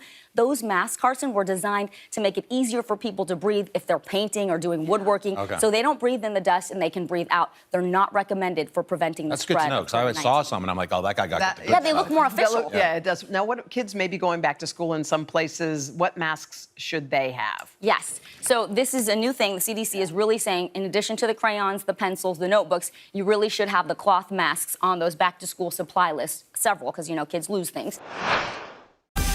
Make the most of your day with Today All Day. Get closer to all your friends at Today in a whole new way. Today in 30. We give you a mix of everything you love about our show in a mere 30 minutes. Shop today with Jill Martin. We're helping you shop like never before. The latest styles and biggest names. Today Food. Things are heating up in the Today All Day kitchen. Cooking essentials and recipe inspiration. Get ready. Are you ready? Oh, I'm so ready. Only on Today All Day. Stay connected and stream the news you need with Xfinity X5. Our top story is unfolding right now. The fast speed you depend on and a reliable connection for all your devices, whenever and however you watch with Xfinity X5. Make the most of your day with Today in 30. We give you a mix of everything you love about our show in a mere 30 minutes. Savannah and Hoda bring you what you must know. The biggest moments of the morning. One Republic! Exclusive interviews. Why did it work for you? You're right. I am more talented than the rest. And important headlines. Major medical news this morning. Watch Today in 30 on your schedule. Streaming every day on Today All Day. For breaking news in our changing world, download the NBC News app. The Meet the Press Chuck Toddcast, free wherever you get your podcasts. Good morning. Welcome to Today. Nice to have you with us. We wanted to surprise Ellie and make her wish come true. What do you think about coming to visit us? Yes. There's only one thing that people are saying. You are Make the most of your day with Today in 30. We give you a mix of everything you love about our show in a mere 30 minutes.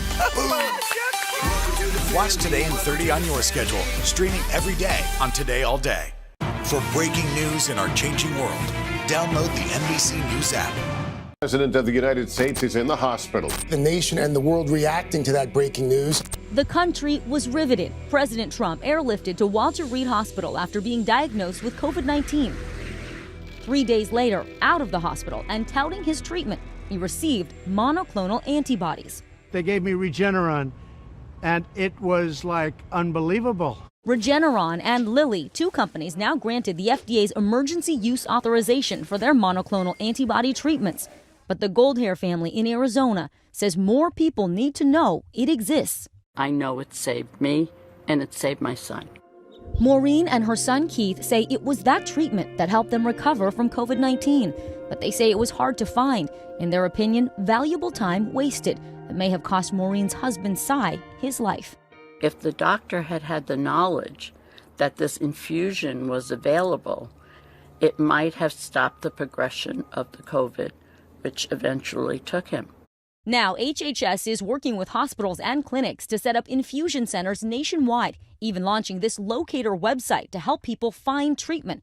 I'm here inside an infusion center in Teaneck, New Jersey. This is where COVID-19 patients receive the monoclonal antibody treatment. We're getting a rare look inside before it opens. With me now is Dr. Thomas Birch. He's the medical director here at Holy Name Medical Center. Dr. Birch, what happens when a patient with COVID-19 comes here? A patient who is pre-registered comes here, takes a seat, and if everything is in order, then we start an IV and give an infusion of the antibodies. Antibodies are mixed with saline. The infusion takes about an hour, then the patient stays for another hour under observation before going home. What have you yourself seen from treating patients with this? There was one man who was literally bedbound, and after 48 hours, he got up, brushed his teeth, started lifting weights, and said, "I feel recovered," and he was 91 years old. Dr. Birch says patients should try to get the infusion within 2 to 5 days after developing symptoms. You're eligible for the treatment if you have mild to moderate COVID-19 and test positive and you're 65 or older. Patients 12 and up can also get the monoclonal antibodies if they're in a high-risk group, including those who are obese, chronically ill, or immune compromised. 4 months ago, you had to be President of the United States to get this therapy outside of a research trial. Now it's available to anyone. But new data suggests the antibodies from Lilly are not as effective as Regeneron's against the new variants from South Africa and Brazil. Dr. David Ho is a Columbia University professor and virologist. We're going to have to begin to think about identifying which type of virus is infecting a particular person before making a choice on the antibodies. Should people be discouraged from getting one of these monoclonal antibody treatments because they're not as effective against the variant? No, I think treatment ought to be given. The monoclonals are the best we have at the moment. Both Regeneron and Lilly say they're developing new antibodies for these emerging variants. My last memory of him is when they put him in the ambulance, and he said to me, "You're not coming with me?" Maureen and her family hope sharing Cy's story will save lives. Right up till the end, he was, "Please tell people there is something out there and it works." The pain that it has brought my family, I don't want anybody else to go through. A really important story they shared there. And when it comes to paying for these treatments, Dr. Birch says the federal government has already paid for the medicine. There may be a small administration fee charged to insurance, but he says there should be no out-of-pocket costs to patients. We put a lot more on thirdhourtoday.com to help people find these infusion centers. Guys? It sounds interesting. Vicki, are there any side effects?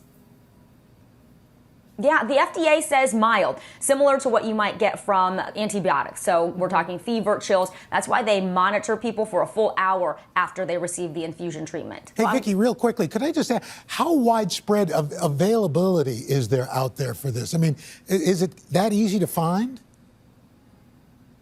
It's out there, Al, and that's why the government is really teaming up with all of these hospitals and clinics. They have launched that website because they want people to know this is available. So if you're in that first 2 days to 5 days after getting a positive COVID test and you feel crummy, go on, get one of these treatments. It takes 1 hour, then you sit there for an hour, and it's really worth it. We should also mention that the CDC says you do want to wait 90 days after receiving one of these infusions to get vaccinated, but they say there is evidence you will have some protection from the antibodies during that time. Wow. Sounds like great news, and it sounds like a game changer. Yes. About the awareness of it. Vicki Nguyen, thank you for that this morning. Thanks for shining the light.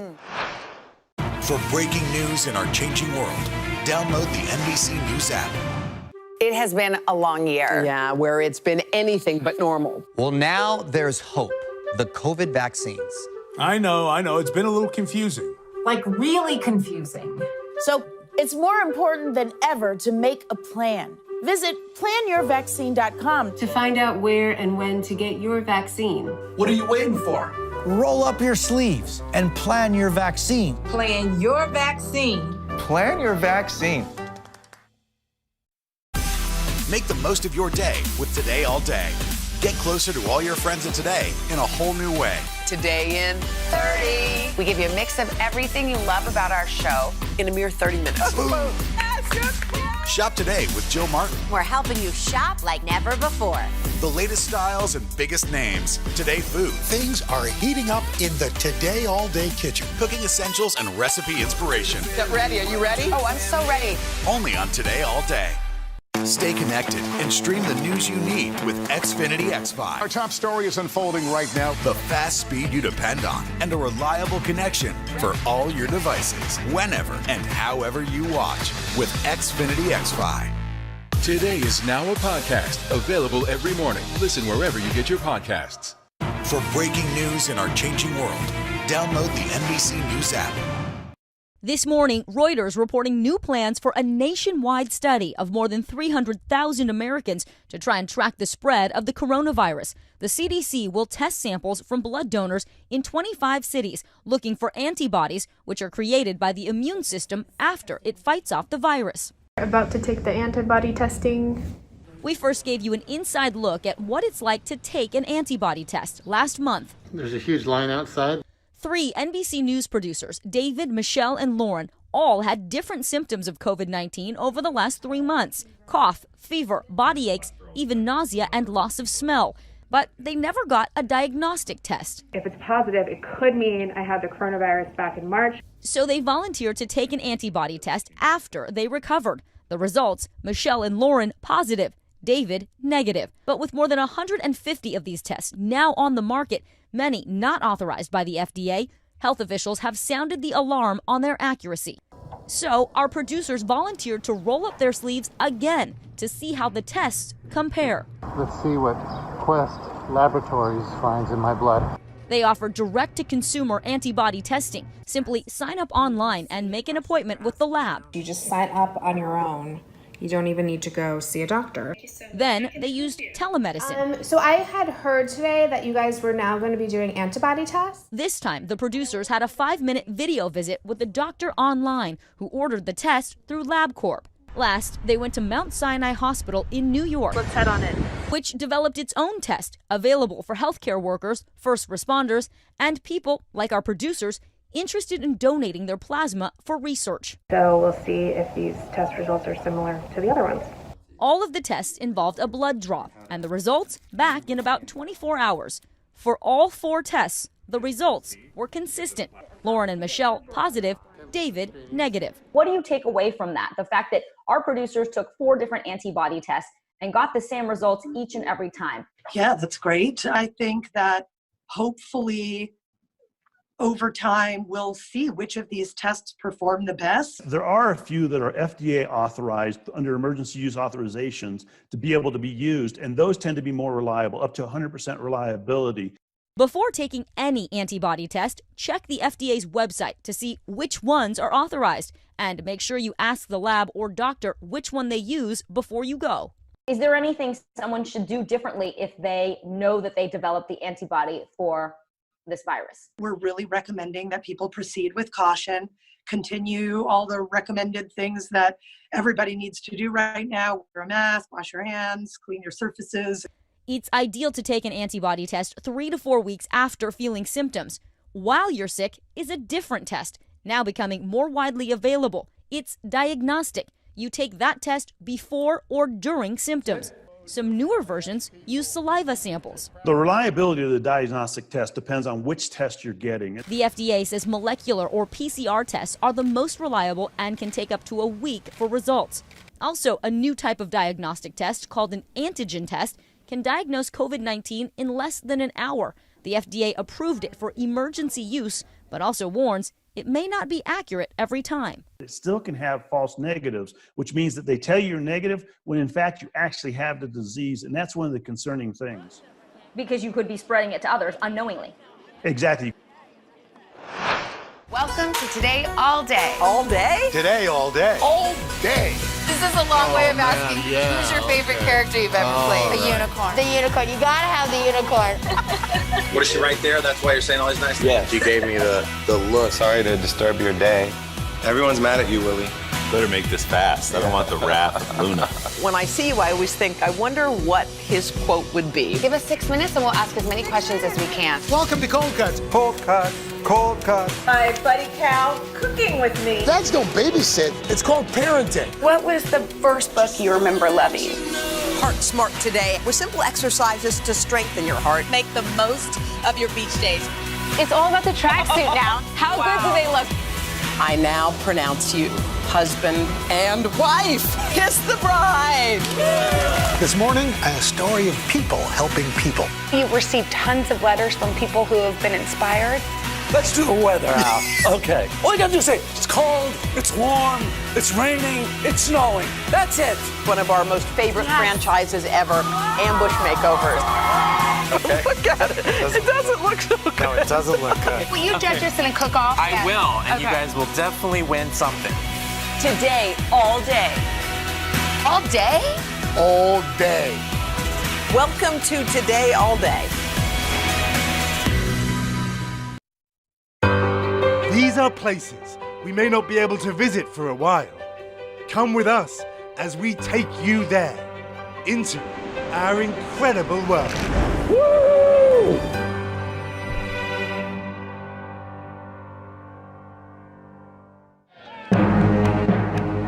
Vikings, warlords of the sea. In Northern Europe, they still celebrate their Viking roots. But few realize the Vikings got as far as Russia, traveling over 1,000 miles, and may have given the country its name. So to discover who Russians really are, it turns out Denmark is a good place to start. Learning to row. Whoa, whoa, whoa, whoa. It was bound to happen. I'm sorry, everyone. You soon get the hang of it. Sort of. My flame-haired Viking friend in front of me is making me look pretty shabby, to be honest, right? Yeah. Hi, Vic. It's time to stop rowing and start sailing.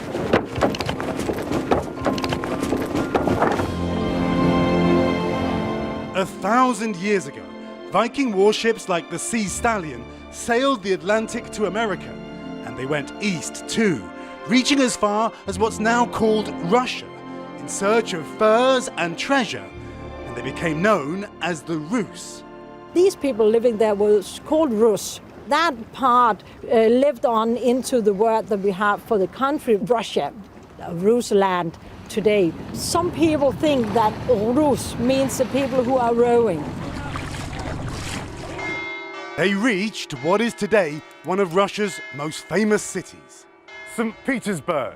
Centuries before Peter the Great built this magnificent city, the Vikings were here, rowing these very rivers, taking their Viking boats across this vast land.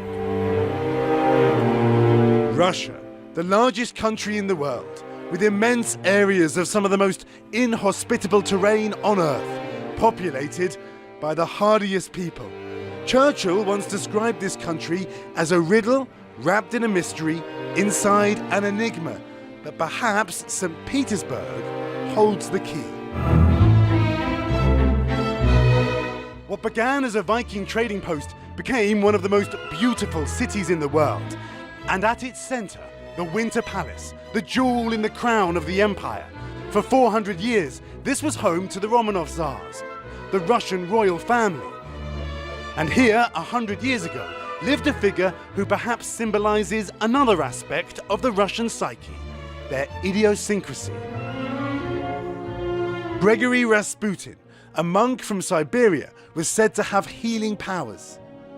Those healing powers would bring Rasputin here to the Winter Palace, catapulting him into the heart of the Russian royal family.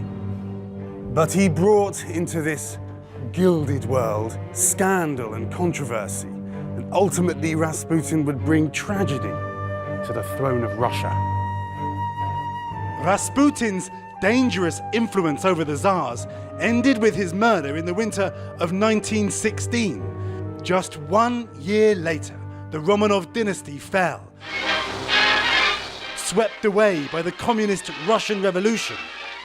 Russia marks the first year of war with Germany. Then wars followed, forging Russia's belief in its courage and self-reliance, as Germany fought for a share of its power and wealth. Hitler's timetable called for victory in 60 days. Most of all, they wanted this, a golden room, lined with precious panels of rare amber. It's like a box of jewelry. You can see the detail and it's priceless. 300 years ago, the Amber Room was a gift given to the Russian Tsar Peter the Great. Isn't it stunning? But this is a replica, and you're not going to believe what some folks think happened to the real thing.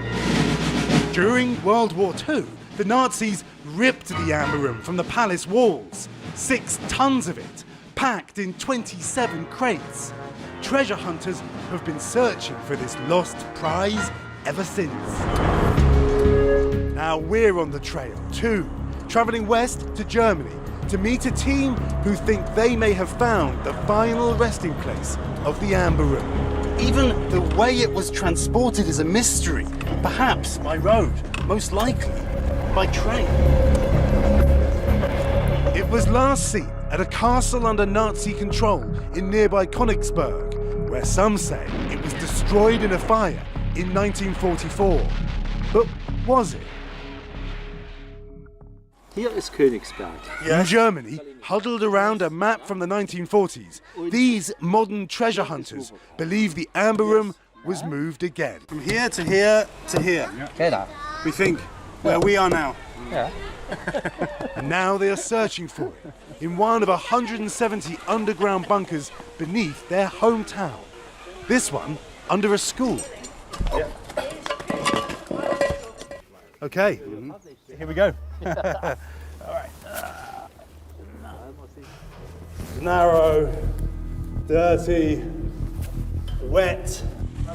Deep beneath the surface, I find myself in a vast network of tunnels. And in one, the team has come to a dead end. The tunnel has been bricked up. Are there clues here?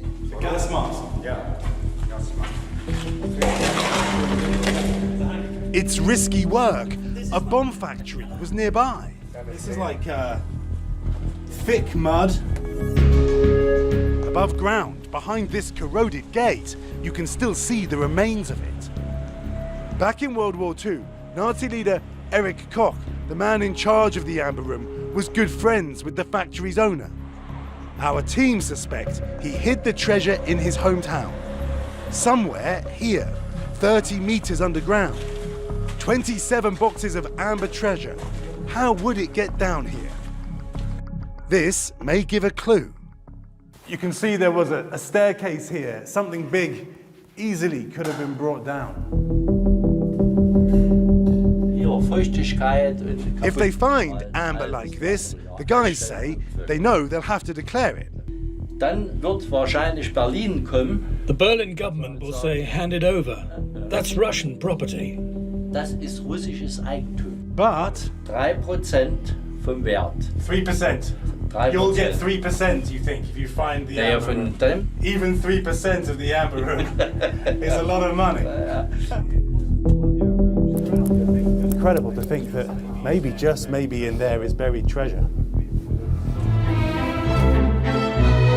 While back in St. Petersburg, do you think it still exists somewhere? I want to believe. Yes, I want to believe that it's so. And one more question. If they find the real amber room, what are they going to do with this one? Finding the real amber room would be perhaps the ultimate route to restoring Russian pride, reinstating past glories. Next, a man who was born in St. Petersburg, but now occupies another palace, President Putin, in the Kremlin. Good morning, everybody. Welcome to Today. Future's looking bright. Are you ready? We're going to do our part to spread the word on the importance of vaccines, so crucial for reopening America. A big day around here, a very special naturalization ceremony. Many of them doctors, nurses, other essential workers. If you are a nurse, thank you. Spring has sprung, guys, and we want to fill this season with some fun and surprises. Yes. This is the face of excitement. Celebrating Earth Day. Let's change the world. Love it! Stay connected and stream the news you need with Xfinity X5. Our top story is unfolding right now. The fast speed you depend on. We begin with breaking news right now in Florida. And a reliable connection for all your devices. This story matters to all of us. Whenever and however you watch. Our bite-sized mix of everything you love about all 4 hours of our show, but half the calories. Oh yes. With Xfinity X5. For breaking news in our changing world, download the NBC News app. Sometimes the news can be difficult and overwhelming for kids to understand. Will coronavirus come back next year? So to help make sense of it all, we've created a newscast just for them. Man, you know a lot. We hope your family will watch Nightly News Kids Edition. For breaking news in our changing world, download the NBC News app. The Meet the Press Chuck Toddcast, free wherever you get your podcasts. Moscow, Russia's other capital city. This, its walled fortress heart, the Kremlin. For hundreds of years, the seat of Russian power. And today, from where the president runs this vast country. So here we are, inside the Grand Kremlin Palace. Come with us up the very same steps into the heart of Vladimir Putin's government.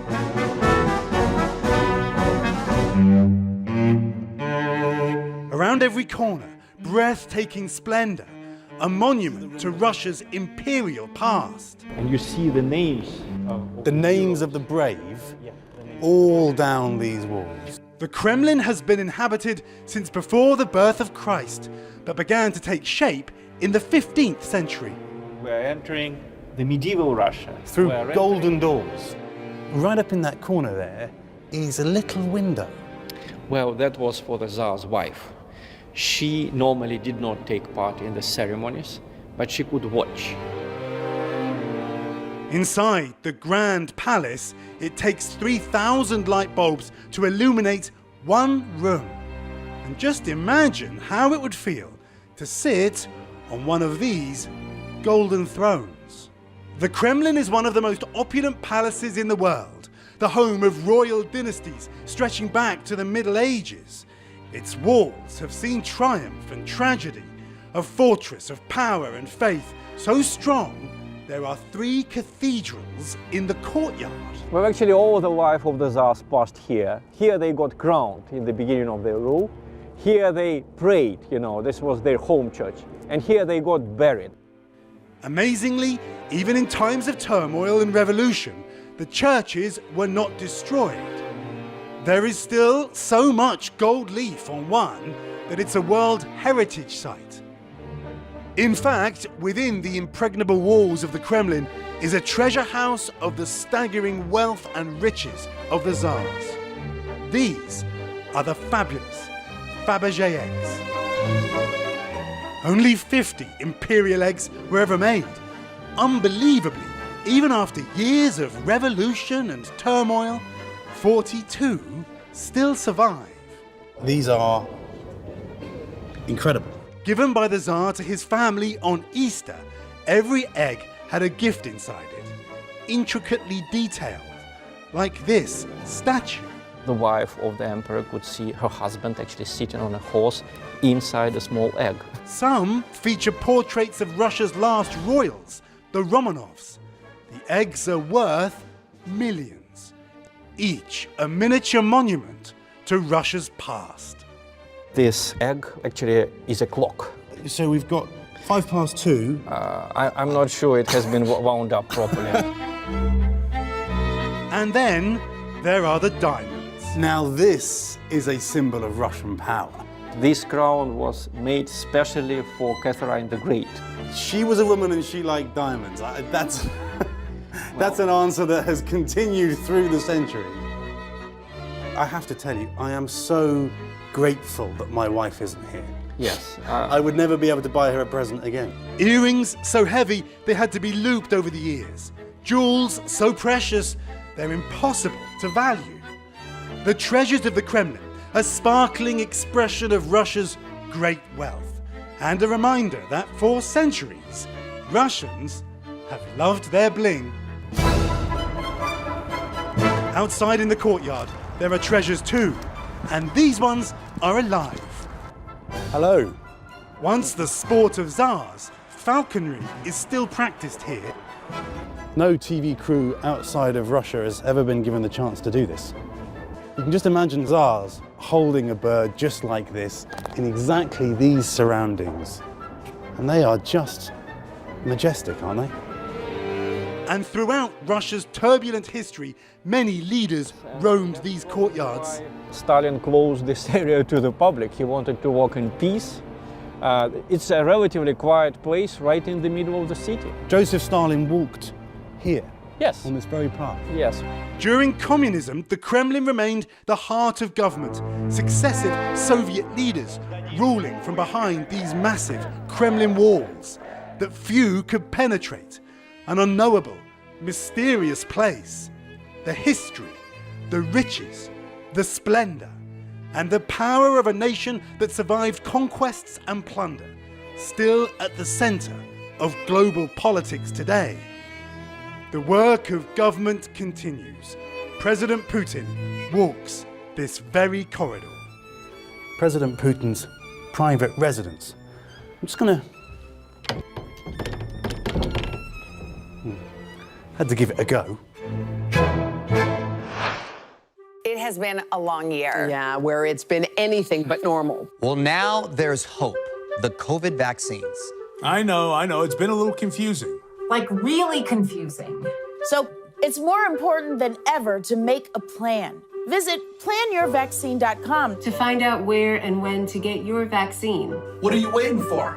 Roll up your sleeves and plan your vaccine. Plan your vaccine. Plan your vaccine. The Meet the Press Chuck Toddcast. Free wherever you get your podcasts. Make the most of your day with Today in 30. We give you a mix of everything you love about our show in a mere 30 minutes.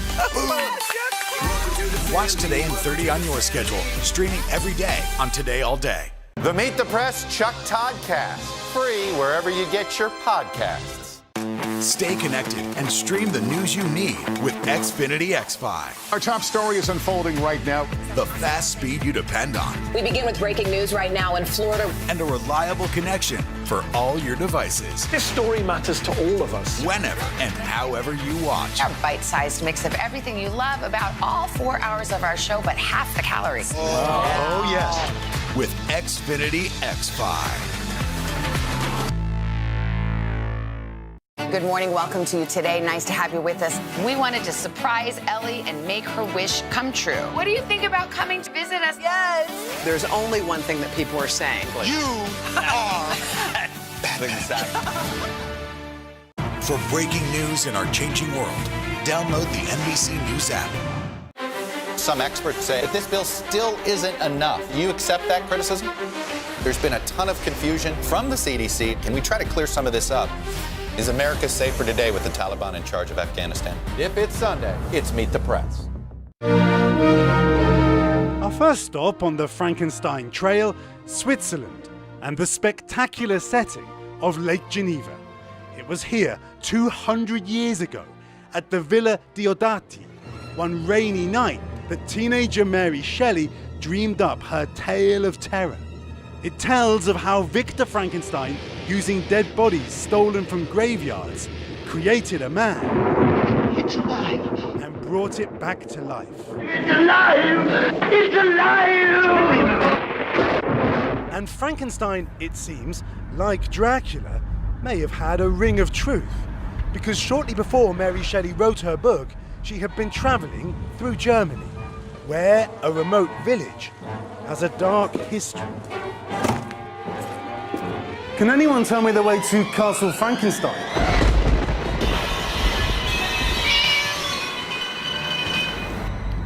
By the time I reach the castle, it is nightfall.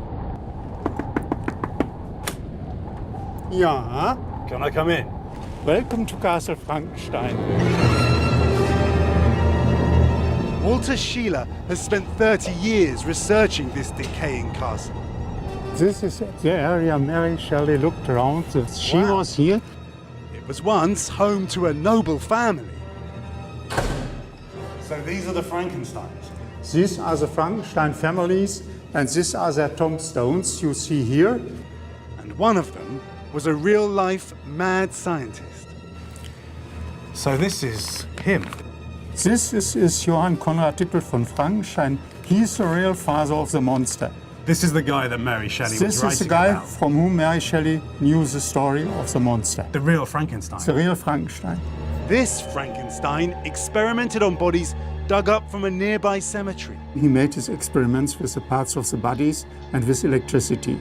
And this tower was the place where the flashes of lightning threw in and gave electricity to the bodies. To make them come alive? Like in the movie. Unlike in those classic Universal movies, no Frankenstein's monster was ever brought to life. And there was no Walking Dead terrorizing the village. But a lot of people who live around here, as they say, this is a very bad place to stay during the night. The devil is playing his fools.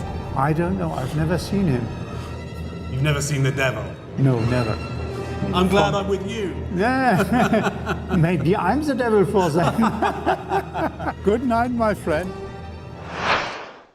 Stay connected and stream the news you need with Xfinity X5. Our top story is unfolding right now. The fast speed you depend on. We begin with breaking news right now in Florida. And a reliable connection for all your devices. This story matters to all of us. Whenever and however you watch. Our bite-sized mix of everything you love about all 4 hours of our show, but half the calories. Oh, yes. With Xfinity X5. Stay connected and stream the news you need with Xfinity X5. Our top story is unfolding right now. The fast speed you depend on and a reliable connection for all your devices. Whenever and however you watch with Xfinity X5. The Meet the Press Chuck Todd Cast, free wherever you get your podcasts. Stay connected and stream the news you need with Xfinity X5. Our top story is unfolding right now. The fast speed you depend on. We begin with breaking news right now in Florida. And a reliable connection for all your devices. This story matters to all of us. Whenever and however you watch. Our bite-sized mix of everything you love about all 4 hours of our show, but half the calories. Oh, yes. With Xfinity X5. The Meet the Press Chuck Toddcast, free wherever you get your podcasts. Today is now a podcast, available every morning. Listen wherever you get your podcasts. Scotland, on the road north to the rugged Highlands, a country of breathtaking landscapes, ancient castles, and lakes the Scots call lochs. So this is Loch Ness. This vast loch easily lends itself to legend. A monster? Really? Here at Loch Ness, there have been hundreds of so-called sightings describing a huge and mysterious creature. Up behind us here, a little bit up the loch, 20 odd years ago, sitting beside the loch in my car, and I saw this black hump come out of the water, and I have no idea to this day what it was. He saw an object which he described as like an upturned boat. It turned, went against the headwind, and disappeared. There were 9 witnesses. Ancient Celtic legend tells of a beast in the water, and there is a record of an apparent encounter here 1,000 years ago. But it was during the 1930s that the beast was given a name, the Loch Ness Monster, or more affectionately, Nessie. All over the loch, eyewitnesses described seeing a creature some claimed looked like a prehistoric reptile called a plesiosaur, both in and out of the water. And in one infamous sighting, a couple driving on this road saw a huge creature, maybe 30 feet long, slither in front of them and plunge into the loch. So to understand the lure of the loch, begin with a man who has lived on the shore in a van for almost 30 years. There's a majesty about this place. There's an energy that pours off of here. There's a palpable feeling of, well, it's legend. Steve Feltham scans the surface every day for hours at a time. He too says he has seen the monster.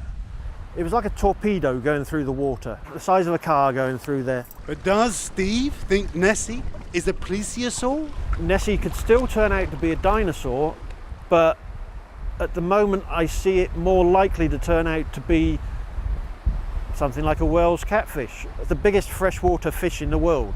It grows to about 4 or 5 meters long. They live for 100 years. It's got a smooth back, which is what people describe here. The hump, the upturned boat type hump going through the water. How you doing? How are you? Good, yeah. Hi, nice to meet you. For decades, enthusiasts and even scientists have been searching for facts in this Loch Ness fiction. Skipper Dick Rayner has been investigating the mystery of Loch Ness for 50 years. The thing we were looking for was between 20 and 40 feet long. 40 feet long? Yeah. I think we're going to need a bigger boat. If there is a creature hiding here, Dick says sonar should be the best way to track it down. We're over the deepest part now. Wow. 745 feet. What is that? About halfway down. What is that? It's not an enormous monster appearing on our sonar right there. I don't think so. No. Are you sure? Because that looks pretty... Look at that.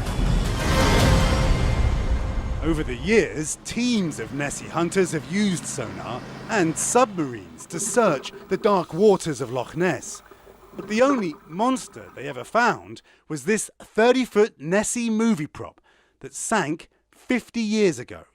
Definite fake. Right. 3 hay bales covered in tarpaulins. The evidence against there being a monster here has been stacking up. Most of the photos of Nessie are hoaxes. He towed a nice bit of fiberglass behind his boat, but this is the famous one, the iconic picture of Loch Ness. Yes, right. But what people think now is that it's actually this little thing. It's a submarine with a plasticine monster's head on top of it. The last best hope of finding some truth here is perhaps the most bizarrely counterintuitive project of them all. They've been looking for the mythical monster in microscopic particles. That deceptively clear-looking water actually contains an abundance of life. An international scientific team, led by Professor Neil Gemmell from New Zealand, is cracking the Loch Ness code using environmental or eDNA. So what we're getting is a snapshot of life in Loch Ness over the last few days. We've got bacteria in there, we've got microorganisms in there, but we've also got traces of larger animals, fish, and perhaps there's something mysterious in there too that hasn't been described by science. Who knows? You've got quite a bit out of the northern basin. With the help of a local naturalist, Adrian Shine, who has studied Loch Ness for more than 40 years, the scientists took hundreds of water samples from all over the loch. Back at his university in New Zealand, the samples were analysed by Professor Gemmell and by several other labs around the world. Their results cross-referenced with a gigantic DNA database, producing a complete picture of everything that lives in Loch Ness. All right, well, thank you. A year after we first met him, Professor Gemmell was ready to announce his dramatic findings to the world. Let's get down to it. Is there a plesiosaur in Loch Ness? No. No trace then, he says, of an ancient dinosaur lurking in the loch. No giant catfish DNA either. But, says Professor Gemmell, there is one possibility that may explain all those eyewitness sightings here. Could Nessie be a giant eel? There is large amounts of eel DNA in Loch Ness. Now, is it possible that what people are seeing is a giant eel? Well, maybe. It's plausible that there might be one or two that grow to extreme size. So, case closed? Of course, you cannot know what you don't know. So the mystery of Loch Ness will surely endure, ensuring that the tourists keep coming back. We came to find the monster, and we did. You know, we did. We've got a sighting here. It might be a giant eel. I don't think so. No? Eels don't have legs. And it is perhaps the mystery, not the monster, that people cannot turn away from, even in this 21st century, which reflects more on all of us than what's in this loch. Lakes are, in a sense, lost worlds, and especially Loch Ness. It's deep, it's dark, it's cold, it's hostile, and it's big. So it gives us the lost world element, but it is also accessible. And I think it's that combination of mystery and accessibility which has given Loch Ness the cachet which it has. It would be a shame, wouldn't it, in a way, if computers and DNA science took away the mystery? Well, you never would, you see, because as long as people want to believe in Loch Ness monsters, there'll be Loch Ness monsters.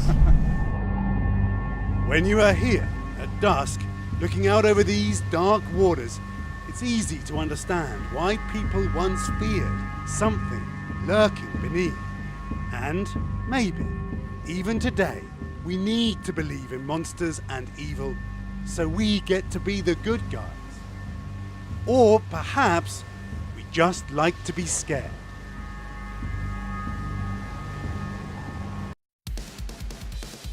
A big hello to all of our besties watching Today All Day. We are so glad you're with us on this Tuesday morning. We missed you. We hope you guys had a great Labor Day. Savannah and I are both back from vacation. You know what they say, reunited. And it feels so good. We're delighted you're watching Today in 30. You had a big morning in Studio 1A, so here's what's coming up. Yeah, we're going to start with the latest COVID concerns after a busy holiday weekend of travel, large gatherings, too. Plus, a dangerous new variant is popping up from coast to coast. We have everything you need to know. And then we've got two exclusive interviews to bring you. The first one is with Bill Cosby's accuser. She's breaking her silence on his controversial release from prison. And then Monica Lewinsky joined us right here in studio to talk about her decision to get involved in that highly anticipated new series all about the Clinton impeachment, which she says she's hoping folks will take away from it. And then as much as we want to hold on to summer, we got to get ready for fall, and that means colder weather, that means cold and flu season. We got ways to boost your immunity. So let's get started, shall we? It is time for Today in 30. NBC's Erin McLaughlin joins us now with details this morning. Hey, Erin, good morning. Good morning, Hoda. As millions ventured out this holiday weekend, the Delta variant was still filling hospitals. Daily